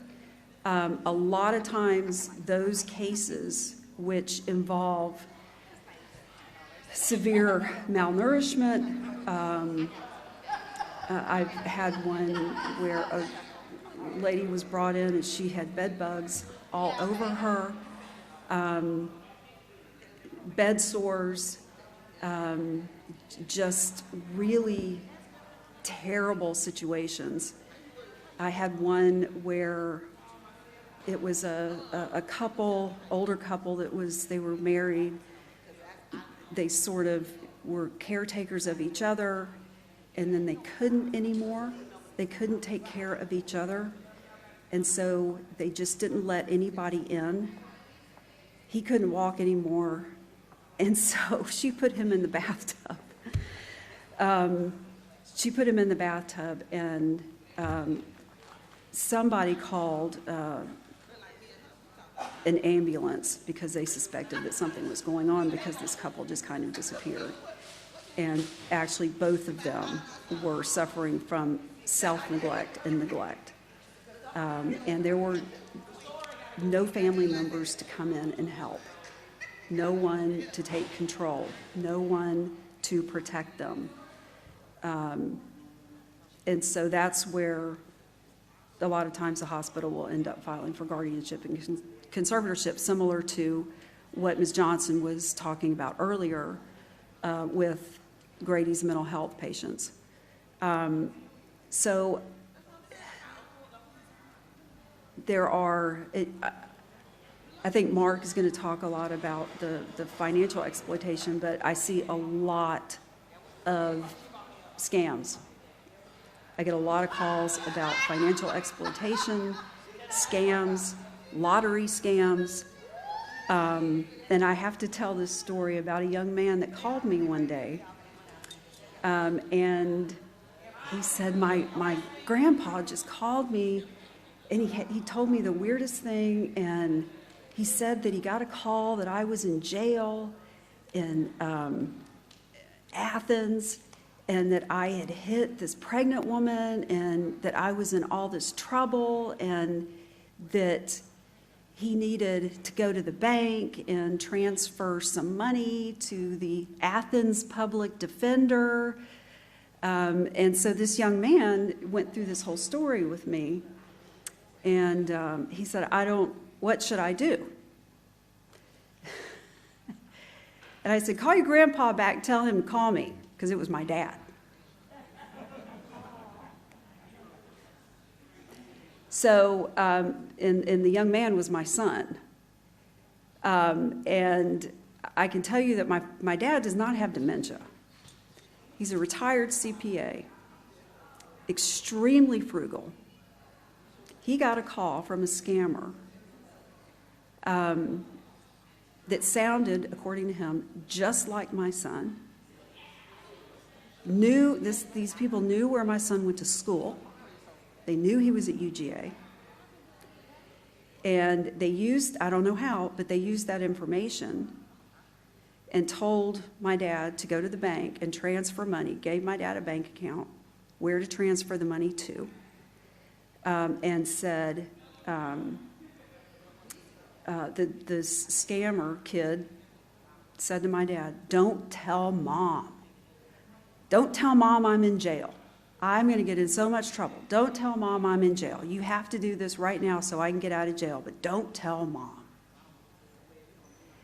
And so he ended up calling my son instead of calling me. Anyway, he fell for it. He said, that was Matthew. I said, no, it wasn't. No, it wasn't. He was absolutely convinced that that was my son. So I was shocked beyond belief that that could happen to him. It can happen to, he's 85 years old. They knew that too. So it can happen. It does happen. I had another case where I represented a family, and the older adult who was in his 80s he gave over $100,000 to scammers in a lottery scam, which included going to the bank, withdrawing cash, wrapping it up in a T-shirt, and FedExing it to these folks. So all of that is elder abuse. But that is how I end up getting involved in cases that involve elder abuse. And some of the hospital cases are horrendous, absolutely horrendous. Some of them do involve family members neglecting their loved ones. Sometimes they don't do it intentionally.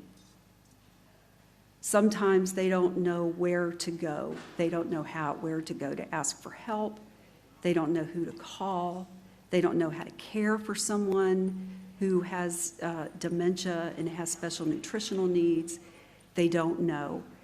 And a lot of times I encounter families that are dependent on that person's, that incapacitated adult's income to live. So if that person leaves the home, they may lose their housing if they're on subsidized housing. So it's not always, and they're very sad stories, it's not always the neglected elderly people that have family. I can't say it's always intentional that folks do that. They're scared a lot of times of that person, that anchor, leaving the family, so they don't seek help. And then they end up in a crisis situation. So I think that answers your question. I'm sorry. No, thank you very, very much. You had mentioned guardianship, and what I wanted to do is transition over. In guardianship cases, a lot of times when a guardian is appointed in these abuse situations, we end up having the Department of Human Services who gets appointed, and that's when Mr. Coleman and his team gets brought into this. So I wonder if you could tell us a little bit about, because I know it's very difficult. Here's this whole case, there's this history, and then suddenly it's just dropped into your lap without a whole lot of information. And what is it that your team, your department can do when they step into these? How do they combat the abuse, remove the person from the abuse? What type of resources are there to try to help the individuals? The department is appointed based on a court decision from the probate court. And let me stop and say this. In the state of Georgia, we are fortunate that we have some top-notch probate court judges. I have worked with the probate courts since 2011, and over the years, I have become very familiar with some of the judges until I can call them at any time when I have an issue. And I think the judges at this point realize that I don't tolerate nonsense, particularly from family members on cases that we get. As a young person, I always heard an elderly person say, keep living, baby. The older you get, it's coming up, and if it comes up, it's coming out. I'm a middle-ager now, and I don't have the patience. It comes up and it comes out, particularly with no-nonsense family members who want to remind the department, that's my loved one. And I have to step back and remind them, if it's your loved one, if it's your mother, if it's your father, the state shouldn't have them. And we primarily get those cases because there's a lot of dysfunction in the family, where the family can't even agree that the sky is blue. We get those cases where families have taken their loved ones and left them in the hospital and refused to come back, refused to provide any information to try to get them to a safe place. So therefore, the burden is put on the court to appoint a guardian. And usually that guardian is the Department of Human Services as guardian of last resort.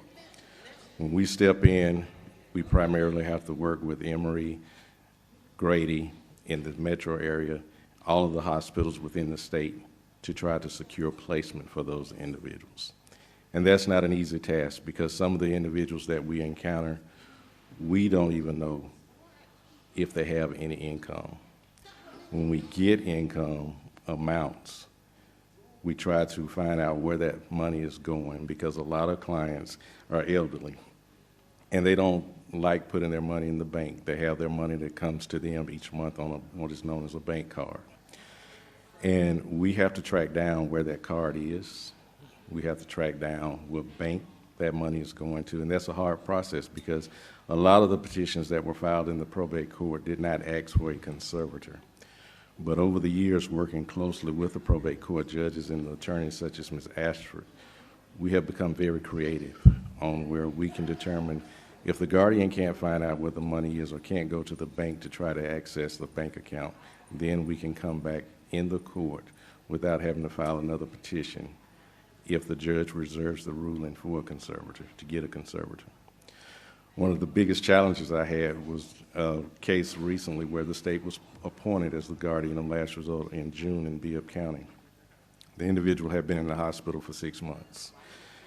I was able to attend the hearing with the court via Zoom, and the attorney that filed the petition for the hospital notified the court that there had been a son who tried to get the hearing continued because it was the week of his birthday. And he found it more important to go and celebrate his birthday than to attend that hearing to try to get his father some help. The court took it upon themselves to listen to all the evidence and found that yes, this individual did need a guardian and appointed the department as guardian of last resort. Because we are so swamped with the number of cases and so short staffed, I took on that case to manage that case. And when I was able to track down the individual's amount of income, I was so troubled that this gentleman had been in the hospital for 6 months. Now, what should have happened when he went into the hospital was that Social Security should have been notified to suspend his funds, yet it was not suspended. Therefore, when I was able to access his amount through his card, the lady told me, well, I can't tell you where the money is going, but it is on a card. And I found out basically just to find out the amount of the income was because I called the number and I was able to obtain the account information on the card. And when it asked for a PIN, I'm looking at the gentleman's information in our system and I said, let me just try the year of his birth. And boom, I got all the information that I needed. A deposit was made into this man's account on June 14th for the amount of what he gets every month. And a withdrawal was made from that card on June 18th, which depleted that account back to zero. 6 months of funds that should have been on that card was depleted. I immediately had to step in and call an APS referral for financial exploitation. I didn't know who did it, but I suspect I knew who did it. So I just gave the names of every family member that I had. And because those funds were depleted, luckily I was able to get that individual into a nursing home because I had been working closely with the business office. And once they heard that the funds were depleted, I said he doesn't have any assets. And they were able to accept him and work to get him in nursing home Medicaid. So those type situations make it very hard when the state is the guardian, and we're challenged with not being able to have the needed information to get them placed, and it also puts a burden on Ms. Ashford and the hospitals and other attorneys who represent hospitals, because the longer they're staying in the hospital is not getting any money off those beds. We have some clients that we get appointed because of their situations and their disabilities. We have to wait until we can get appropriate placements. And placements are not easy for the state of Georgia, particularly with those who have mental health or developmental disabilities. They end up sitting in the hospital. The hospital gets mad because we are appointed the guardian and they feel that you can come get them. We don't have those placements. But we are fortunate that when those type of situations come in, the courts understand, and the courts work with the department because we're all realizing the current state that we're in when it comes to placement issues across this state of Georgia. All right. Well, thank you for the kind words about your experience with the probate judges and the probate courts across the state. I mean, the feeling is it's absolutely mutual. I know that I can say on behalf of myself and many of the other probate court judges, we feel very comfortable appointing DHS because we know that you are there and we know what a kind, caring, compassionate, and hardworking person who probably has 1 million miles on your car from driving all around the state. So thank you. All right, so we get guardians appointed, we get DHS appointed. Let's flip that around and talk about the money side of that. At the end of a guardianship hearing, if there's financial abuse, for example, we would try to appoint a conservator, a county conservator, and that's where we bring in Mr. Robinson into this conversation. And it's interesting, we just heard a moment ago that financial abuse is the #1 type of abuse that we have here in Georgia. We were all just warned a little while ago by our clerk of court about the possible scams that are going on. So, Mr. Robinson, I wonder if you could kind of touch on when you, same thing, you're just sitting there minding your business, and one day you get a call or a letter that drops into your lap that says, here's this big, terrible, awful case. Go figure it out. Go figure out all this financial exploitation, what's been going on. How do you do that? What are some of your practices, some examples? Talk about maybe the difference between real property theft versus financial theft, if you would, please. So just like Judge Ballard said, typically there's an email that says you need to take an oath, you have a new best friend. And when that happens, I generally will request all the filings that have been filed to date in the case. And I like to review those first without talking to anybody so that I can have an independent view of exactly what happened, because as the appointment of last resort, everyone's got an opinion and there are two sides to every pancake. And so you never know. I don't want to have outside noise impacting my decision. I want to read everything in the petition first.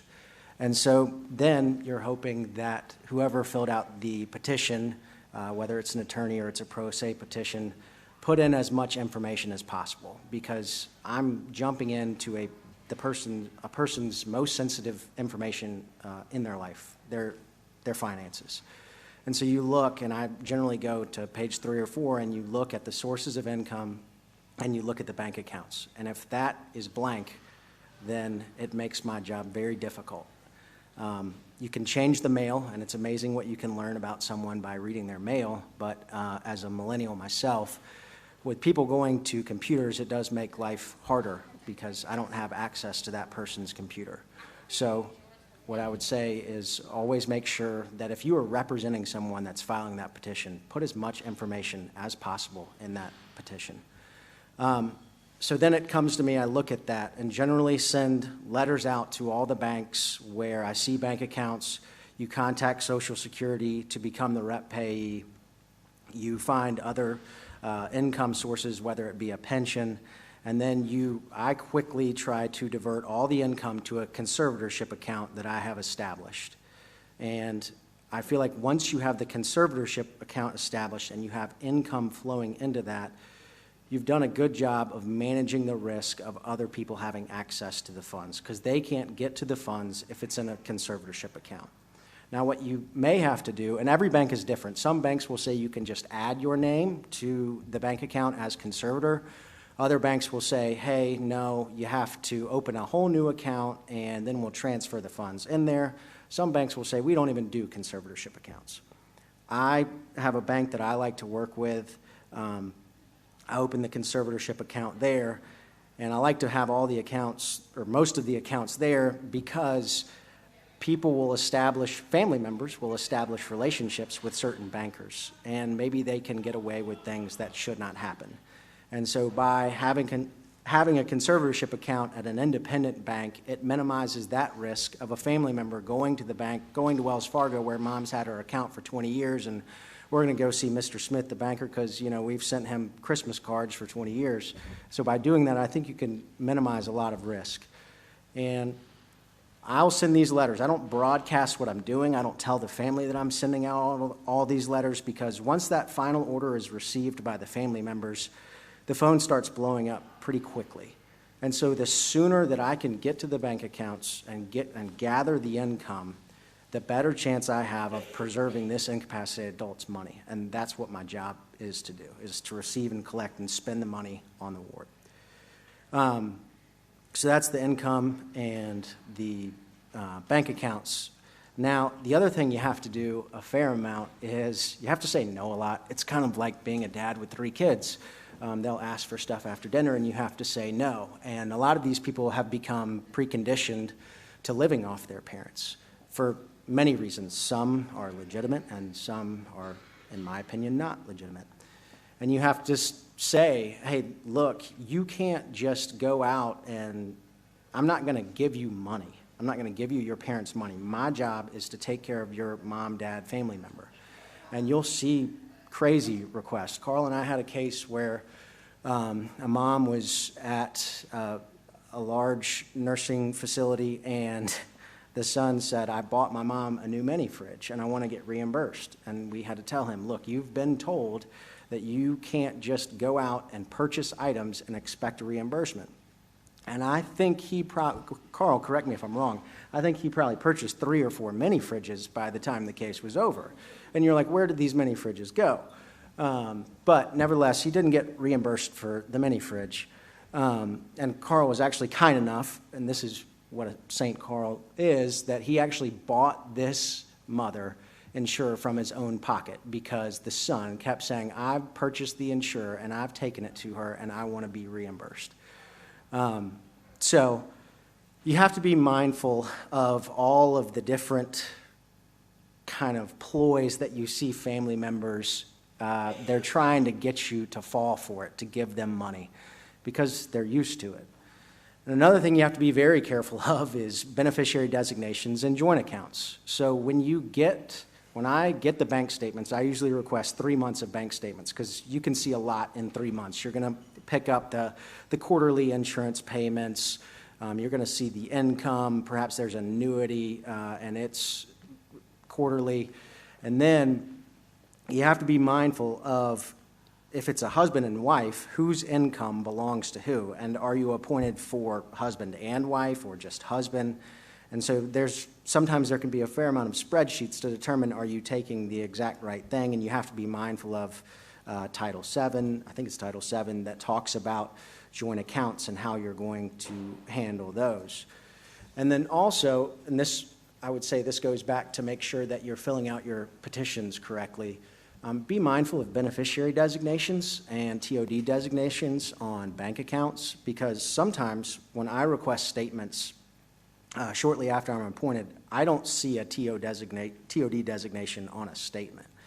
And so you have to be careful, because sometimes I may get appointed because family members are calling the bank and getting new TOD designation forms, maybe, for a month, saying, getting mom to sign this so that they get the big pot, which is the IRA that's been there forever. So be mindful of that. And, I think a lot of what you have to do as a county conservator, too, is educate banks, as unfortunate as that may be. When they see, so y'all know this, but on letters of conservatorship, it'll say, in re estate of Jane Doe. Well, the banker that I go visit with may say, oh, estate of Jane Doe, she's dead. And you're like, no, she's not. So she's actually mentally incompetent, and I'm the conservator. And I finally have come up, and I would love to hear other suggestions, but what I have started saying is, it's like a court-ordered power of attorney. This person has been declared incapacitated, and my job is to manage their finances. And so I need to take control of this account. So there's a lot of getting people to do their job correctly as a county conservator, which can be frustrating. You'll see, I've had someone say, well, in order to retitle the account or transfer, they'll say, you need to open a conservatorship account and then transfer the funds from that ward's account in there. You need a court order. And you have to say, well, I have letters of conservatorship. That's exactly my job. And they'll say, well, it says on the letters, it says you need a court order to spend the money. And I have to say, I'm not spending the money. I'm trying to protect the money.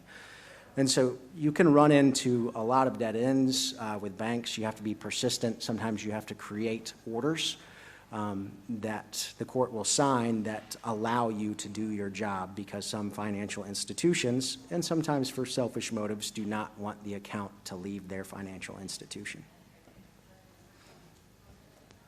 All right, thank you, and thank you for all of the things that you've done on behalf of senior adults and your work with their finances. Let's turn to APS now, and this is, I'm very interested in this because I reference, call APS, or APS gets involved, but sometimes from the judge's position, we only hear an hour or two of what's actually happening in front of us. So I'm very interested to hear, what does an APS investigation look like, kind of from start to finish? What do the different types of investigations look like, if you would, please? Absolutely. So Adult Protective Services, once that report comes from our central intake line, it is sent out to the APS staff in the county where that individual, we call them clients, live. It is assigned to an APS investigator who will go out to the client's home to begin their investigation. We may in-home, face-to-face visit with the person to determine if abuse, neglect, or exploitation, or any other abuse that I have identified has taken place. We're going to meet with that individual and see what they know about abuse, neglect, and exploitation of what has been reported to us. The key is somebody might make a report on neglect, but Adult Protective Services is going to look at every abuse, because we know sometimes that financial exploitation is connected to neglect, right? It goes hand in hand. If someone is taking a person's finances, they also is being neglected in some type of fashion. So we're going to go out and talk to the person. There's two parts to an investigation. We're going to meet with that person. We're going to ask who, what, when, and how. That's what we want to know. Who did it? What happened? When did this occur? How often has this have occurred? And sometimes we want to know, is it going to happen again, right? We want to know, because that means we need to take action if it's going to happen again. And then on the assessment side, we're looking at and identifying what resources and assessments that we can put in place to prevent reoccurrence of abuse, neglect, and exploitation. But we can't do this unless our client consent. We just cannot put resources in place if the client is not going to consent to those resources. So we only can refer them to an agency and assist them with applications to whatever resources will prevent the abuse, neglect, and exploitation. We only can do that with the client's consent.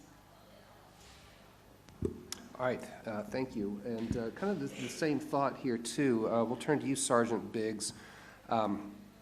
My understanding is you're with the Special Victims Unit with DeKalb County, and I want to know more, like, what is happening, what's going on. You know, we see a lot on TV and the movies, and it sort of sensationalizes things, but can you give us the reality of what's going on? What does your department do? And if you could talk a little bit about the Disabled Adult Abuse Report and how that works into what your department's doing. Right. So our APS referrals come from, now I know, from this unit right here.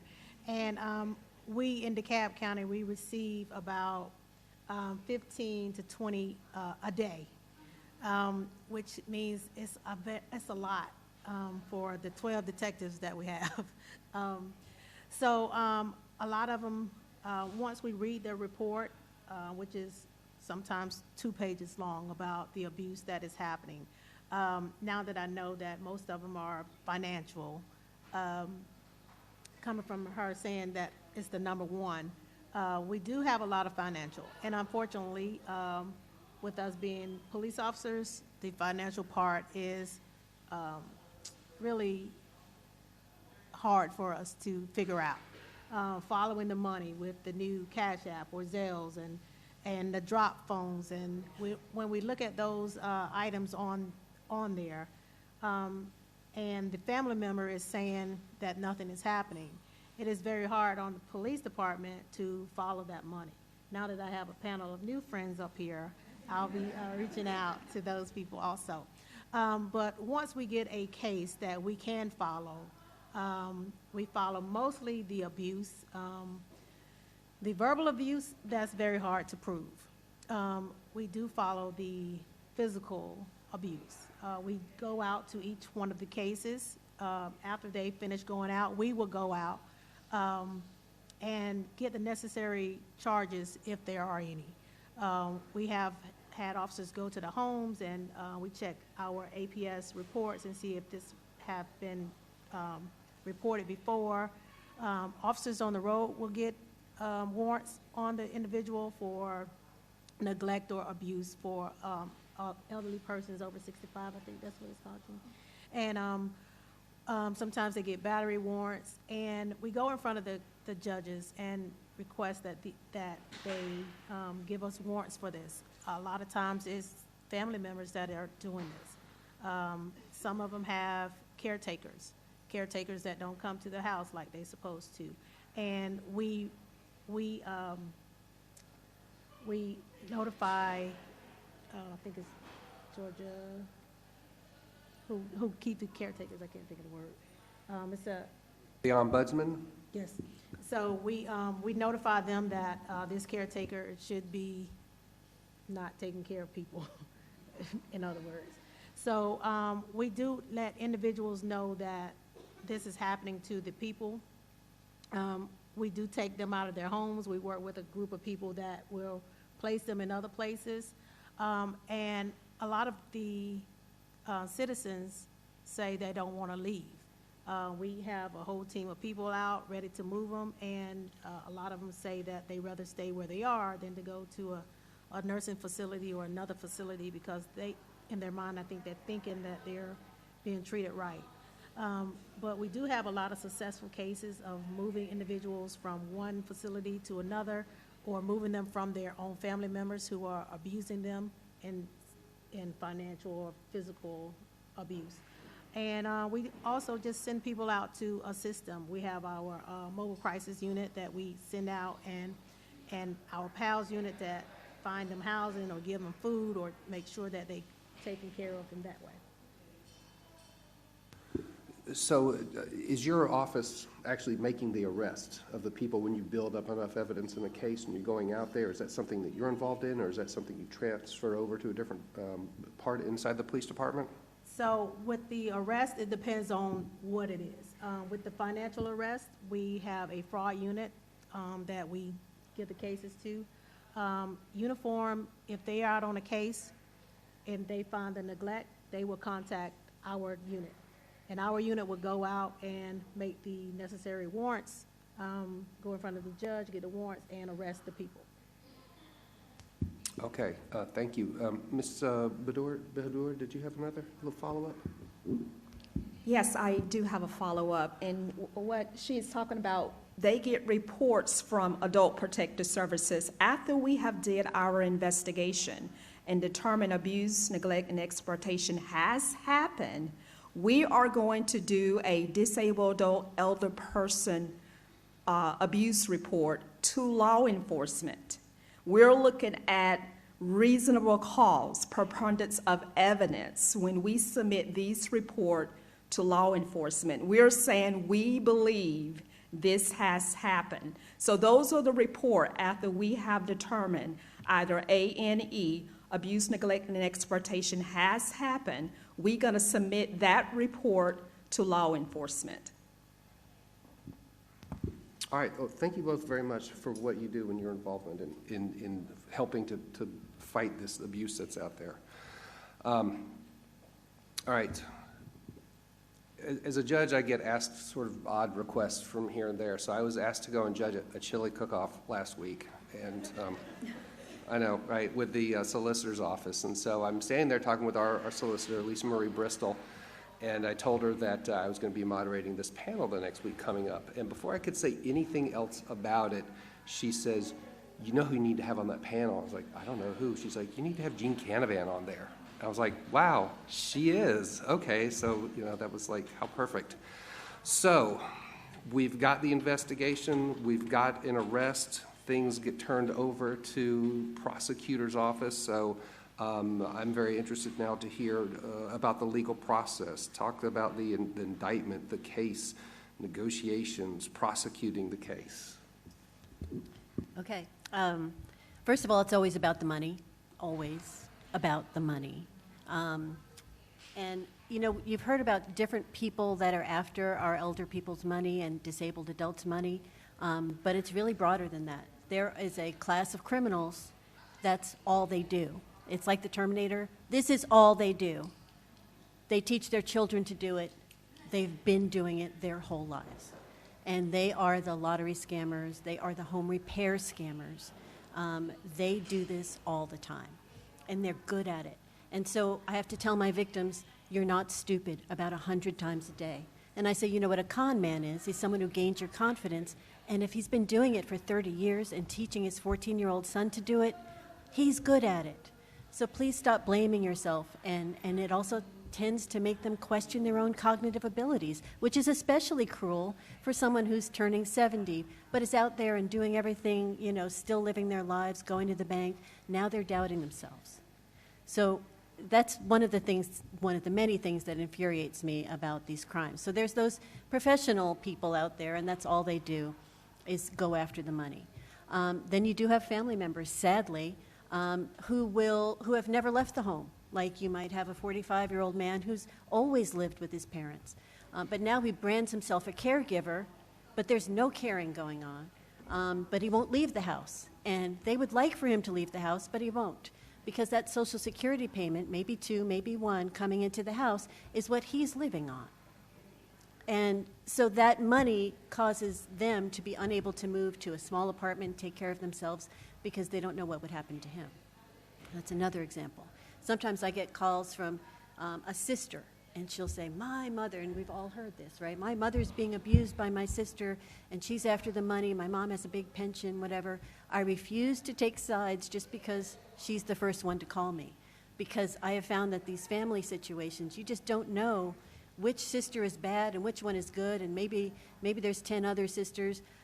It is a morass, and we have all seen it. So I don't say, well, you called me first, so I'm on your side. I fell for that once, and it was a horrible feeling when I, I was new, and I was like, oh, this is abuse. And then I go out to the house, and Investigator Charles Maupin is here. He works in our unit. He and I drove out to the house, and I was like, I need to see this for myself. I saw a woman, an elderly woman, who was so happy in this house, and it was the sister's house that was being complained about. the floors were vacuumed, the house smelled immaculate, she was wearing her Sunday best, her hair looked beautiful. These are all issues we all know that you have to look at. Is this person being abused or neglected? Not if they look like that, not if they're happy and they offer you a cup of tea, right? And then I spoke with the second sister and I was like, wow, I really need to take a huge step back. That if there was abuse going on, it was the sister calling me, trying to get us involved, trying to get the sister, get the mom away from the good sister, bad sister, right? This stuff is a mess and can be very difficult. But as to my job, that when I get a case from the police, the DeKalb County Police has the Special Victims Unit, thank goodness, because they specialize in this stuff. These are cases that aren't ready for us to indict, but that's well along the road. We will get in-depth medical bank records, not just 3 months. I might get a full year's worth of bank records, and we are going to go through them with a fine-tooth comb. If this person is saying that they're using money for mom, well, let's look at what they bought. You know that everything you buy at Walmart, we can get a detailed list of every single item that was purchased, and it could be this thick. But suddenly you're looking at mom is like 98 pounds, right? And what you're seeing is weight loss supplements, right? Okay, that's not for mom, right? And then you're seeing all kinds of things like, you know, exercise bikes and men's clothing and stuff that is definitely not for mom.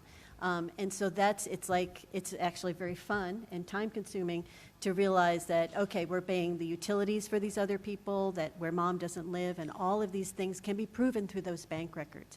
So when we're done, we will take the case, we'll indict it, we'll use these special statutes that we have in Georgia that have a 20-year penalty, exploitation, abuse, neglect, deprivation of essential services. We will indict those cases, then they get put on an arraignment calendar, and frankly, because of COVID, some of these cases have been sitting for 4 years. And there is a huge backlog, and we are working on it, but the judges can only move so many cases at a time. And so that is a real problem when you have elderly victims, so then we have to go to a deposition process where we get their testimony recorded so that if they pass away, we can still prosecute the case by taking it to court. And sometimes the defense attorney will say, well, you know, mom's dead, so clearly this case is over, right? And we're like, it's not over. It is not over. The evidence is still there, and we have this deposition.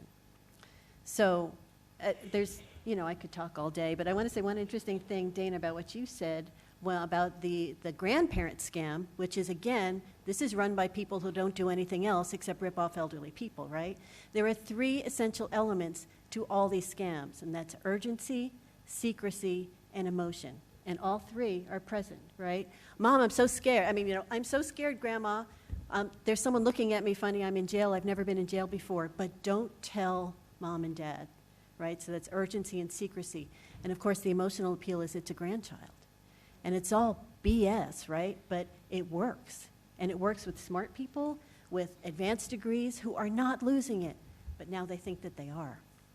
And that is the extra horrible element to these crimes. So I'll let you ask more detailed questions because I really could talk all day. Well, I think we're all very interested in hearing about this aspect of it because when at least from my perspective, when I see something where someone's being abused and it looks like there's a bad actor, I'm sort of hoping that X amount of years from now, something is going to happen. There's going to be this prosecution. There's going to be this type of resolution or restitution. So if you don't mind, maybe you could talk a little bit about more in detail of what are things that we can do to make sure that we're not messing up the case by the time that it does get to you. You know, how do you get important information from the guardianship without the probate court somehow tainting the evidence, you know, or waving flags now that a guardianship has been created and it's a certain amount of confidentiality engages in the case, and we find ourselves in this awkward position. There's really, the one great thing about a guardianship proceeding is that someone's going to have to get up and say something on the record. And, you know, I don't get to call up a defendant and cross-examine him while I'm deciding whether to indict a case or not, right? It's not something I'm supposed to do, certainly not after indictment either, right? So if he has been in probate court and there's a record of it, I can apply to the probate court. I've done it before in DeKalb County and said there's a special need, a public policy need for me to see what came of this guardianship petition and what was said, what representations were made, because then it'll be my job later to disprove them. You know, I'm going to spend this money for Mom, and I literally have seen a $60,000 Corvette paid for with the money, right? That was not for Mom, right? So a representation made in probate court by a defendant that I'm not really allowed to, question is something that gives me something I can use. All right, thank you. Now, you referenced scams as well, so Ms. Ashford, you had brought up the scam issue earlier, but you had also brought up the problems going on with hospitals, and I think hospital dumping was the term that you would use. Can you talk a little bit more about the problem that we're seeing there and some of those solutions and how they're working out? Are there solutions? Because we see this in Gwinnett as well, maybe not to the extent of what I've heard from you, but we've seen this where a year later the case finally makes its way to us. So this is an example, when a caregiver, when somebody is mom and dad or dad is living at home with maybe a son or a daughter and things just get to be too much,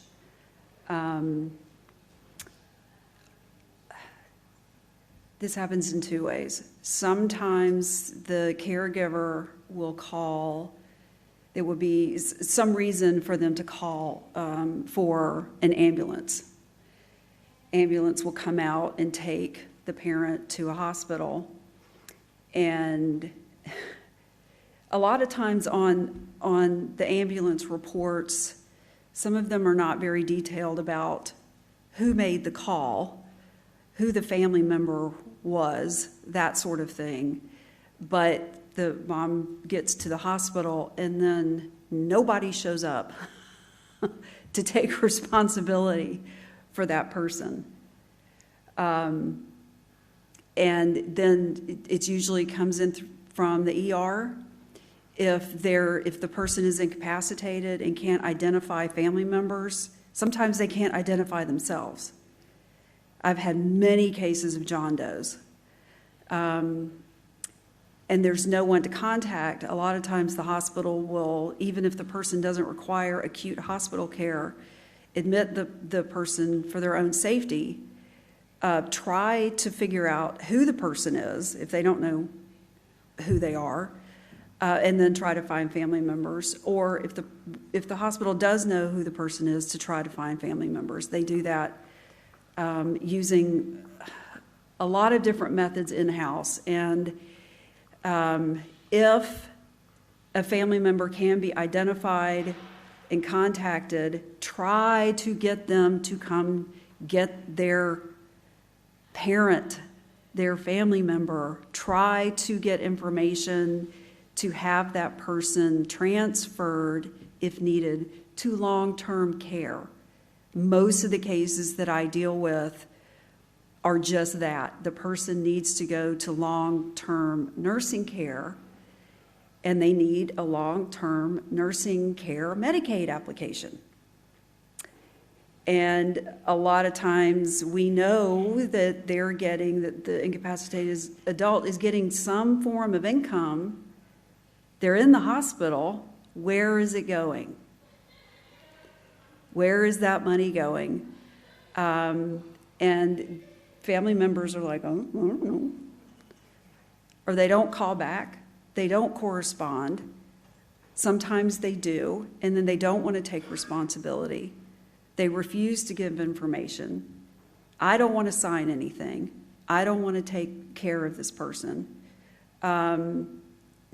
There are a lot of these cases that I deal with involve dementia, and so there's not going to be a gap of the person maybe have capacity at this point and then not at this point.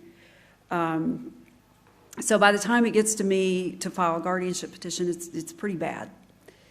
And that is what we refer to as hospital dumping.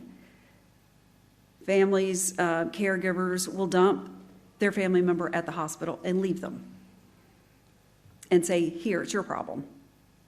You figure it out. And when we do that, and we don't have anyone that will serve as a guardian or a conservator, that's when we end up asking for DHS to be appointed as the guardian, and a county conservator usually is a conservator. It is shocking how much this happens in the state of Georgia. Hospital dumping. There's a video, and I think it's the GBI. I think it's a video that the GBI has on their website, and they have this issue, and I think they classified it as abandonment, where the daughter has the mother in a wheelchair, and she's at the emergency room, and she takes her mom and rolls her up and leaves her right in front of the ER doors and drives off. Sometimes that's what happens. Sometimes people will come in in an ambulance. Sometimes a caregiver will just bring them in and leave them. And more often than not, as far as who did that, there's not any information. And so these are folks that have no ability to protect themselves. None. And some of them don't have any family. Some of the cases I deal with, they involve chronic homelessness. I had one case where the homeless guy was a regular at the ER and would just, walk in and they would see him and discharge him, and 2 days later he'd come back because that's what he knew. And then eventually we had to do a guardianship on him and try to get him into a care facility. But it's very, very frustrating to know that a lot of these patients have people that can do this stuff, can help make decisions for their loved one or unloved one, and won't do it. And sometimes the motivation is financial. Sometimes it involves a family member being a representative payee of Social Security, and they're getting the money. Sometimes they misuse the money. Power of attorney agents. I've had that. People that have a power of attorney that are documented at the hospital, and they don't want to do it anymore. They don't want to have anything to do with it. Now, you had referenced DHS getting involved in these cases. So I want to take an opportunity here to give you a chance, Mr. Coleman, to kind of talk about your perspective in this, as well as any advice that you can give to the probate judges who are maybe writing orders out there about instruction and direction that we can give to make sure that we're effectively communicating to you and your department. Before I answer your question, let me chime in on what Ms. Ashworth said about hospital dumping. Hospital dumping not only occurs prior to a guardianship, but hospital dumping also occurs after a guardianship has been established.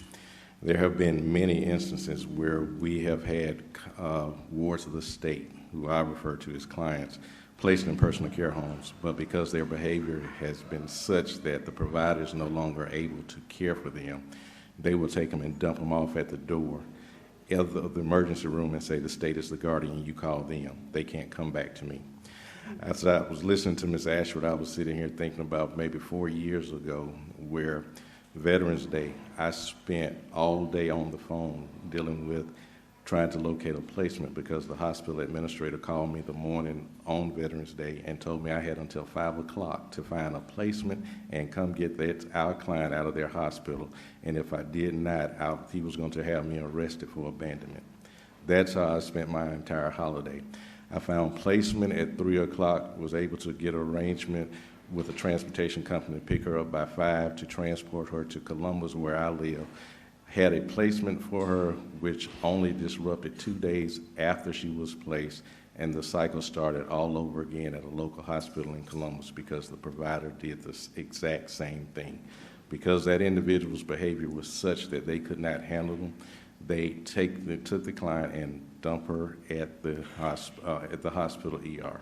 We finally continued the cycle over and over again until we finally found a placement for this young lady who was dealing with Huntington disease, and she is now in a nursing home getting the care that she needs.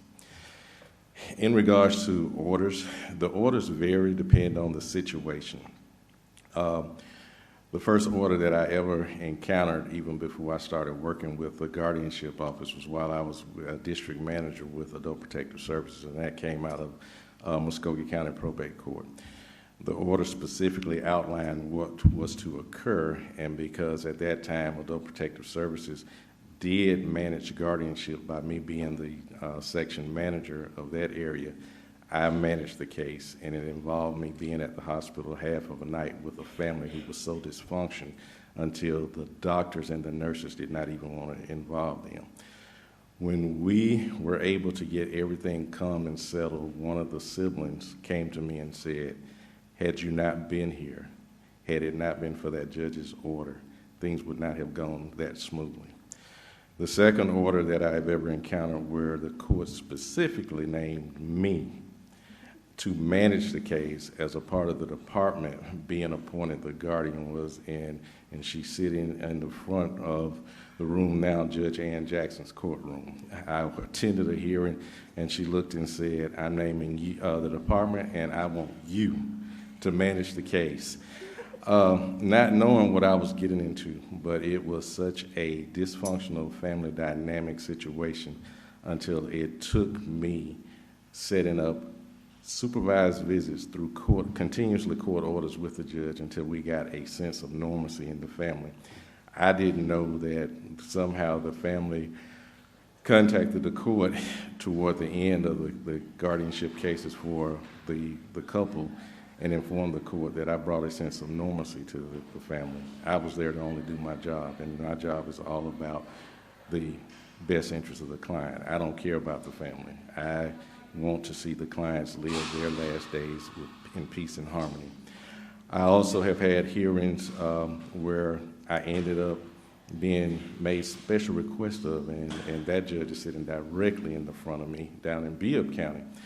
And what I think happens is that it spreads through the state by word of mouth until somehow the department is appointed, but my name is referenced to do stuff. But I get it done because it's all about the best interest of the client. And the first one I had in Judge Harris's courtroom was a young man that guardianship had been established for years. He continuously to harass the clerks and the judge in the court by coming up to the courthouse every day, at least once or twice a week. And the judge just asked me to take a look at that case to see if there was something we could do. And when you've had cases like that where individuals are frustrated, they're looking for an avenue out. So you have to craft an order where you know that what you're looking for will be favorable. The judge sat me down and told me what was going on. I immediately went out, and the first thing I had to do was build a rapport with this individual. And the rapport ended up being so good that we were able to take him back to court and get his rights restored. Earlier this year, I had my first temporary substitute appointment where the department was named a temporary substitute, and here again, Carl's name was referenced to manage the case in DeKalb County. And didn't know what I was walking to, but we also had some history with the family before, but when the judge appointed me, I went out, and you're dealing with an individual who is in their golden ages. And when you encounter a golden ager, they should be able to live the remaining of their days in peace and harmony with not any discord, any constant harassment. And the client that I was appointed to manage the case, and the judge did have specific requests made that I was to look at and report back to the judge, to the court. You can't do anything but go out and fall in love with the individual. There may be signs of some cognitive impairment, but you also have to look at the moments of when that client is lucid. And if that client is able to repeat their wishes over and over again and be stern and firm in what they want and how they want to see something happen, you as the guardian cannot overlook that fact. And when I had to report back to the court, I specifically stated in my report, as well as when I reported back out in the status conference, let her live her days peacefully. Let her make the decisions and decide what she wants to do, who she wants to visit with, how she wants to do it, and when she wants to do it. If you can't accept that fact, leave her alone. And those are the cases that make a difference when the courts outline specifically what they're looking at and what they want you to report back to them. It makes the job easier for not only the guardian, but it also makes the job easier for the judges when they have to give an ultimate final decision. All right, so be very careful with your drafting.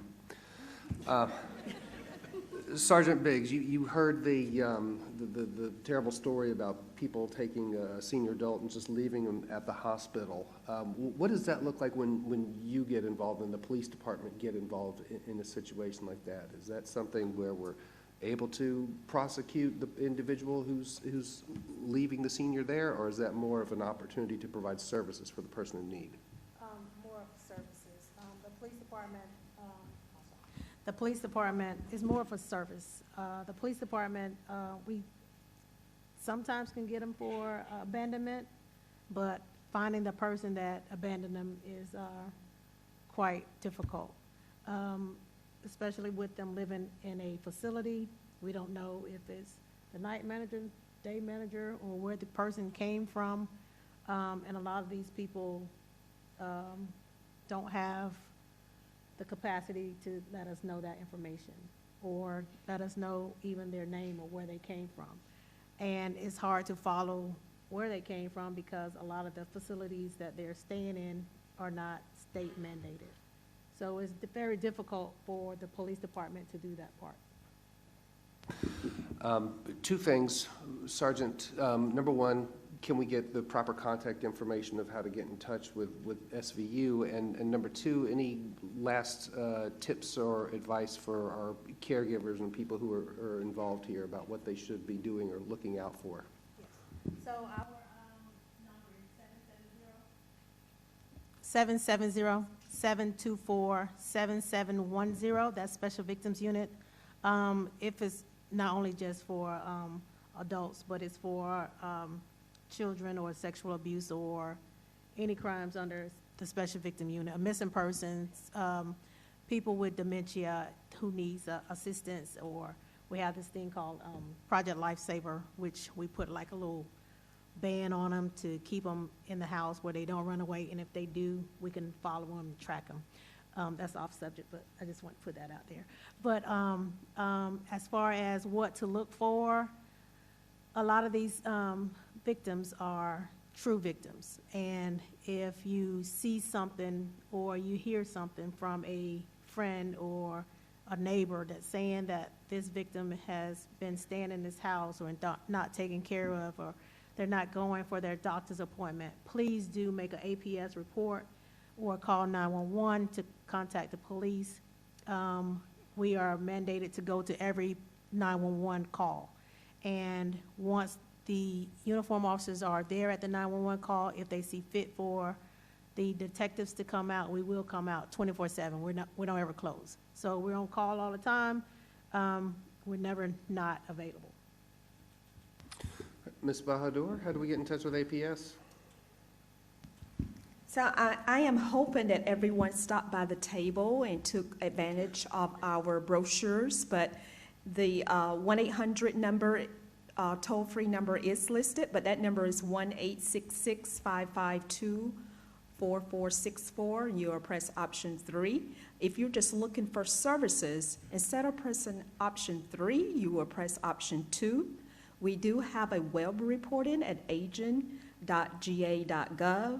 And then law enforcement also have a special fax reporting that we only give out to law enforcement.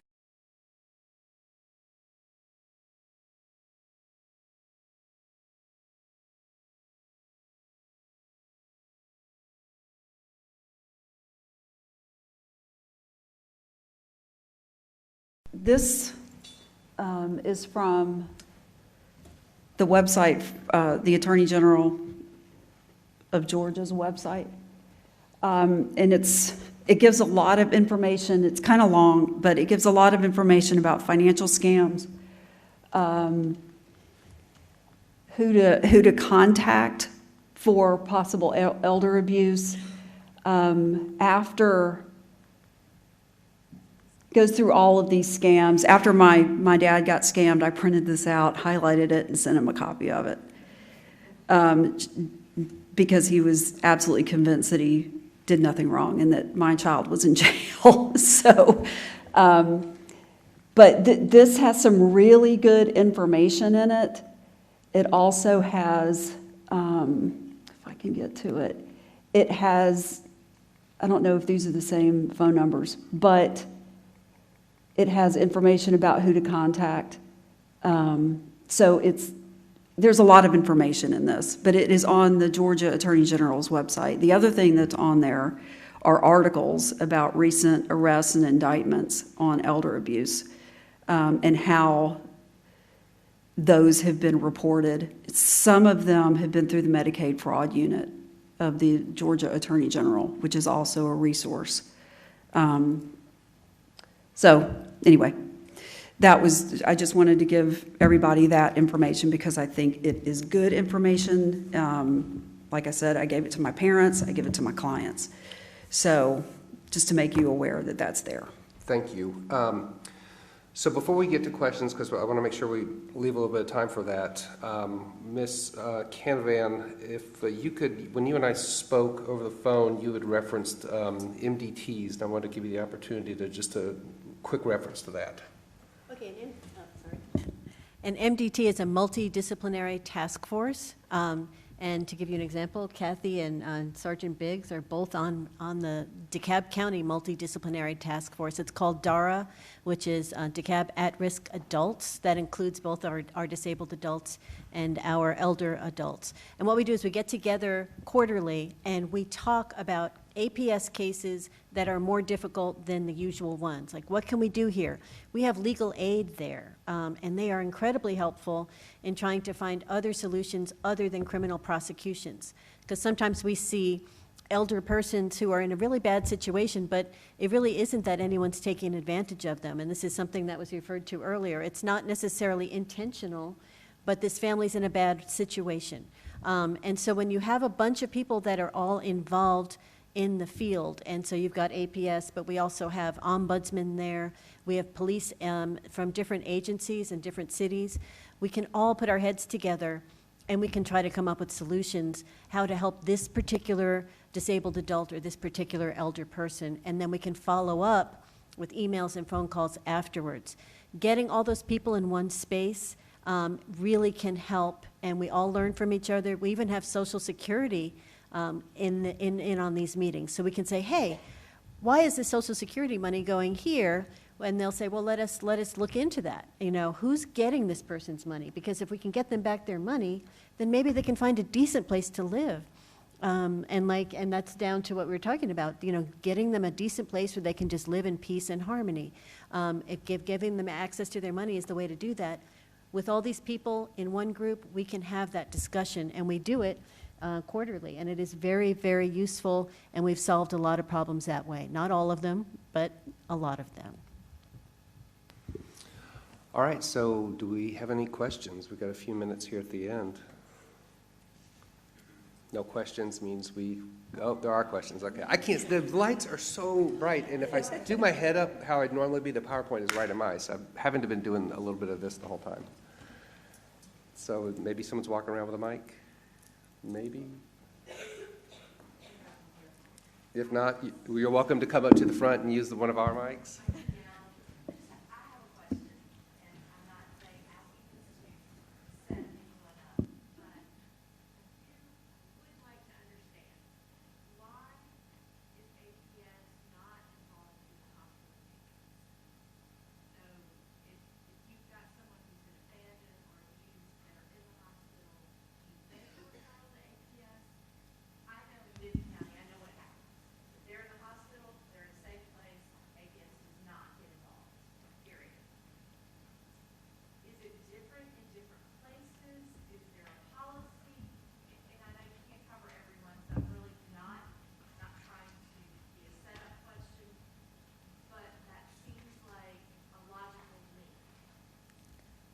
I can answer for APS. As long as the reporter is sticking to what is going on as far as abuse, neglect, and exploitation, that report should make it through central intake.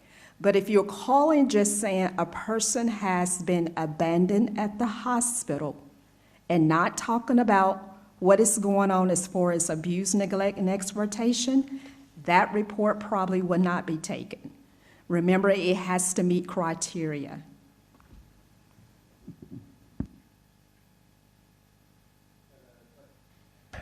Yes, question? Mark, you mentioned how difficult it is sometimes getting a bank to respect probate court order. And I'm wondering if you could get a little bit more granular on the tips for that, because when I'm faced with that, what I do is I send my demand or notice to everyone I can think of, general counsel's office, branch managers, compliance officers, just sort of try and blanket, carpet bomb them so someone intelligent will actually deal with it. Do you have any further comments on that? Well, that makes me feel a lot better. If Robert Port's having that issue, I feel a lot better. So generally I try to have good relationships with all the local banks in Decatur. And they do. They sigh when I walk in the door because they know I'm going to take money out of their bank and put it at the bank that I like to use. But I think, first of all, try to have as good of a relationship as you can with the banks. And then I'll escalate it and I'll figure out, who is their attorney. And honestly, one of the best things that I've done is I'll jump on the Georgia Bar website and search for that bank and then see if there's anyone that's in the fiduciary law section who actually understands Title 29. And then I'll send a copy of the letter of instruction that I took to the bank to that lawyer, knowing that maybe we'll speak the same language, because the local banker, it's very difficult to get through to them. So yes, you send a lot of letters. There's a lot of hand-holding. There's a lot of patience. Bring a good book to the bank. But there are often times that I wish that, and this would never work, but it would make life easier, that you could just have a registry where where you knew where their bank accounts were. Obviously, there would be tons of issues with that, but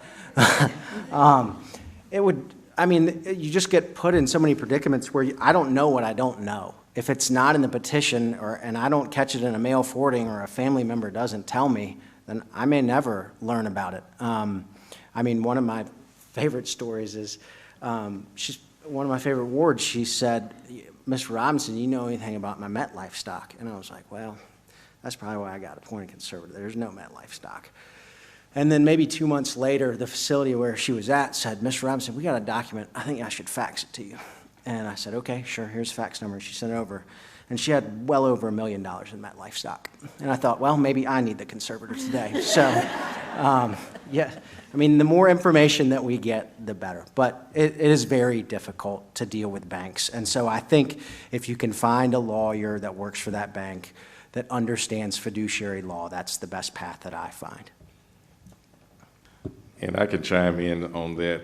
I found it to be successful when I went in with my guardianship letter, a copy of my ID, my business card, and basically sat down with a branch manager and told them what I was trying to do. And that was basically to determine, because when we get involved and try to find it, we just need 3 months of bank statements to see if this person would be able to qualify for nursing home Medicaid for placement.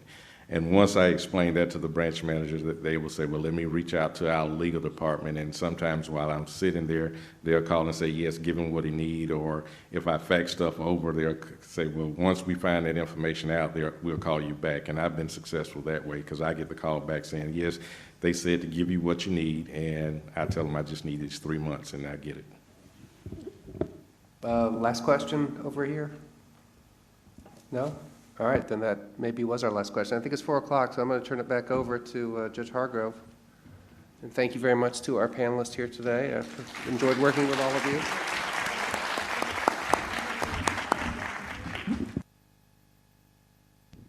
Thank you so much, Judge Bauer and panelists. This was a great panel, a lot of good information. I greatly appreciate it. We have finally come to the conclusion, you all. For all attorneys who were in attendance today, we have your information and we'll get your CLEs, 4.5 CLEs sent to the State Bar. It's unclear to me whether or not you all will be paying for those CLE fees or if we will, but we'll figure that part out. We're not worried about that. But just know that by late next week, it should hit your CLE account. I want to thank you all again for coming out today. I hope you learned at least 1 or 2 things, and we'll look forward to the next time. Thank you so much.